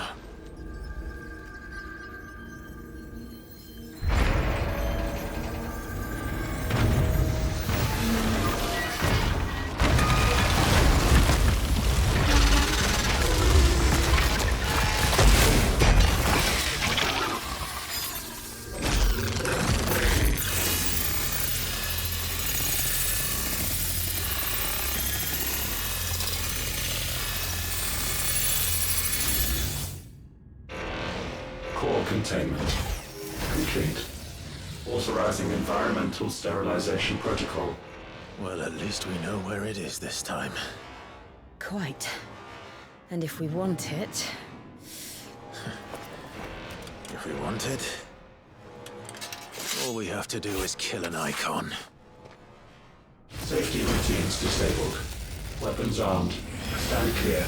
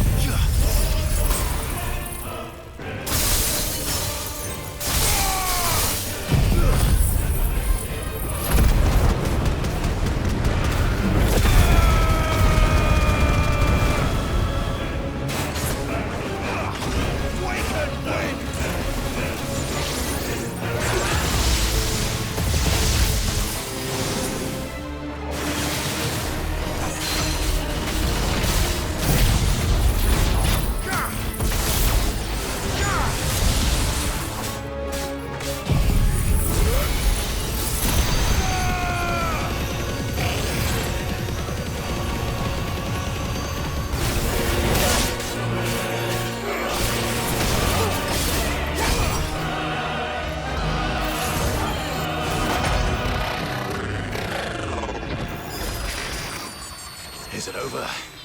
Please tell me it's over. Data assessment complete. Recalculating threat level. Weapon routines authorized. Rerouting core power to Omega 1.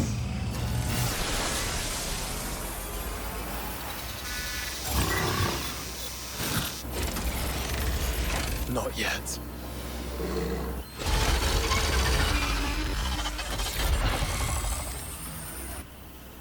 And what makes you say that?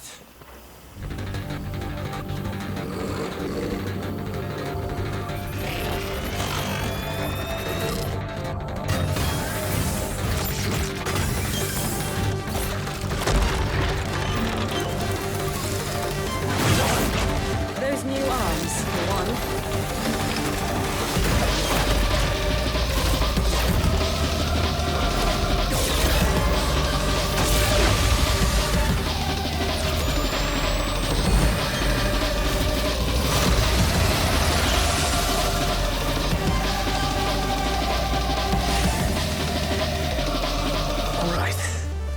Convinced.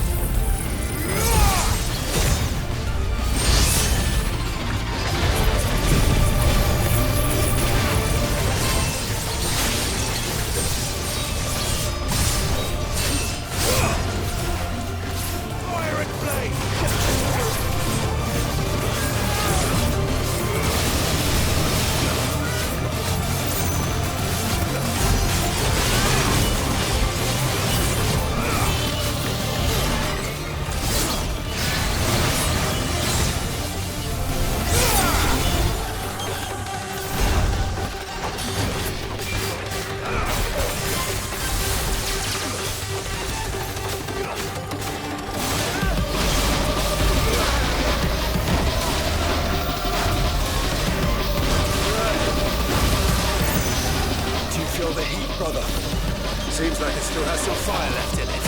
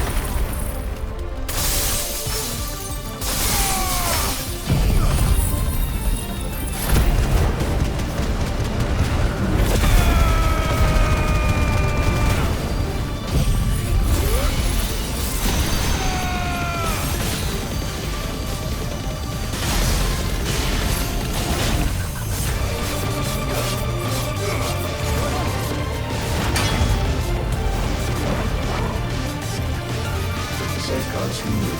Commencing dimensional compression.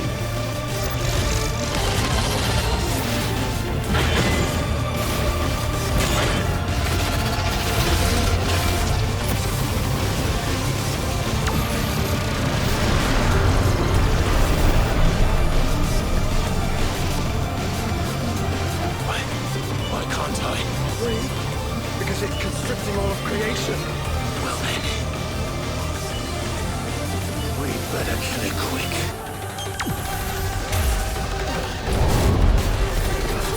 Guide, we're running out of room. Just keep fighting.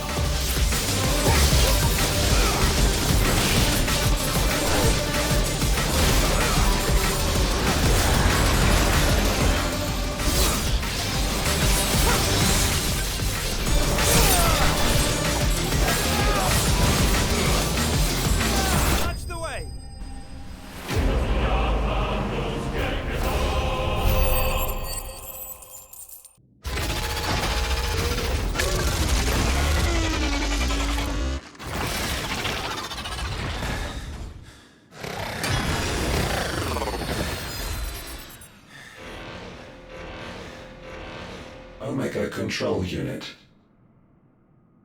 Offline. Initiating emergency core extraction.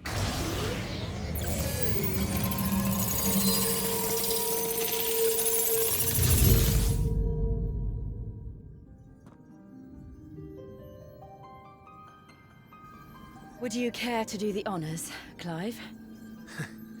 Gladly.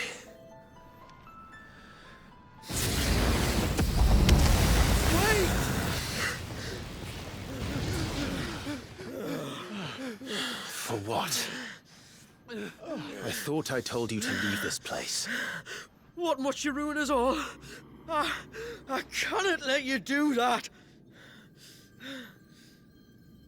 We need these crystals. They're all we have. And just who is this we?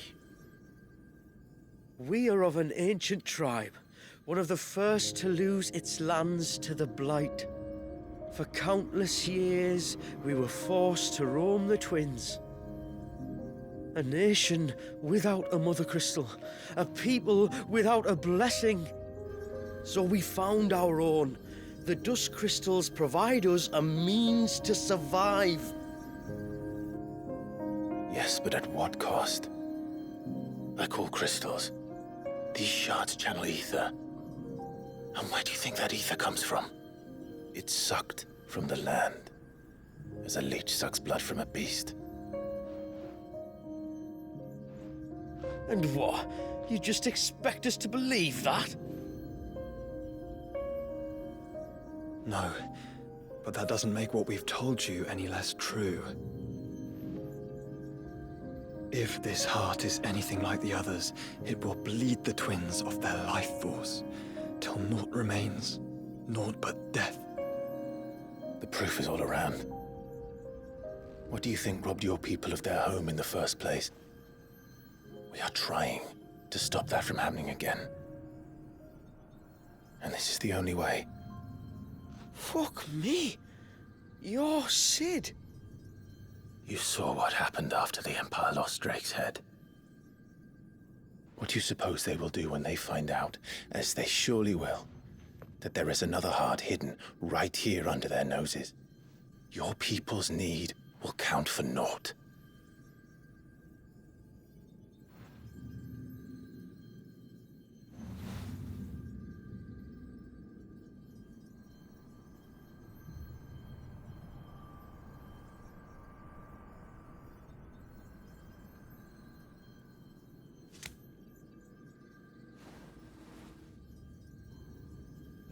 Damn it. It doesn't look like we have much of a choice. But you said you didn't believe him, Chief. I don't. But the man does have a point. There's no keeping this place a secret now. And hanging on to these crystals will only get our people killed.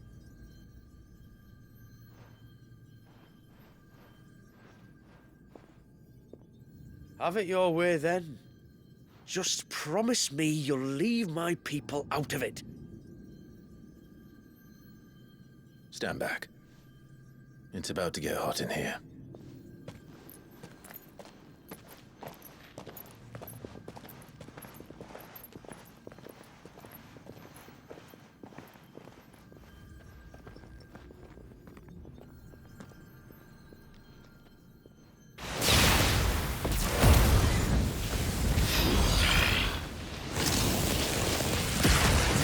Surge detected.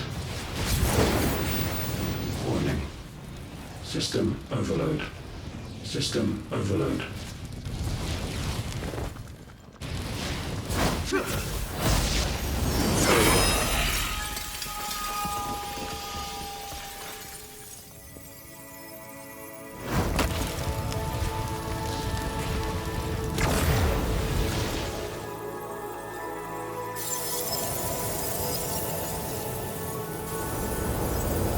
Error.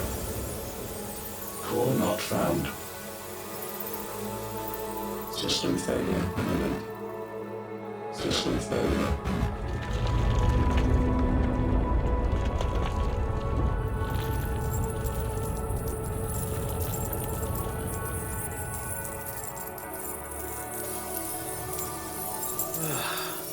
I hope we did the right thing.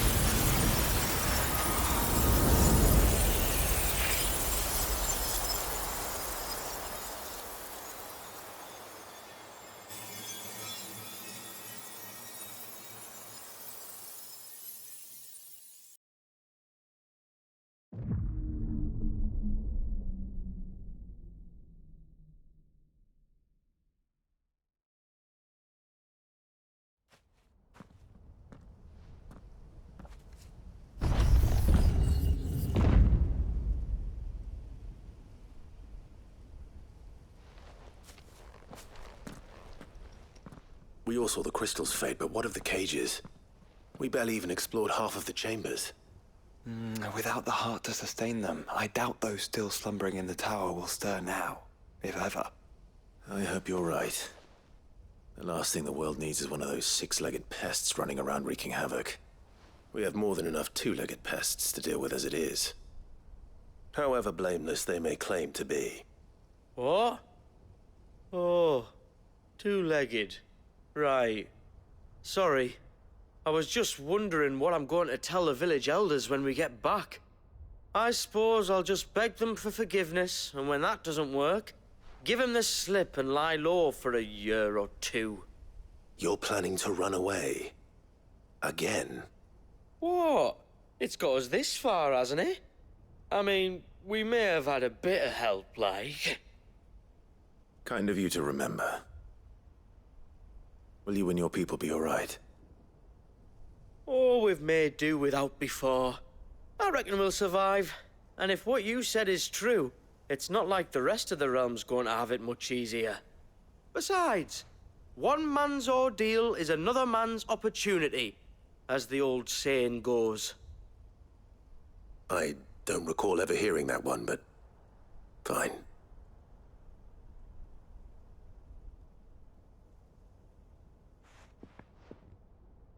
Now, if you don't mind, we've got places to be.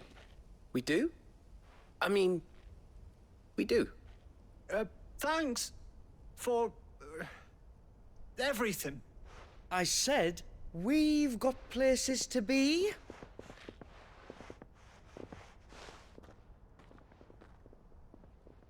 Back to the hideaway, then. Karen and Hippocrates will want to hear about this. I was thinking we might first return to the tower and see if we can... Back to the hideaway, then.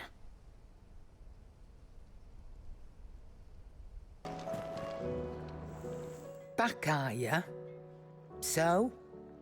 Did you find out where the dust crystals were coming from, or what? It's, a long story. And perhaps one better told in the shelves.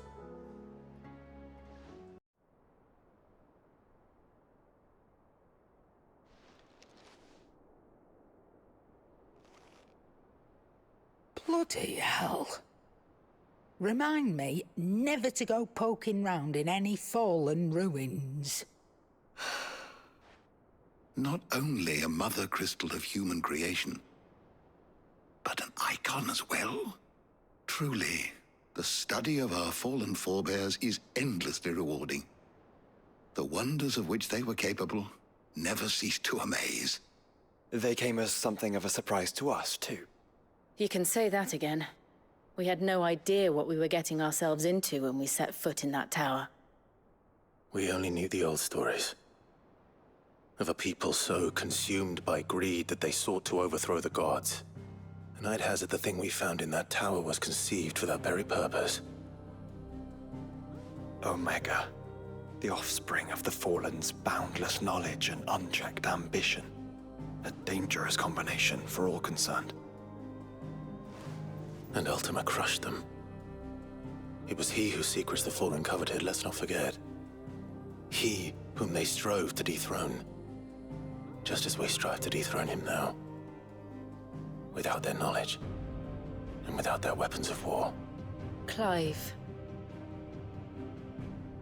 This power I've been given may exceed even theirs, but if I use it, as they did, who's to say things won't end the same way?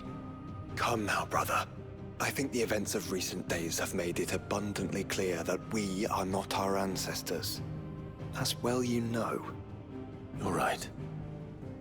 They made crystals. We destroy them. In crafting their artificial art, the Fallen sought to emulate the divine. But that is not the path we have chosen. No. We don't want to be gods. We just want to be free. Well said. If one does not learn from the mistakes of the past, one is doomed to repeat them. And so, I mean to write down everything you've told me to the very last detail, that those who come after might learn from our travails, and perhaps, just perhaps, forge a brighter future for our descendants.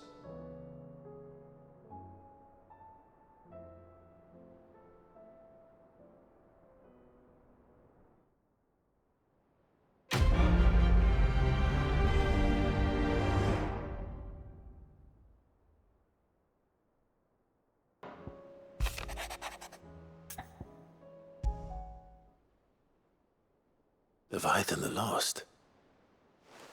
But why now? After all this time.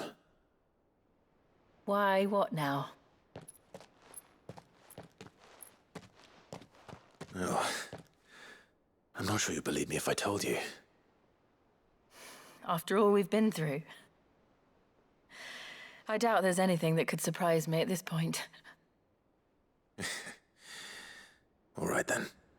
Rouse Joshua and meet me in the mess. We'll talk there.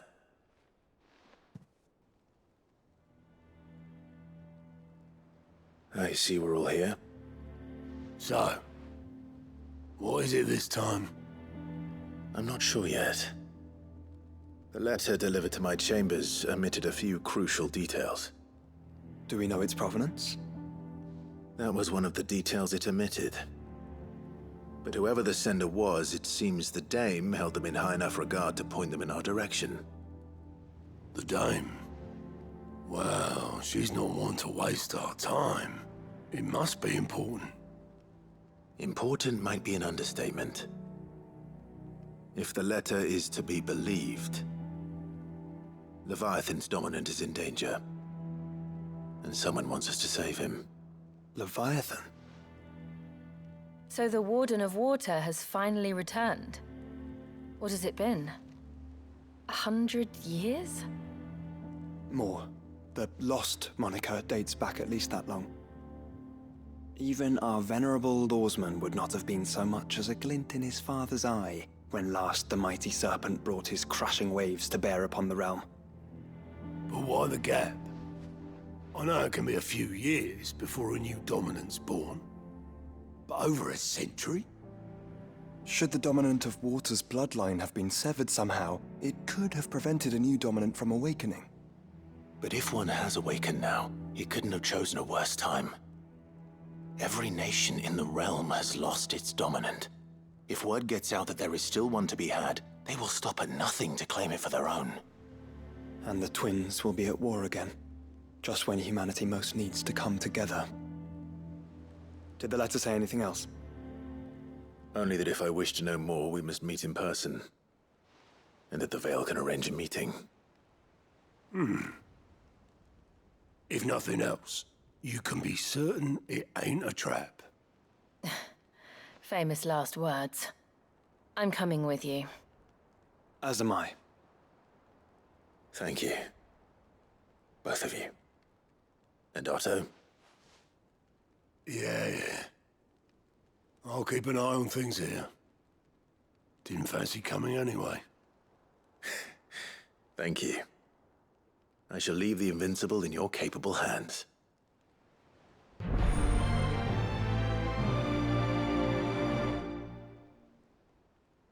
The Veil, my lord? I'm looking for a Layla. You found one. So, will your friends be joining in? Or just watching? We're not here for your services. We simply want to talk. What you do with your time is up to you. The price is still the same.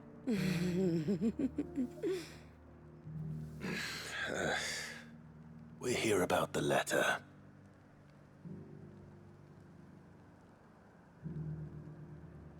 Oh, sorry. I suppose you'll be wanting to know who wrote it then. Among other things. Look, I'm just the messenger here. There's only so much I can tell you. Specifically? A location, north of town, on the shore of Isle of Feist Bay. There you'll find a tent and the woman who can answer your questions. And that's all? Nothing else? Actually, one thing. There's more than flowers in the meadows these days. So keep that sword of yours to hand. The tent is where Layla said it would be. Yes, but who awaits us inside?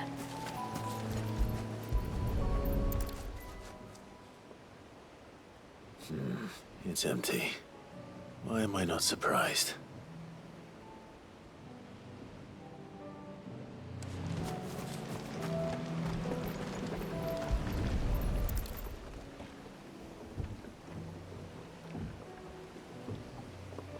A boat. No prizes for guessing who that belongs to.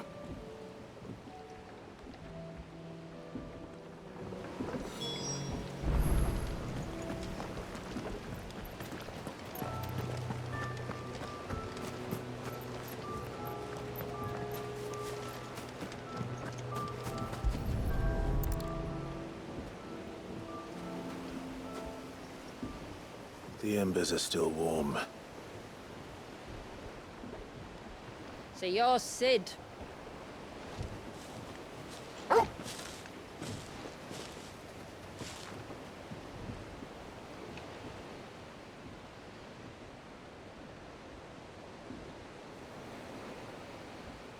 I suppose I must be. Which means you have me at a disadvantage.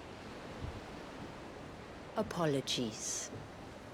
I am Shula, tributary of Mysidia, final haven of the moats of water. The moats of water. The very tribe into which it was believed Leviathan's dominant was born. A people notable for their sapphire eyes and ivory hair. Yes, that would be impossible, since the tribe famously vanished, was exterminated. Despite the best efforts of both church and state, we are still very much alive. Though we've managed to keep that fact hidden from good Grieger's faithful for over a century. Along with Leviathan's dominant.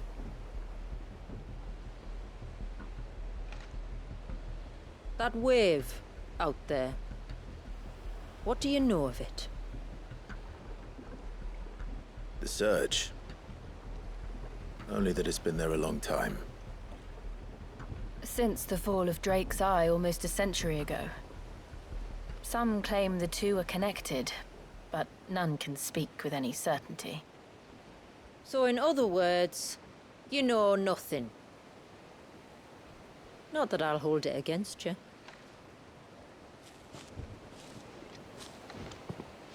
The wave was raised by Leviathan in an act of rage. Moments before the waters were stayed, and the icon and its dominant bound within. And you want us to? Rescue him. Yes. You see, a little bird told me about a certain outlaw with a singular knack for putting unruly dominants in their place. And ours is about as unruly as they get. For years, we've searched for someone who could hold their own against an icon. Someone just like you. So what do you say? Will you help us? What exactly did your dominant do to warrant this punishment? What did he do? He committed the greatest crime one of his kind can. He was born.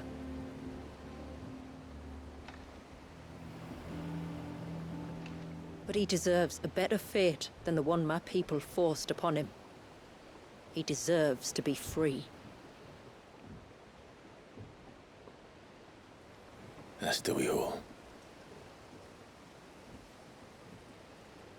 Very well. Far-fetched though your tale may seem, something tells me you speak in earnest. So we will do what we can for your dominant. But first, you will tell us everything you know about him and the means of his imprisonment. I can do better than that. I can show you. Care to take a trip across the bay? My people await you there. Lead the way.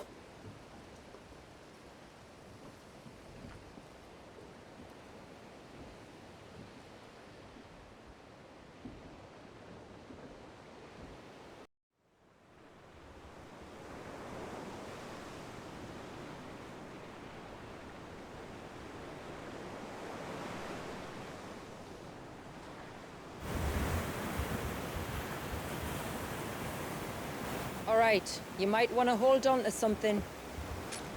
We're coming up on the wall, and passing through can take a bit of getting used to. I don't see any wall. Of course you don't. That's the point. It's a glamour woven by our ancestors to keep our village hidden from prying eyes. But don't take my word for it. Watch.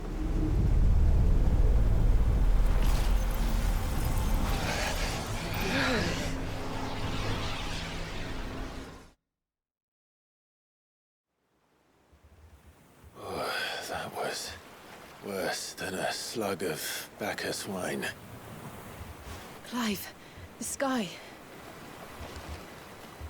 It's blue, but how is that possible? You do know what a glamour is, don't you? Ours just happens to work both ways, and a good thing too. I wouldn't fancy staring at those sickly clouds every day.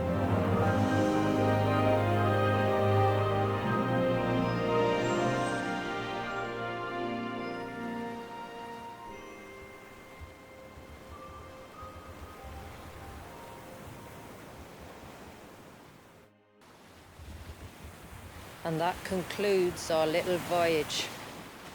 We're here.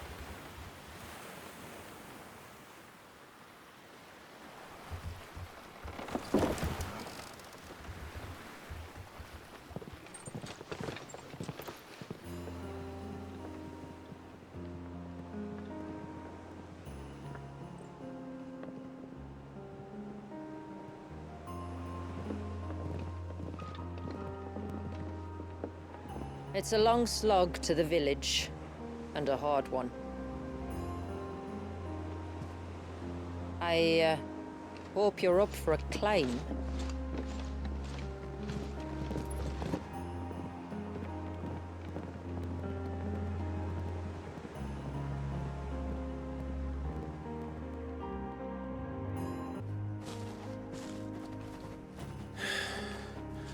Finally. What? You didn't think we'd arrived, did you? The village isn't up here. It's on the other side of the mountain. Of course it is. Watch yourself, Sid. This path can be treacherous. If not for the sheer drop, then for the beasts who prowl it. Thank you for the warning. And please, call me Clive. Sid is an alias. You will be pleased to learn, Lady Shula, that I have no such aliases. Is that so, Lord Margrace? It's all the same to me. I was wondering when they'd pick up our scent. Stand back. We'll handle this. Oh, will you now? Shall I keep my axe and spells to myself, then? Earlier you mentioned spells, yet I see you carry no crystals. Since when did a bearer ever need crystals? But then, where is your brand? Waiting for me in Sunbreck, if I ever get careless. Then it's in for a long wait. Just at the summit. From there, you'll have a better view of our home. Few have ever set eyes on what I'm about to show you. Just so you know. This is not what I expected. Welcome, my friends, to Mysidia.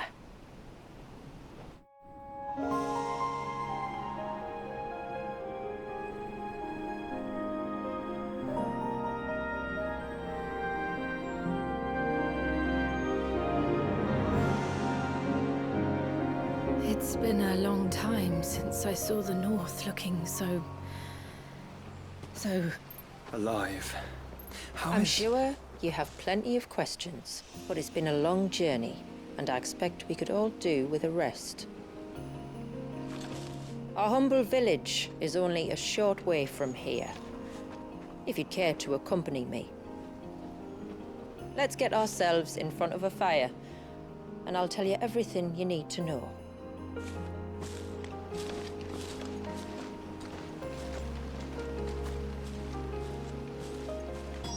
It's beautiful, Shula. And we aim to keep it that way. Are those stones glowing? That's one of the cairns which maintain the glamour. Steer well clear. If the surge was an act of rage, One wonders what prompted it. could we not have spared ourselves the mountain crossing by landing further north? In clear view of the bay.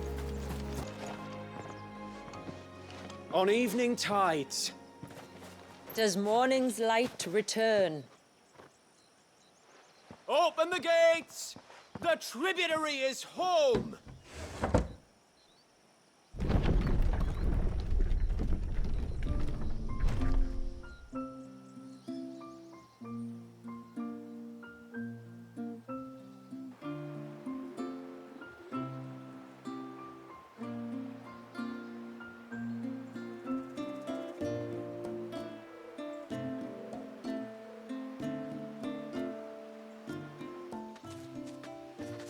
Outsiders? Well, I never. Look at the size of that dog. All right now, back to your duties. You'll have to forgive my people their curiosity. We don't get many visitors. Or any, truth be told. Then we are honored to be the first. This is quite extraordinary. Like stepping into another world. So do you believe me now? You've made it difficult not to, my lady. But how did your people chance to settle here, in the north? Unless I am much mistaken, the moats of water long called the coasts of southern Ash their home. Until Drake's Horn fell, and the Blight forced them ever inland, where... We met our doom, along with our dominant. I see you've read the Gregorian Church's account, but perhaps you'd like to hear ours. That building over there is the Witten Hall. It's where my people gather to discuss matters of import. We can speak more inside, once the place is ready to receive you. It shouldn't take long, but you're welcome to explore the village while I see to things. Thank you. We'll do just that.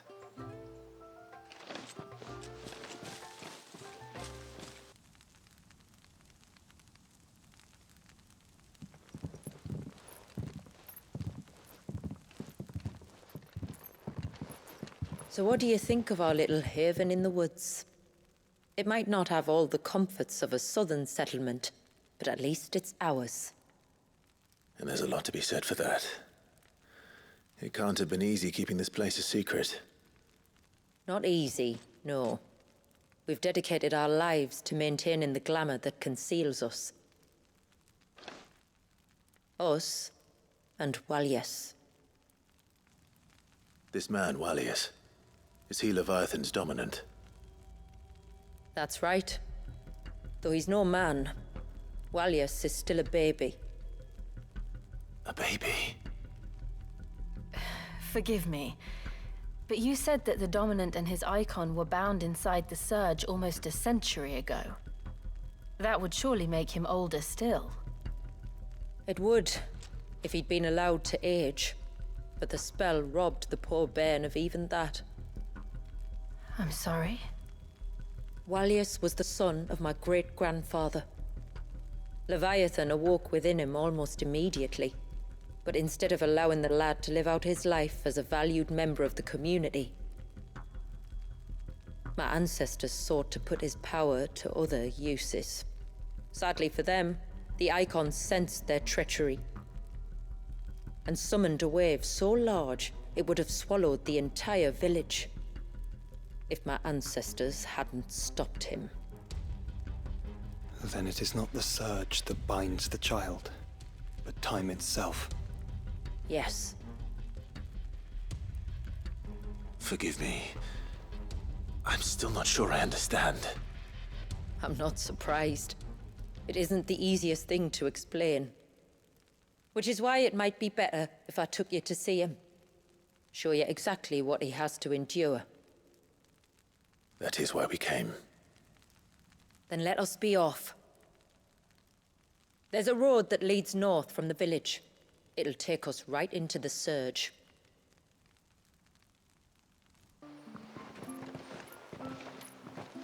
Are you bound for the Wave, tributary? We are, Delina. Have you spread the word about our guests? I have.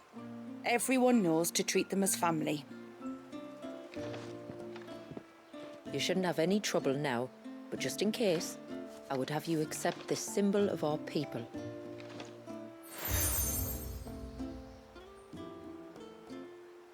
That's very kind. I look forward to meeting the family. The feeling's mutual. Should the tributary be indisposed, feel free to ask me any questions you might have regarding the village, and I'll do my best to answer.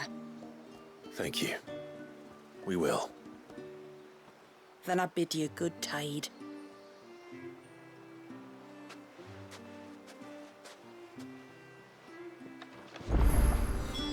Our storehouse lies across the bridge. If you're short of supplies, you may find what you need there. Though we will have to ask you for recompense, poor as we are. You are Sid, aren't you? The man the tributary told us about? I wonder if you could help me. With what exactly? Oh, nothing too troublesome. Do you know my husband, Pavat? He's the village smith, among other things. Anyway, his name day's not far off, and I wanted to make a gift for him. He's a craftsman, you see, and he's been fretting about running low on the flowers he uses for dye making, so I wondered if you might collect some for me and give them to him. Would this gift not be better coming from you? Perhaps, but it can't, for reasons I can't go into. Please, I know it sounds daft, but I'd be ever so grateful.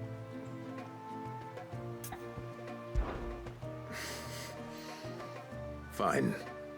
Which flowers does your husband need? The sweet little blue ones that grow around the fount. Elders' blessings, they're called. We use them to dye our fabrics so we always feel close to water like they are. You don't need to go to the trouble of picking them yourself, though. Just speak to the field hands and ask them to share their harvest with you. 2 basketfuls should be enough for my husband to be getting on with. 2 basketfuls it is.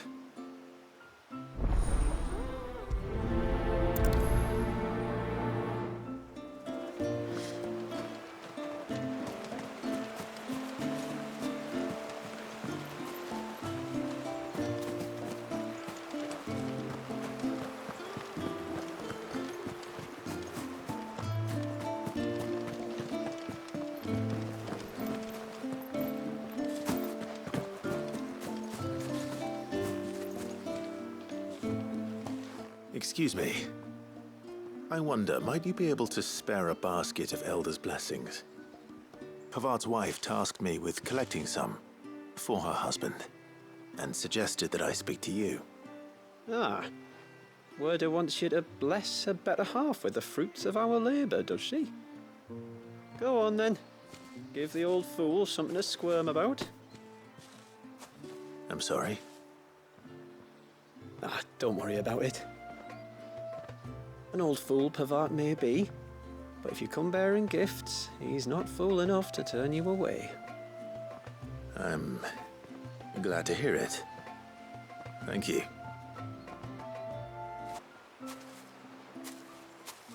Ah, welcome to Haven, friend. Thank you. Forgive my presumptuousness, but the smith's wife has asked me to make her husband a present of some Elder's blessings. 2 basketfuls, to be precise. Wow. I have 1, if that's any help. It is. I'm much obliged. They really are beautiful. Aren't they just? Though that's not the only reason they have a special place in our hearts. Legend has it that when our people fled from Ash, the tributary of the time took some seeds with them. And as they wandered high and low across the Twins, he'd plant them wherever they stopped for water. Every elder since has done the same. So when we finally put down roots here in Mysidia, the flowers did too.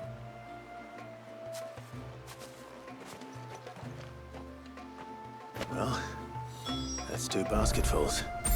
Time to visit Pavart. What do you want? Your wife asked me to bring you these flowers.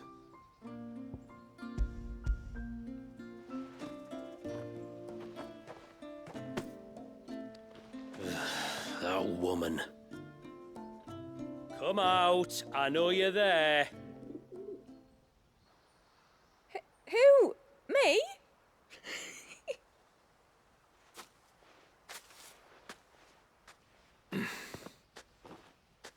Would either of you care to explain what's going on? I'm sorry. I didn't mean to deceive you. It's just, my husband can be a bit standoffish at times, and I thought this might be a good way for the 2 of you to get acquainted. What with you being a swordsman like and him being the only smith in the village? It'd be a shame if you couldn't turn to him for help. The only reason he couldn't turn to me for help is because I had my hands full with all the orders you lot dumped on me. I'm pretty much done with them now, though. But, for the record, the tributary said that we were to lend you outsiders our aid, and that's exactly what I was planning to do. With or without my darling wife's meddling. Still, here we are. Acquainted. So, if there's out you need, just bring us the materials, all right? All right. All right, then. And tar for the flowers. I was running low. You use them for dyeing, I hear. Aye. Crush the petals and it makes a fine and lasting blue. We use it to stain the cloth for our tunics and pennons. To remind us where we come from, like. As motes of water. Children of the sea. That's right. The pattern too was left by our ancestors. The Ceaseless Rill, it's called. It symbolizes the river of our tribe, with the strength of Leviathan running through it. And no matter how that river has ebbed and flowed, changed its course, the flowers have always been with us, growing on our banks. I should get back to work. If you need something crafting, let me know. I will. It was a pleasure to meet you. Wasn't it just?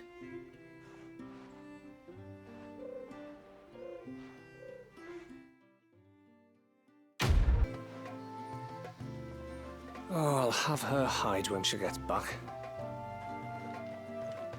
Oh, sorry. I was leagues away. How can I help you?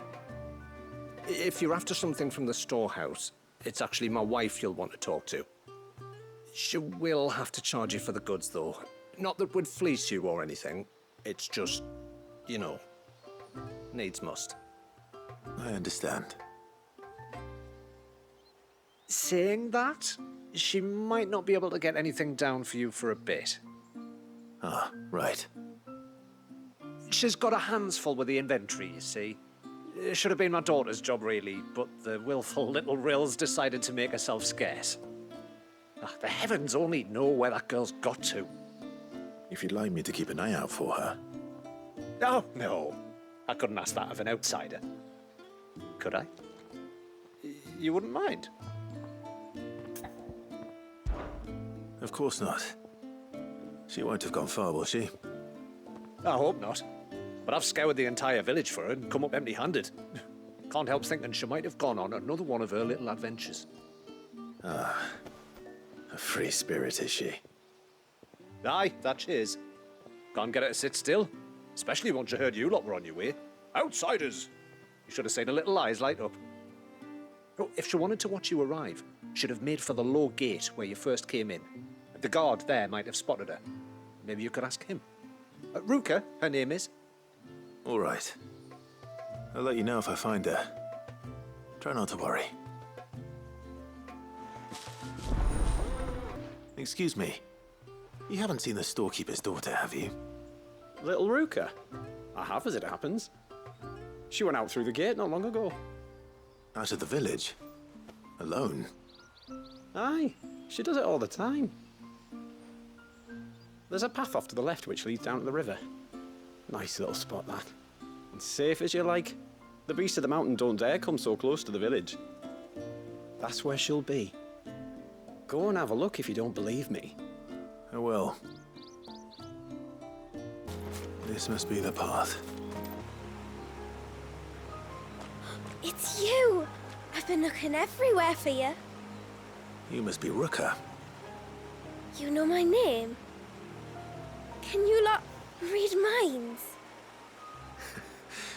Your father asked me to keep an eye out for you. You left without telling him where you were going. He was worried. But I went to look for you. Well, now you found me. What do you say we head back to the village and let your father know you're safe? All right.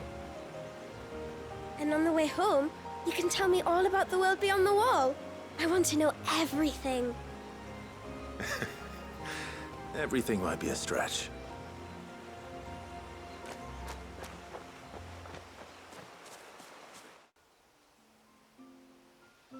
Thank you for bringing her home.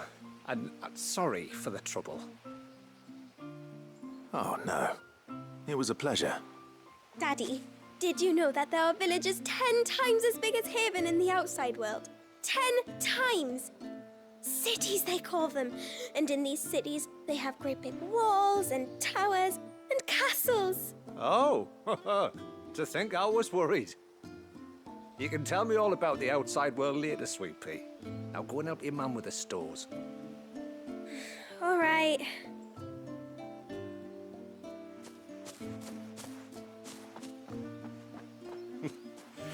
Thanks for putting up with her questions. She, has a lot of them. One of the big ones being, what are the people beyond the wall like? Reckon you've made a good first impression. Are we the only ones she's ever met? That you are. The rest of the world can't know we're here, so we'll have to be very careful who we're letting in and out. A few of us might make the occasional trip to shore for supplies, but for the most part, we'll make do with what we've got, including what the old Northerners left us. Yes. You built on top of the old ruins, didn't you? Well, they make for fine foundations. Their masons clearly knew what they were doing. That's one thing we don't have to worry about. Oh, it's everything else that's the problem. Medicines, metals for tool making, anything like that. We have to dress up as traveling merchants and make a trip to the outside and pray to every cloud in the heavens that nobody sees through us. Which explains why you need Gil. Aye. And now Ruka's back, my wife should be free to assist you with any potential purchases. So please, do make good use of our stores, because we fully intend to make good use of your coin. I'll be sure to keep my purse strings loose. Thanks for bringing me daughter back. I don't grudge her looking for adventure, but she's got to pull her weight like the rest of us. Anyway, now we've got the inventory done, I can attend to my own tasks, like seeing to our visitors' needs. So, what's the route you wanted? There's a pair of ships just up ahead. Ships? But are we not still leagues from the shore? The quickest route to the surge is due east, past the second galley. Shula, how did these ships come to be here? What do you imagine happens when an icon of water gets angry? Really, brother? Did you have to ask? Tonberries. Foul creatures consumed by their hatred for everyone and everything. Everything save sharp knives, it seems. I can smell the sea. It's not far now. How will we reach the surge? We'll follow the coastline north. There's a bridge that'll take us across to the cape. Might I inquire about the ray of light? It's what prevents the surge from being reclaimed by the sea. And Walius by his people. You said before that the child is bound within the surge. But you've yet to tell us how we're meant to reach him. I trust we won't have to hold our breath. No. The surge wraps around the cape without engulfing it. If we continue to its tip, there is a path down to the seabed. And the wave's origin. All right. It won't be the first dominant we've met at the bottom of the ocean.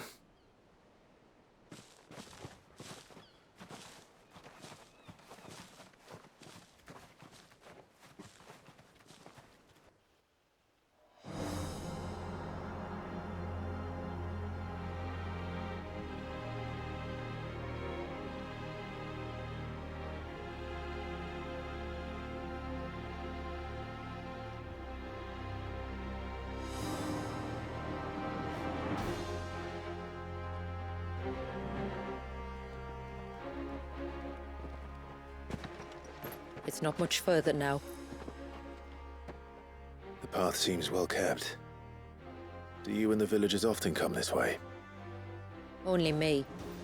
Once every new moon without fail.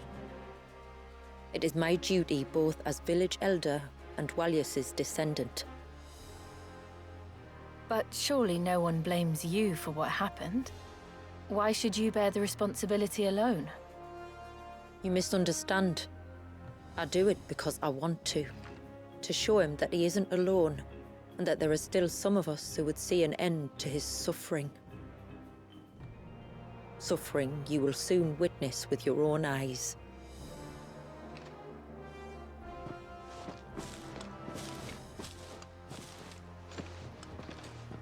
The forest grows quickly here. Left unattended, the path would be reclaimed in a matter of moons. Does the light point the way to the child? It does indeed. Look at all the droplets of water suspended in midair. Where they have remained untouched by time for 80 summers. It's not right. No. It's not. There. Up ahead.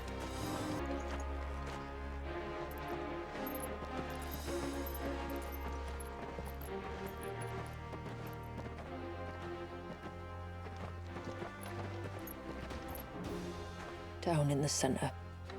Follow me.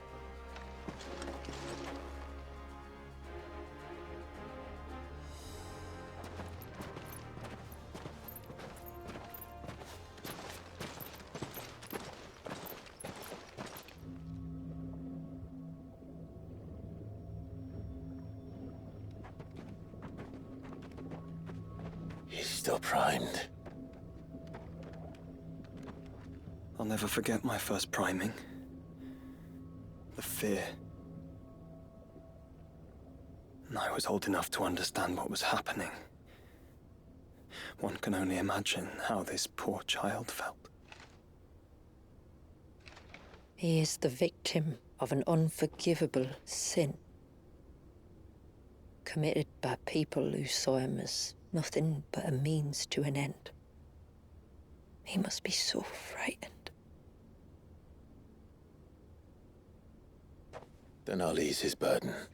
You don't mean? I'm not going to hurt him. Contrary to the tales, I don't go around killing dominants for no reason. What if I told you there was a way to remove Walius's icon? I'd tell you you were a madman. It's hard to believe, I know. But it can be done. Though, it isn't without its risks. Part of the icon remains no matter what. So, it might still come to violence. I don't know. It depends on the dominant. I've seen things end well, and I've seen things spiral out of control. But I do know one thing. If we turn our backs on this child, there will be no end to his suffering. And I think that a worse fate than the alternative. Don't you?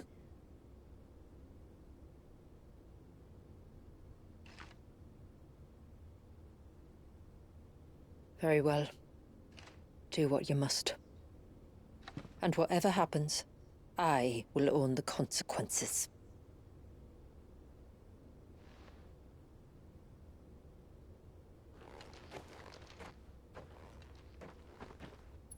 Don't be afraid, little one. Let me bear the weight.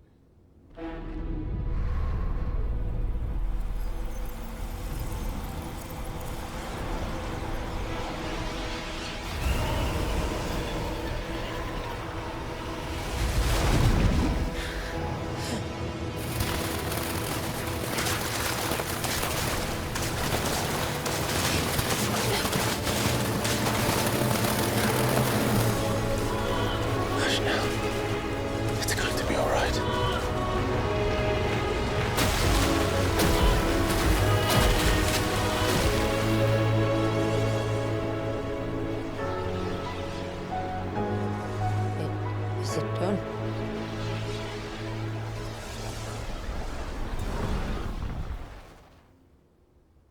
I think so. I can feel the icon inside me. But something's wrong.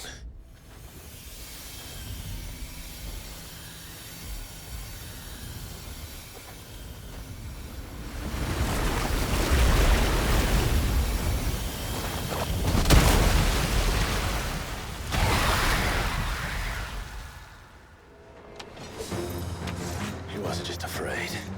He was angry. All right. Let's see what you've given me.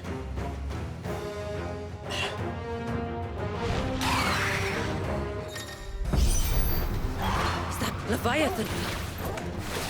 No, just an egg. But a formidable adversary nonetheless.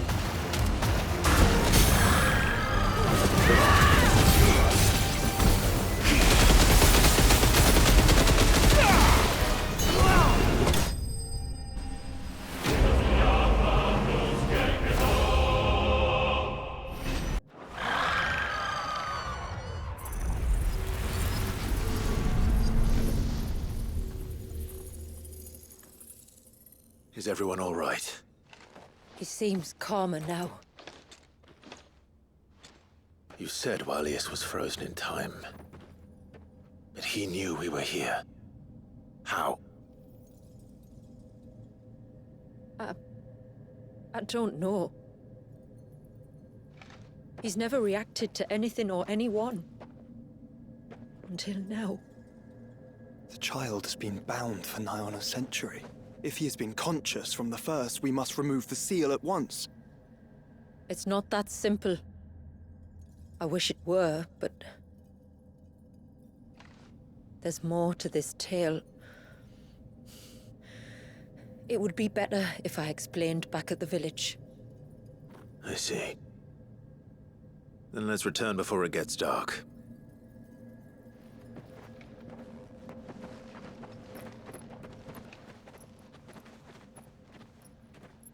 I'm sorry, Walius.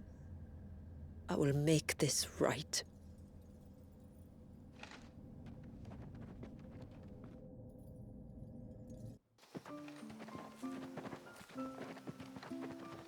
So, part of Leviathan is inside you now, is it? Does it hurt? No. Not anymore, anyway. Good. Because I still have need of your strength. If you want to know the rest, we should head to the Witten Hall. Of course.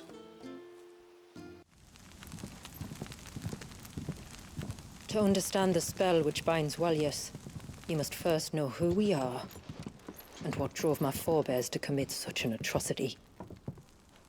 This tapestry is our story, the one that brought us here. After generations of wandering, my people sought refuge in northeastern Storm, some 170 years ago.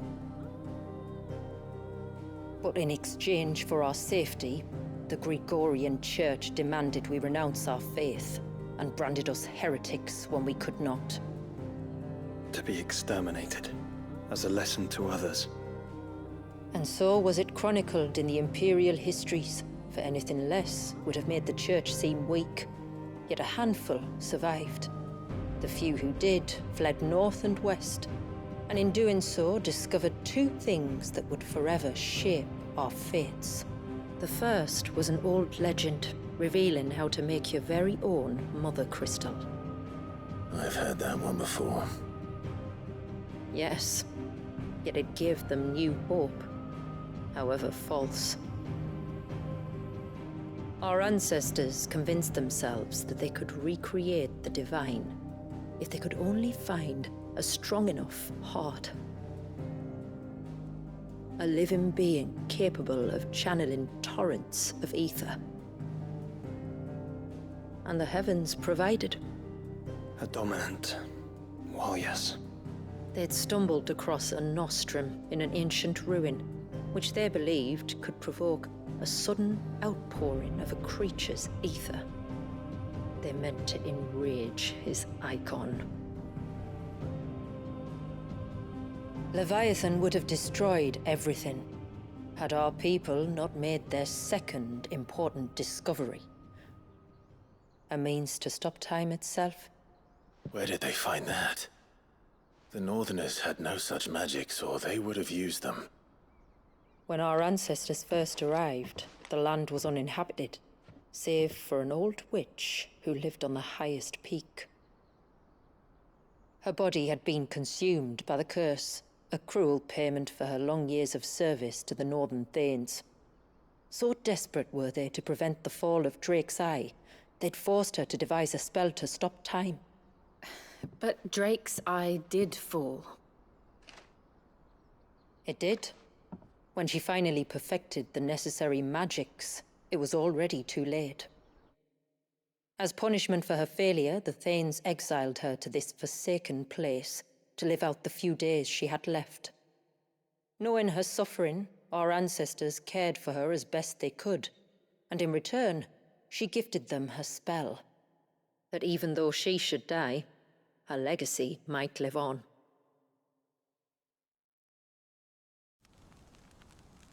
So armed with both the knowledge of the ancients and the secrets of time, our ancestors settled upon an ambitious plan. They would create a new Mother Crystal and enchant it that it might endure for all eternity. Thus would our people's wandering, our suffering, finally end, and prosperity visit us once more. And all it would require was the sacrifice of a single child. A small price to pay, or so they believed. Another victim of man's blind reliance on the Mother Crystals. So we know the seal source. How do we break it and restore the flow of time? Do you recall the dome of light on top of the cliffs to the west? Inside lie the ruins of an old temple. It was there that the witch built the Vare, a conduit of sorts that channels her remaining ether into the surge. But it's been a long time since anyone set foot in the place. And now, there are others who claim it as their own.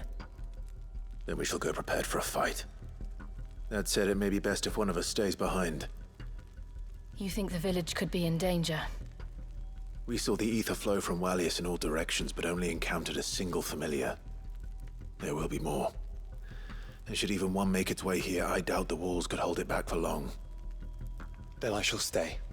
The Phoenix will see your people safe, tributary. You have my thanks. Very well. We should depart at once. I fear time may no longer be a luxury we can afford. The Vare is not easy to find. We must first head north, and then west, deeper into the forest. There is a matter with which I would beg your aid. Of course, what is it? Please, not so loud. Something serious, then? Yes. I think we might have company. I was passing by the low gate when I saw a figure moving among the trees up on the cloak. At first, I thought it must have been you or your brother, so I didn't say anything, but the more I think about it, the more certain I am that the figure looked familiar. And you're sure it wasn't one of the other villagers? Positive. I think it was someone from outside the wall who has found his way inside. Of course, it could just be my imagination playing tricks on me. I only caught a fleeting glimpse, and it might have been you or your brother. But if it is who I think it is, we cannot allow him to leave now that he knows we're here. Would you go and see? He won't try to hurt you, believe me. Given what lurks in the forest, the only one likely to get hurt is him. Very well. Whether the man you saw is who you believe him to be or not, we need to know. It may yet be someone else entirely. Someone who means your people, or my people, harm. Perhaps. Just promise me that if you do find someone up there...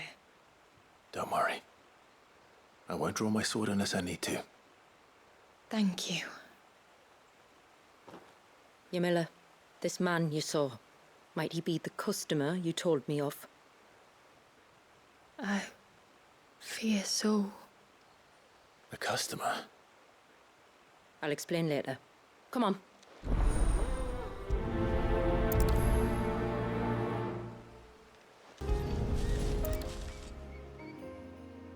A bottle. Breath of the arbor. Perfume from Sambrag. Looks expensive, too. Who's there? Stop! Ah! No! No! Hang on! I'm coming!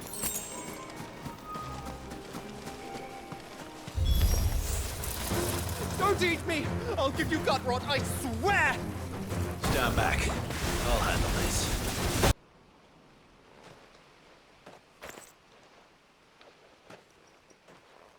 Are you all right? I'm more than all right. I'm saved! Oh, I could kiss you! Maybe you should introduce yourself first. Hervé! I knew it was you! What are you doing here? I came to see you. Oh, my little canary, it's been so long. Thank you for saving him and sparing him. Who is he? Hervé, one of many clients from my employment beyond the wall. One of many clients? We spoke every night of our plans together. Whispered songs of love into each other's ears. And then you upped and vanished without so much as a word. I left you a note, didn't I? I told you I was sorry, but that we could never be together. That I could never abandon my family. And I told you not to look for me. How did you even find this place, anyway? The flame of your love was as a beacon in the night that guided me to you. Hervé.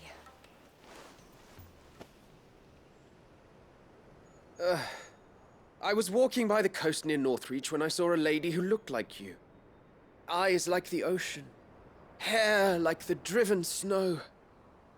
The next moment, she and her companions were jumping in a skiff and sailing out towards the wave. So I, borrowed the nearest boat and started rowing. It must have been Shula bringing us here. So what? You rowed, found a nose how many leagues across the bay, simply because you saw a woman with white hair. And as I did, the skies changed from a dull and hopeless grey to a bright and benevolent blue. That was when I knew for certain that my little canary was close. Oh, why did you come?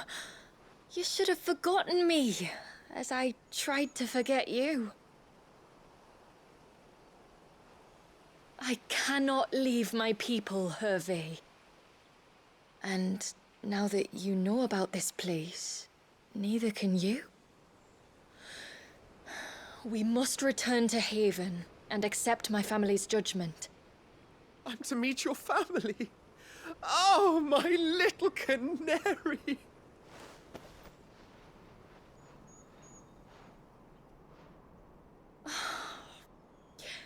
Please, come and see me later.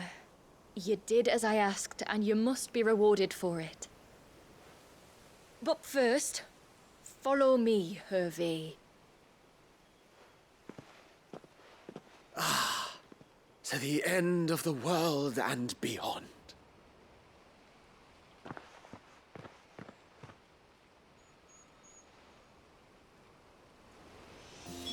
You should never have found this place. How could I be so careless? Don't blame yourself. I doubt anything could have kept that man away. Forgive me. There's nothing to forgive. You two met at the Vale, I take it. When I worked there, yes. To earn the coin that my people need to survive. Though Mysidia is our sanctuary, there are certain necessities that it cannot provide.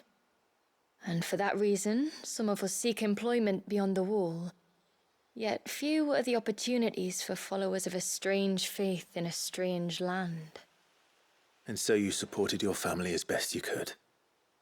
I did. And I have never regretted it for a moment. I found a second family in the Vale. And in the Dame, a second mother. I also found Hervé. But our love could never be. I knew that if I revealed my secret to him, I would be putting my people in danger. But that if I did not, I would be living a lie, unable to return home. What will happen to him now? Since our people settled in Mysidia, uninvited visitors have been few and far between, but not unknown. Explorers, survivors of shipwrecks, none lasted long. I see. That was before my time, you understand? I've never had to make a decision like this before. Yamila, know that I do not blame you for any of this. It was me who decided to make the trip to shore. Me who exposed our secret. This was my mistake, and I shall bear the responsibility. Thank you, tributary. I only beg you to remember that Hervé means us no ill will. He's just a fool. A fool who loves me. I will take that into consideration. But yours is not the only voice I must listen to. The whole family must be consulted, and it may take time for me to arrive at my decision. I hope you understand. Of course, tributary. However long it takes. Come what may, I thank you, my lord, for bringing us back together.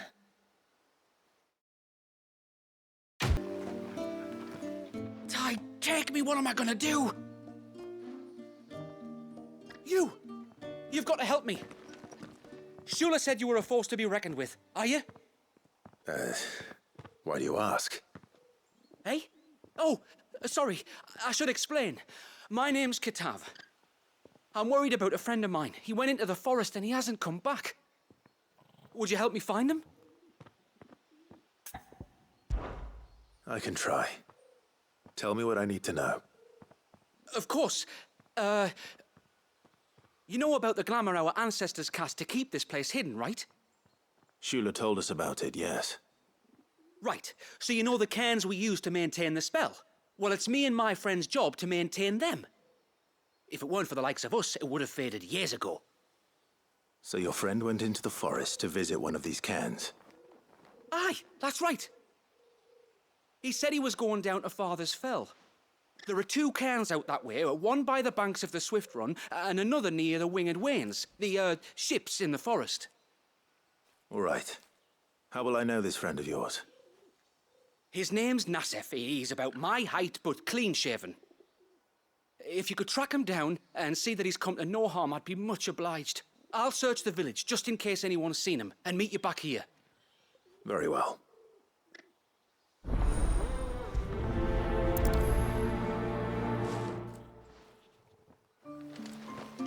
One cairn by the ships, another by the river. Better get moving. Before, we turned east at the shipwrecks to reach the coast. Now we must head in the opposite direction. Left it is, then.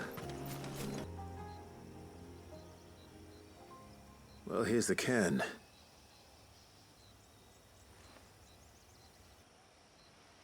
But no sign of Nassef. To the riverbank, then.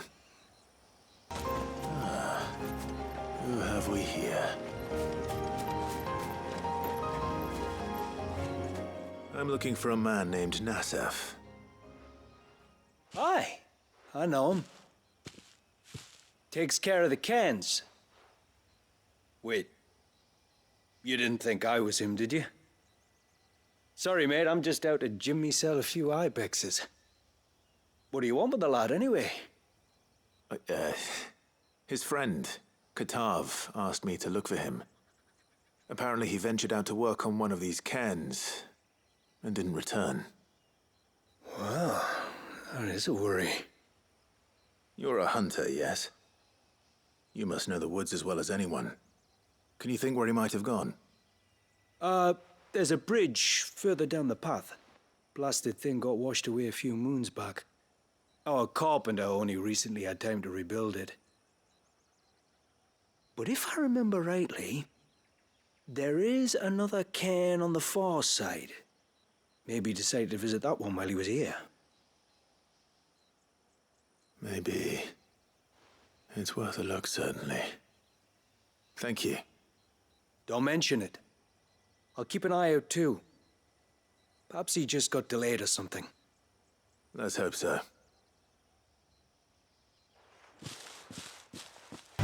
This must be the route the hunter was talking about. Ah! Stay away, damn you! Hold on!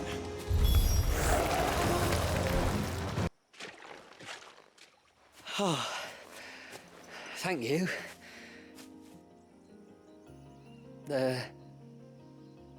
I'm the tributary's guest. And you must be Nassef. I am? But how do you know that? Your friend Katav asked me to look for you when you didn't return. I'm sorry. I was so focused on attuning the cairn I didn't see those creatures come until it was too late. How exactly do they work? Oh, there are crystals inside. They're what keeps the glamour going. Should the ether cease to flow through too many of them, our shroud would quickly unravel. It's my job to make sure that doesn't happen. And an important job it is. But you'll struggle to do it if you're dead. You need to take more care. Yeah, no arguments there. The truth is, me and Katav usually work together, watching each other's backs like. But when we heard outsiders were coming, we split up to get the job done faster so things would be perfect for your arrival. Stupid, I know. So you found him then? Not before the local fauna did. My arrival seemed to put them off their dinner. Mustn't have been hungry after all. Expect you'll be wanting someone to escort you back to the village then, Nassef. Woods are full of nasties today. When you're next in Haven, be sure to come and see us. You saved my life. It's only right I repay you. If you insist. Take care now.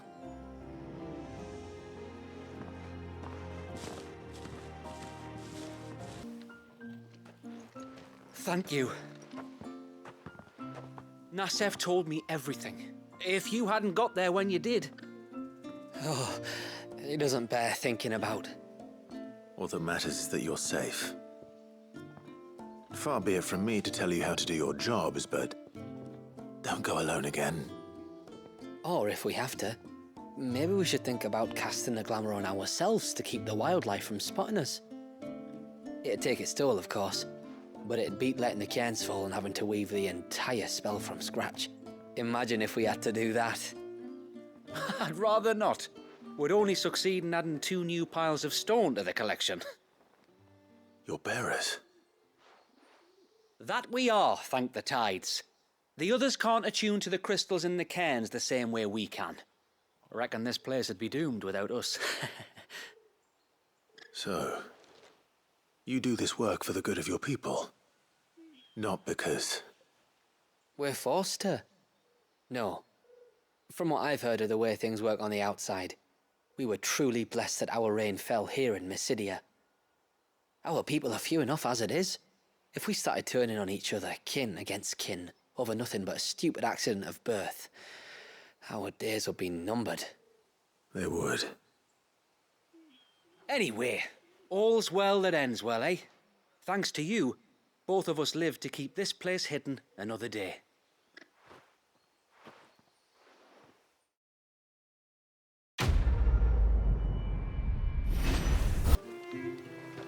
Are you a rider by any chance? I am. What gave me away? Oh, I can smell it on you. The scent of the stables.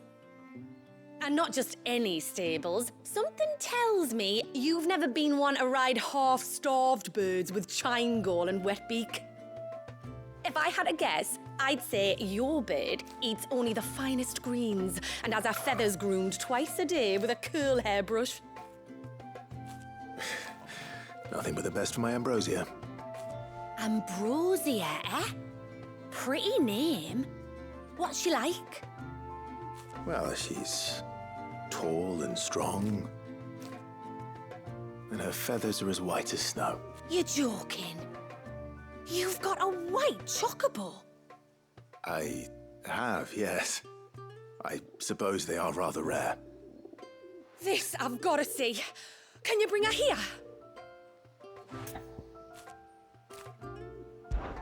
I would if I could, but I doubt Shula's skiff could hold her. Me dad's got a boat, and he's ferried chocobos before.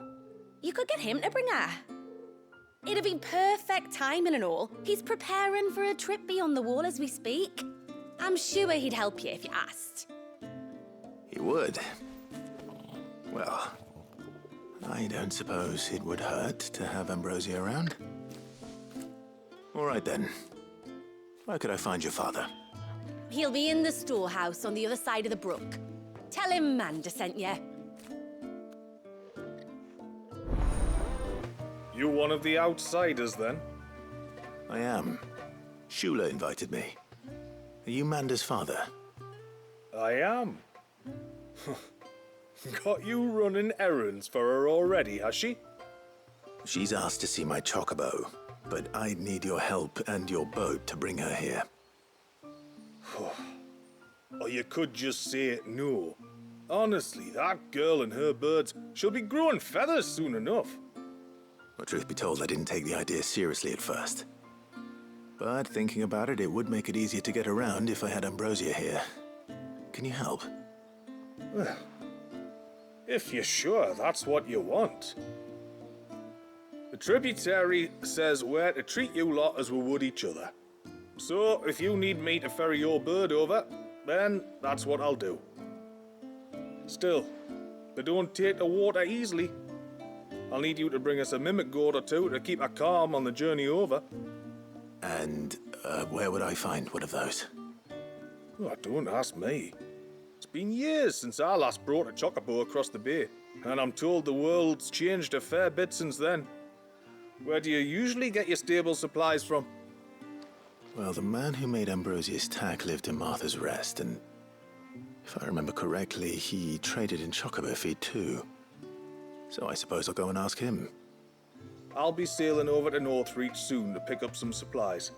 While I do that, you collect your bird and your gourd, and then meet me by the shore. Just don't take too long, all right?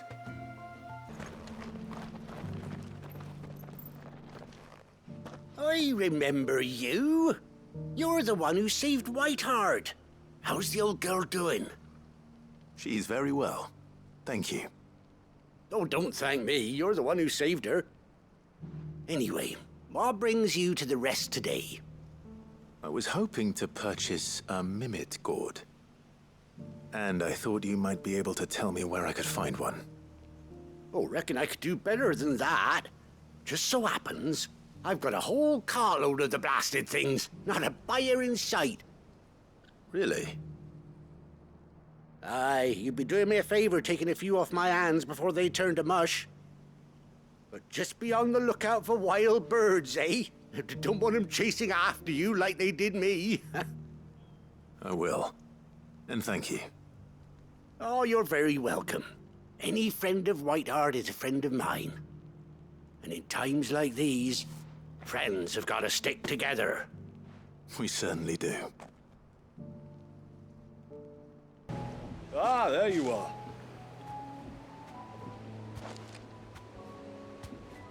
And this must be Ambrosia, was it? Oh, she's a real beauty, isn't she?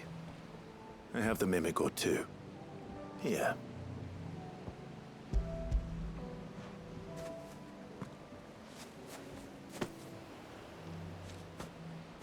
Thank you kindly.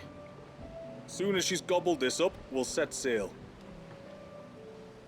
We're going to take a little trip across the bay now, Ambrosia. Don't worry. You'll be all right.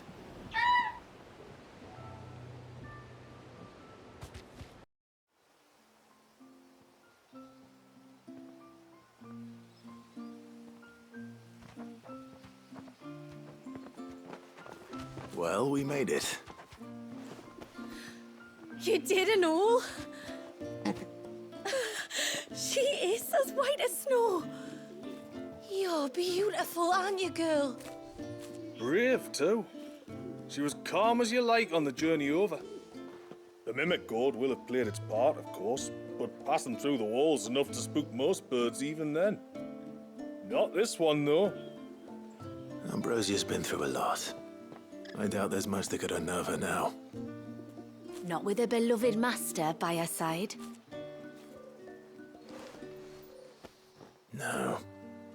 It's you who looks after me, isn't it, girl? Anyway, thanks for bringing her here. Hope I can breed a bird like her someday. And if you and Ambrosia need ferrying back to Northreach, you only need say the word. Thank you. But I think we might explore Mysidia together. What do you say, Ambrosia?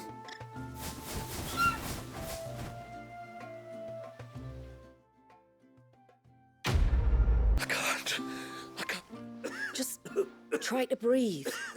That's it. Is everything all right?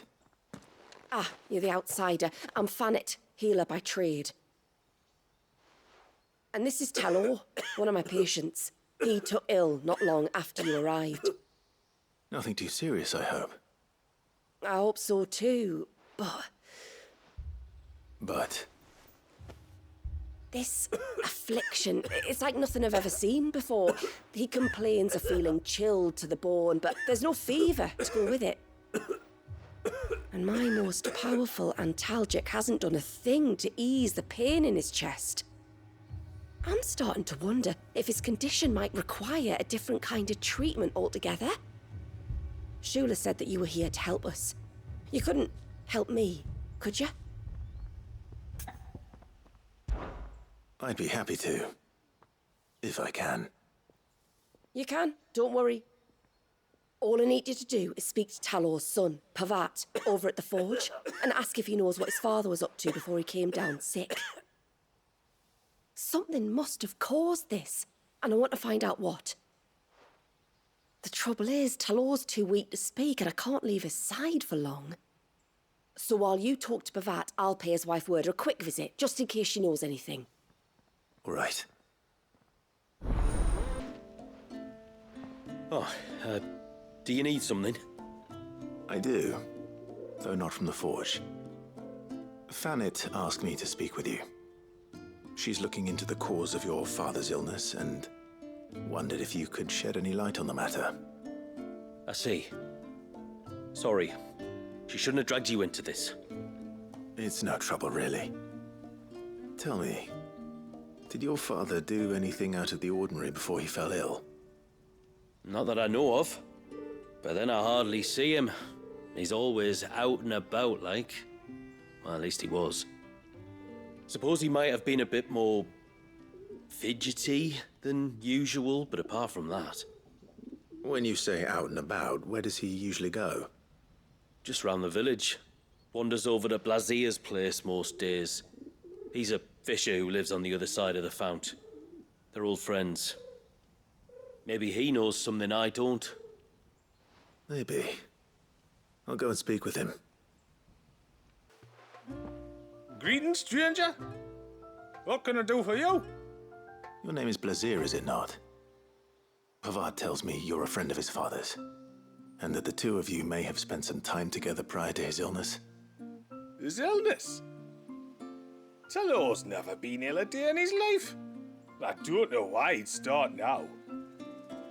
Oh, Fanny doesn't know either.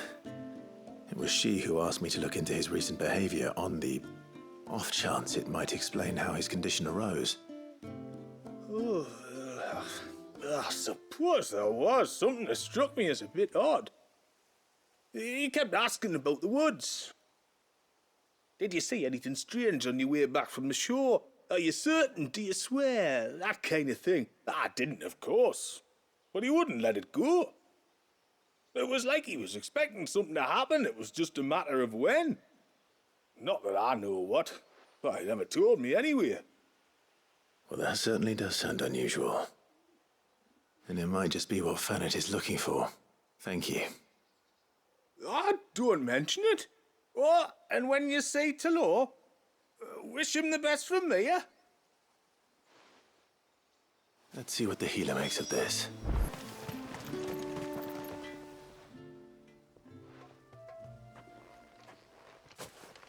I spoke with Werder, but she couldn't tell me anything. Did you have any better luck? Nothing conclusive. But there was one thing. Blazir, the fisherman, told me that Talor had taken a sudden interest in the forest of late. He kept asking him if he'd seen anything unusual there on his way back from the coast, but never let on what exactly he was expecting him to have seen. The forest between here and the coast. Surely not. But then... I can't say for sure. But I think Talor's illness might have some connection to the Tomberries. You may have encountered them during your time here. The small, scaly beastmen. And you think they may have caused Talor's illness? I do. At least in a way. And if I'm right, it's no wonder the treatments I've been trying didn't work. Oh, I know it's a lot to ask, but would you go down into Father's Fell for me? There's an altar there, and if my fears are true, an offering upon it. What is going on here?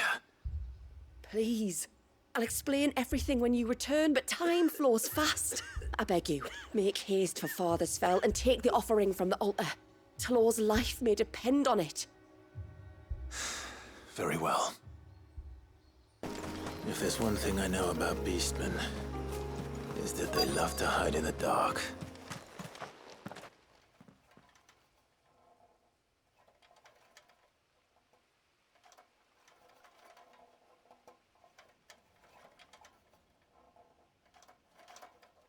What are they up to? Some sort of ritual.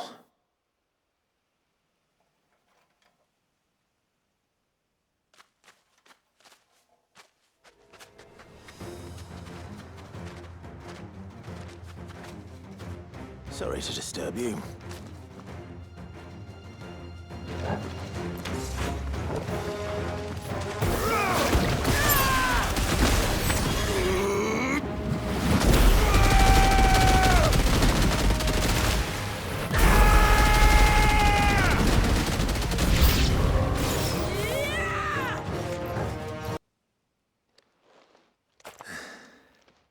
Let's see what's on this altar then.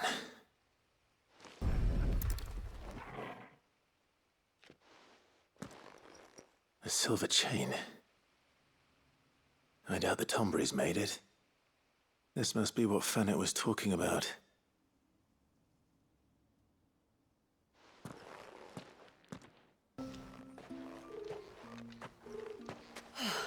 You're back. Well, did you find anything? I did. This silver chain. I knew it. Well, I'm still none the wiser. Forgive me. This chain. It's a Gregorian Maternoster. Worn by men of the faith. What's it doing here? And why would the Tomberries be praying to it? To understand that, you need to understand what the Tomberries are. They feed on hatred and suffering. And some say that if you render them an offering, some token of grievance against your fellow man, they will put a curse upon him. So you think someone's put a Tomberry curse on Talor? I can't say for sure. Truth be told, I always assumed it was an old wives' tale. But given his fear of the forest and the presence of the chain on the altar, I don't know what else to think. Does Talor have any enemies in the village? Anyone who would nurse such a grudge?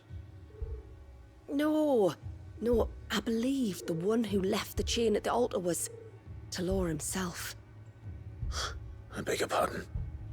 But there's more to the tale, you see. It's said that if you attempt to curse a soul that has returned to the sea already, your ire has nowhere to go but back to its source. You're saying he cursed himself? In trying to curse another, aye. When my father was younger, he was one of the few permitted to venture beyond the wall on trading expeditions. He told us that when he journeyed to Sanbreque, he'd wear that chain to disguise his true beliefs, lest Griega's faithful turn their cudgels on him. Did they ever catch him in his deception? Might that explain the ill will he bears someone? Not that he ever told me. Come now, let's not waste time speculating about Talor's past. We need to focus on the present, and that means finding a way to break the curse. All right. If there's anything I can do to help, let me know. Thank you. I shall. Aye, and thanks for going to all this trouble. Here, it's not much, but I want you to have this. We call it an adder stone. It's a gatherer's charm. Reacts to certain rare minerals we use in crafting. Makes them ring out like a bell, stuff you'd have no chance of spotting otherwise. If you find anything, see that you bring it back to me. I can make you some decent gear with it. If you're interested, like. I am, thank you. And I'll be sure to pay you a visit. Until then, I wish your father a swift recovery. There's a large gate up ahead, and beyond it, a cluster of ancient ruins. The temple, or the Heir of Hours as my people call it, can only be reached by passing through them. The forest is crawling with life, most of it hungry, which is why we make sure this gate stays shut. And why you carry that impressive-looking axe, I presume? Noticed her, have you?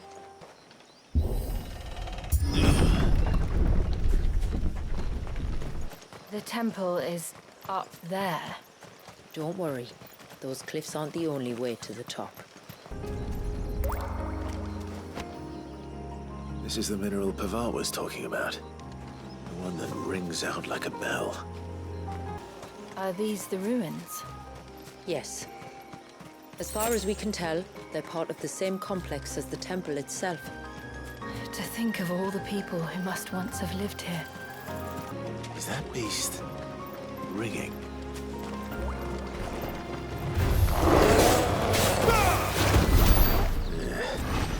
Seems like it isn't only Haven's blacksmith that has an appetite for these things. These remind me of home. You're from the north, then? Yes. And no. I see.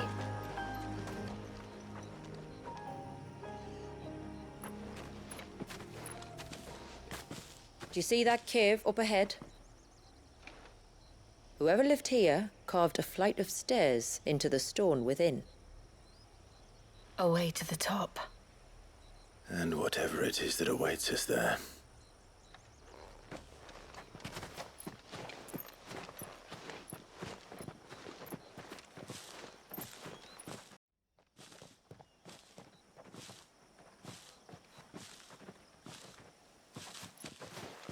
There. The temple that time forgot.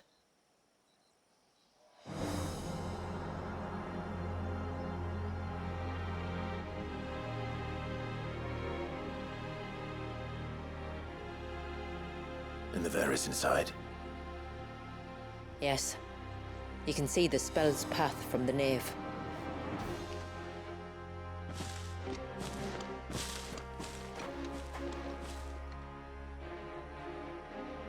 What is it?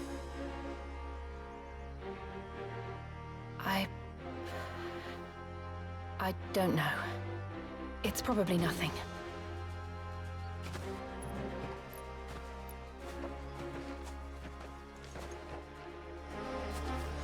Forgive me, but why build the Ver here? The spell was originally meant to be cast on Drake's Eye, and this was the only place with an unbroken line of sight. The Tonberries like to think these ruins are their own. And they look none too pleased to see us. While our numbers dwindle, theirs seem only to increase, as if they were feeding off our suffering.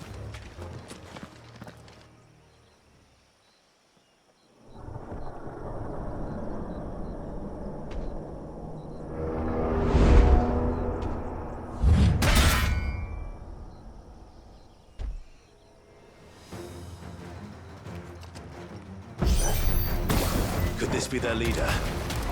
You're more than welcome to ask. That could have been worse, I suppose. Aye, well, if the forest's taught me anything, it's that there's always something worse. Is that the nave? Just inside the dome, yes. But it's what's out here that worries me.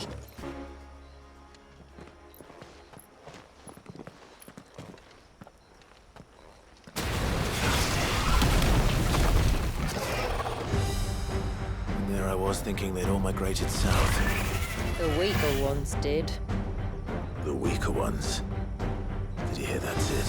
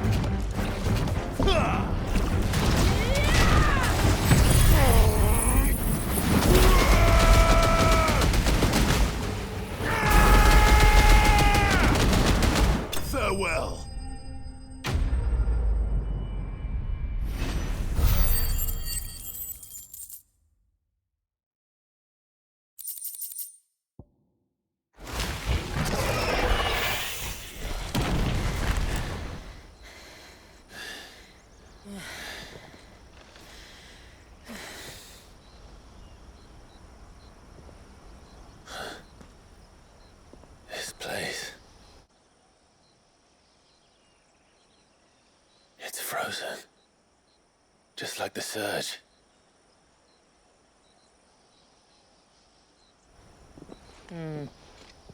Another of my ancestors' sins. Shall we?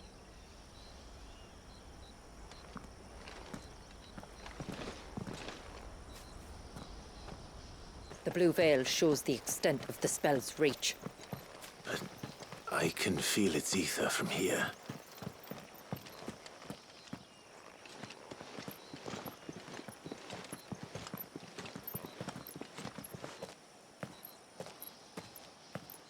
Shula, wait. Before we cross the threshold, I'd like to know a little more about how these magics work. I assume we'll be safe from their influence. We won't grind to a halt, if that's what you mean. The spell only affects the things that were present at the moment it was cast.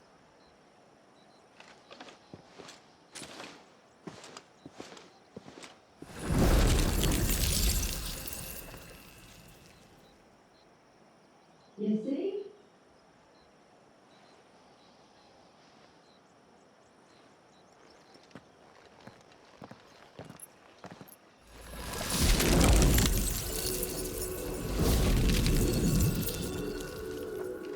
But if we can enter, that means other things can as well. Like the ones we saw on the way here. And worse, probably.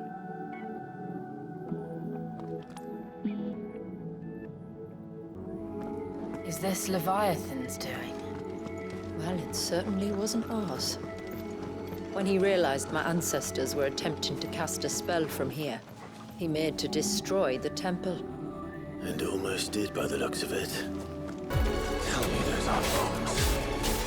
Good, but they are. And why is it so cold in here? I can only imagine what this place must have been like before the attack. This would have been a hall of worship. There was something similar in my father's keep. The priests would deliver their sermons from the dais. Your father? Just let us pass. It's all right. We'll get through this. The path is clear. One last climb, then. There.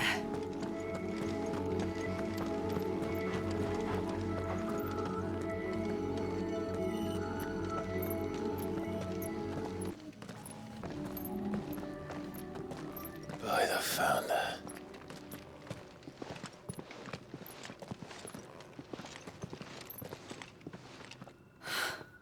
It's just as I thought.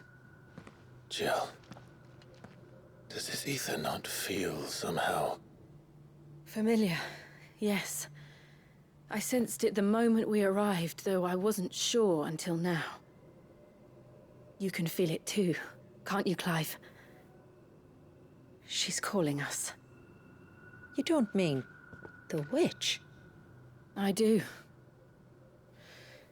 Though she was more than that. Much more. She was a dominant.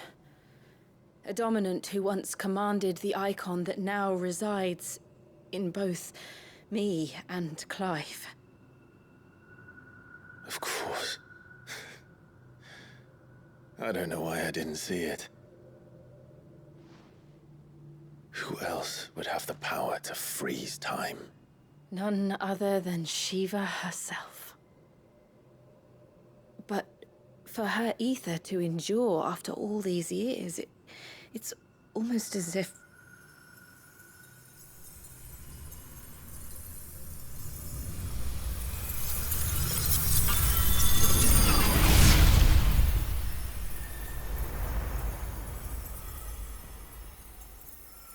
As if she shared it with another, just as Tورغول shared in my ice.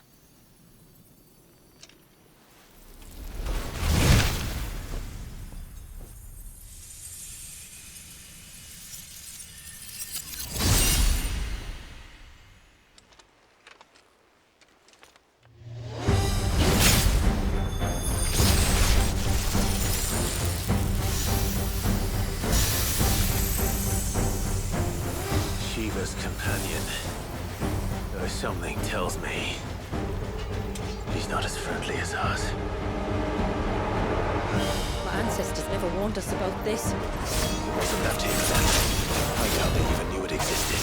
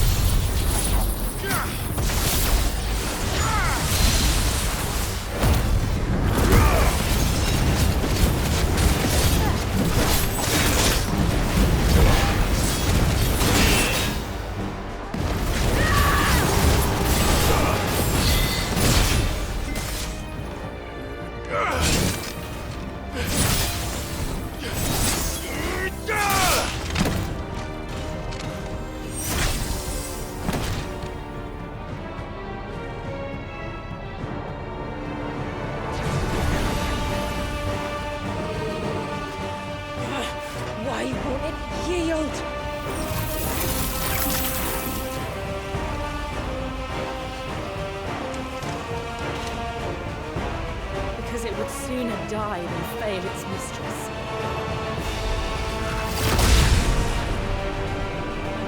Then it leaves us no choice.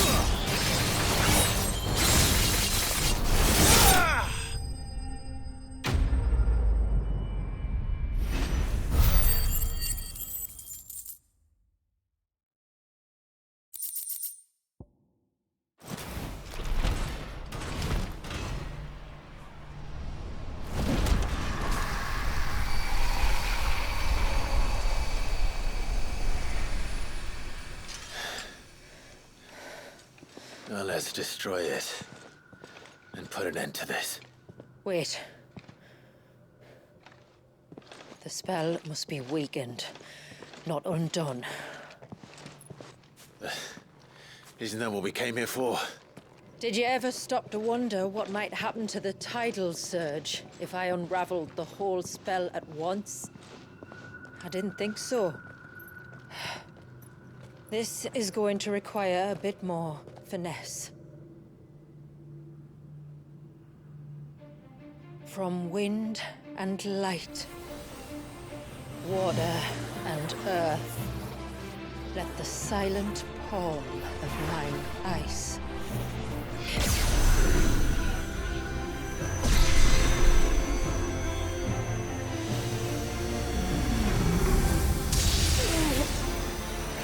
There's too much ether.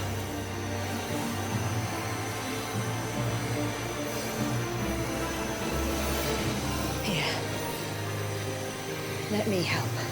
Let us help.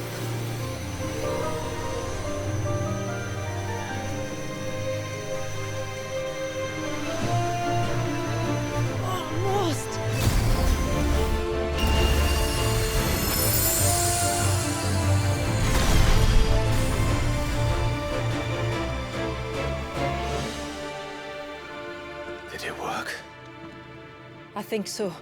The thread connecting this place to the child should be broken. Meaning Walyas should finally be...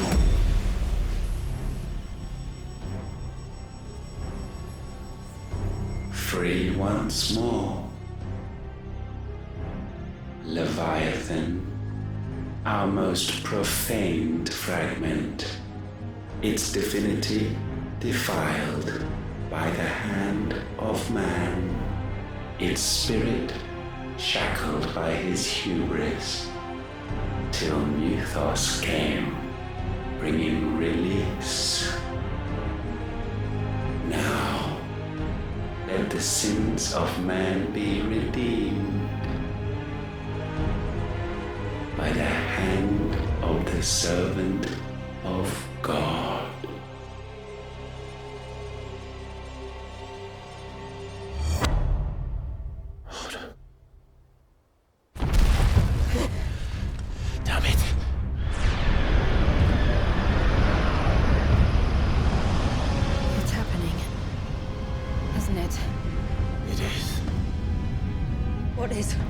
What's going on? Precisely what we feared. Leviathan is out of control. No.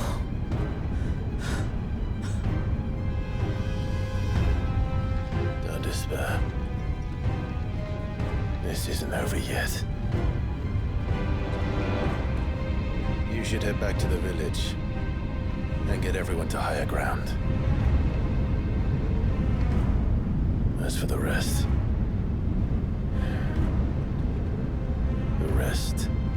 Ifrit will handle.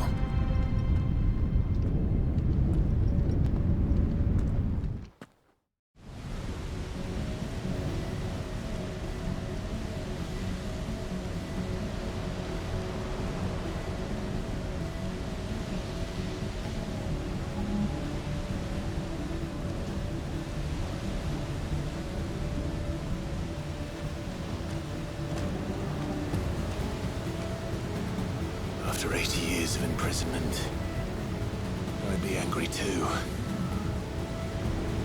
But I can't let it end like this, Walyas. It's time for you to come home.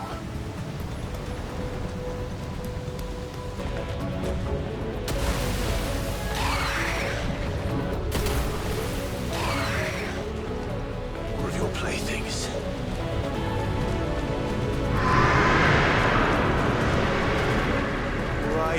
Right. I heard you the first time.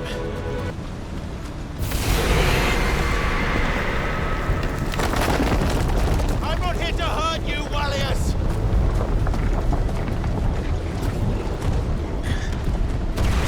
Fuck. That was too close.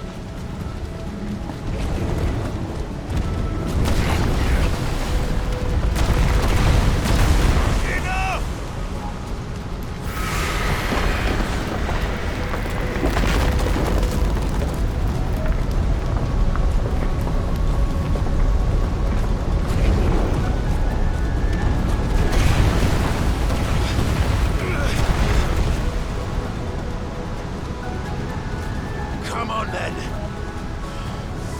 hiding.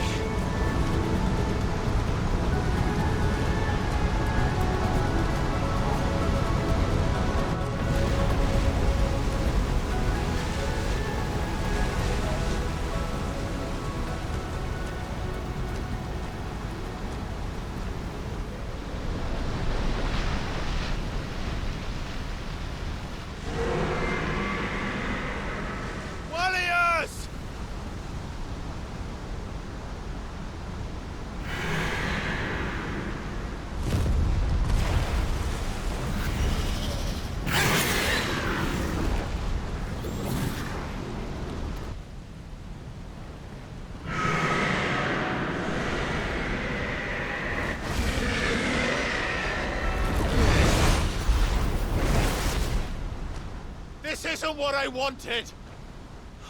I only hope you can forgive me.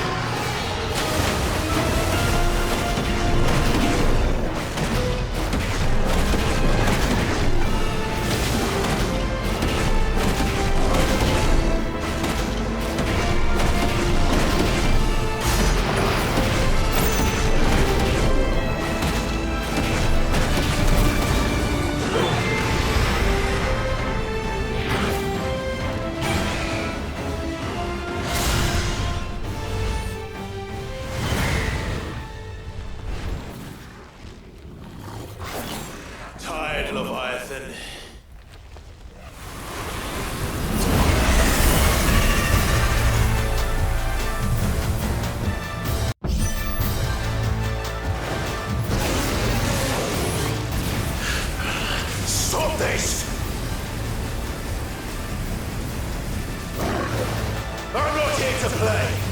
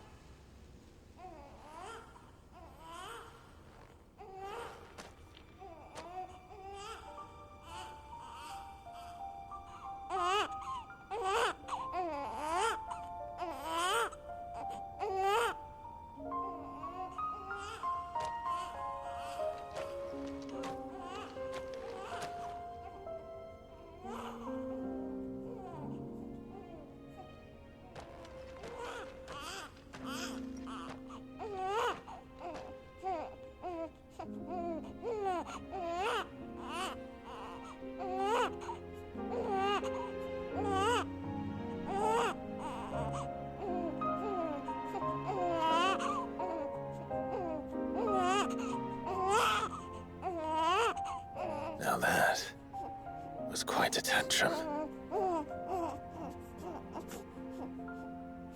Clive! Where is he?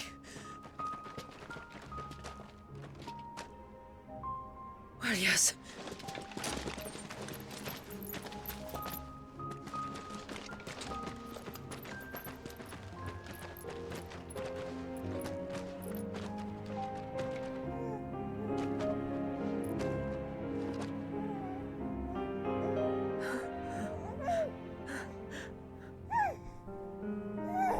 He's adorable. He is now. But did you see him a few moments ago? Clive, I don't know how to thank you.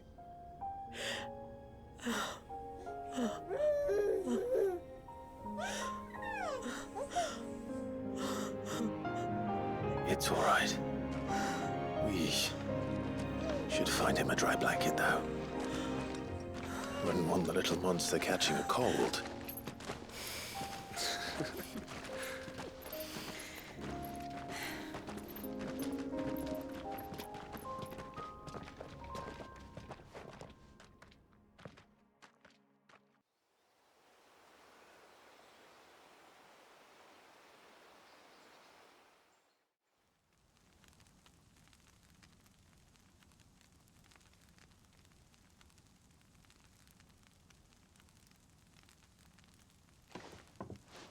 There.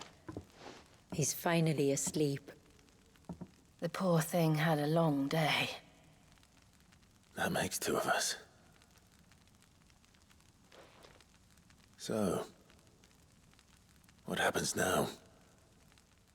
Now?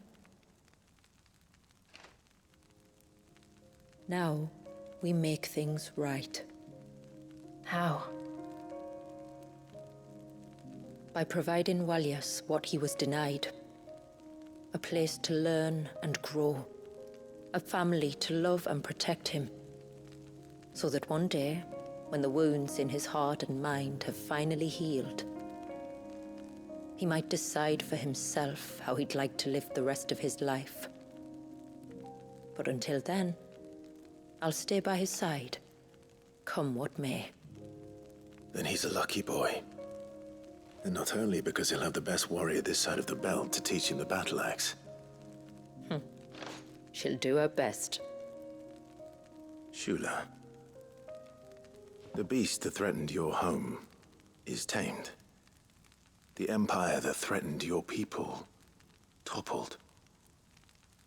Might it not be time to cast off your ancestors' glamour and retake your place in the Twins? Perhaps.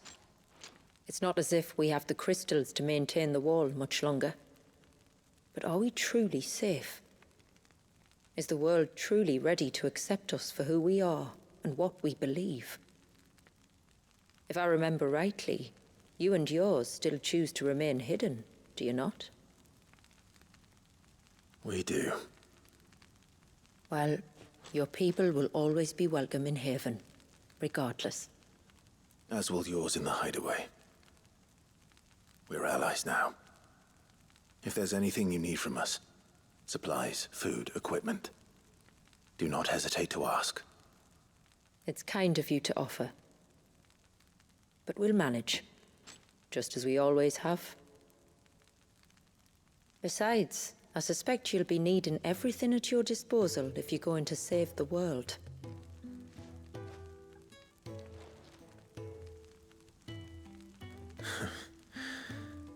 I fear much of it is past saving.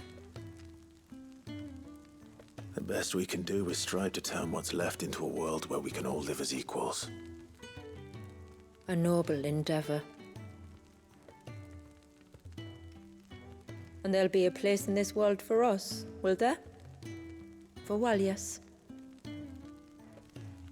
For everyone. I swear it.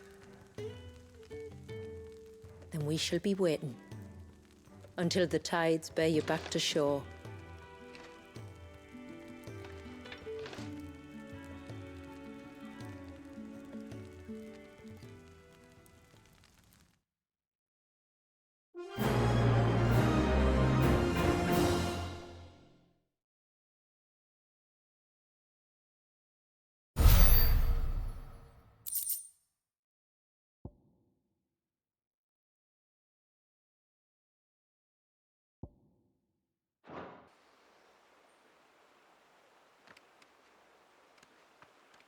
Do you think he'll be all right?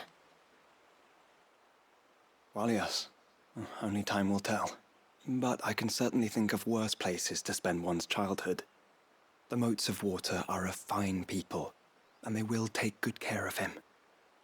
Up by the Ver, Ultima spoke to me. He called Leviathan his most profaned fragment, and told me to redeem the sins that had laid him low. Is that so? The sins of Wallius's ancestors were grave indeed. To force him to prime at so tender an age. And to freeze him in time, that he might never know what it was to live. Yet I doubt either of those crimes was the source of Ultima's displeasure. It was that the Icon's power had been put to another purpose than the one he intended. To him, Leviathan must have seemed an aberration. Could that be why Ultima made no attempt to lead me to him? The fear that this profaned fragment might corrupt his vessel somehow. Perhaps. Or perhaps he simply deemed Leviathan surplus to requirements. Having concluded that his vessel might be made to serve his purposes without the full sum of his power. His purposes? There's no escaping them. Even here. Hidden away in Mysidia, the blessing of the crystals proved nothing but a prison. A prison into which Wallius was born, and from which freedom is hard won. If the world doesn't change, if we don't change it, he'll end up suffering the same fate as every dominant who came before him. Then we must change it. That we must. And we shall.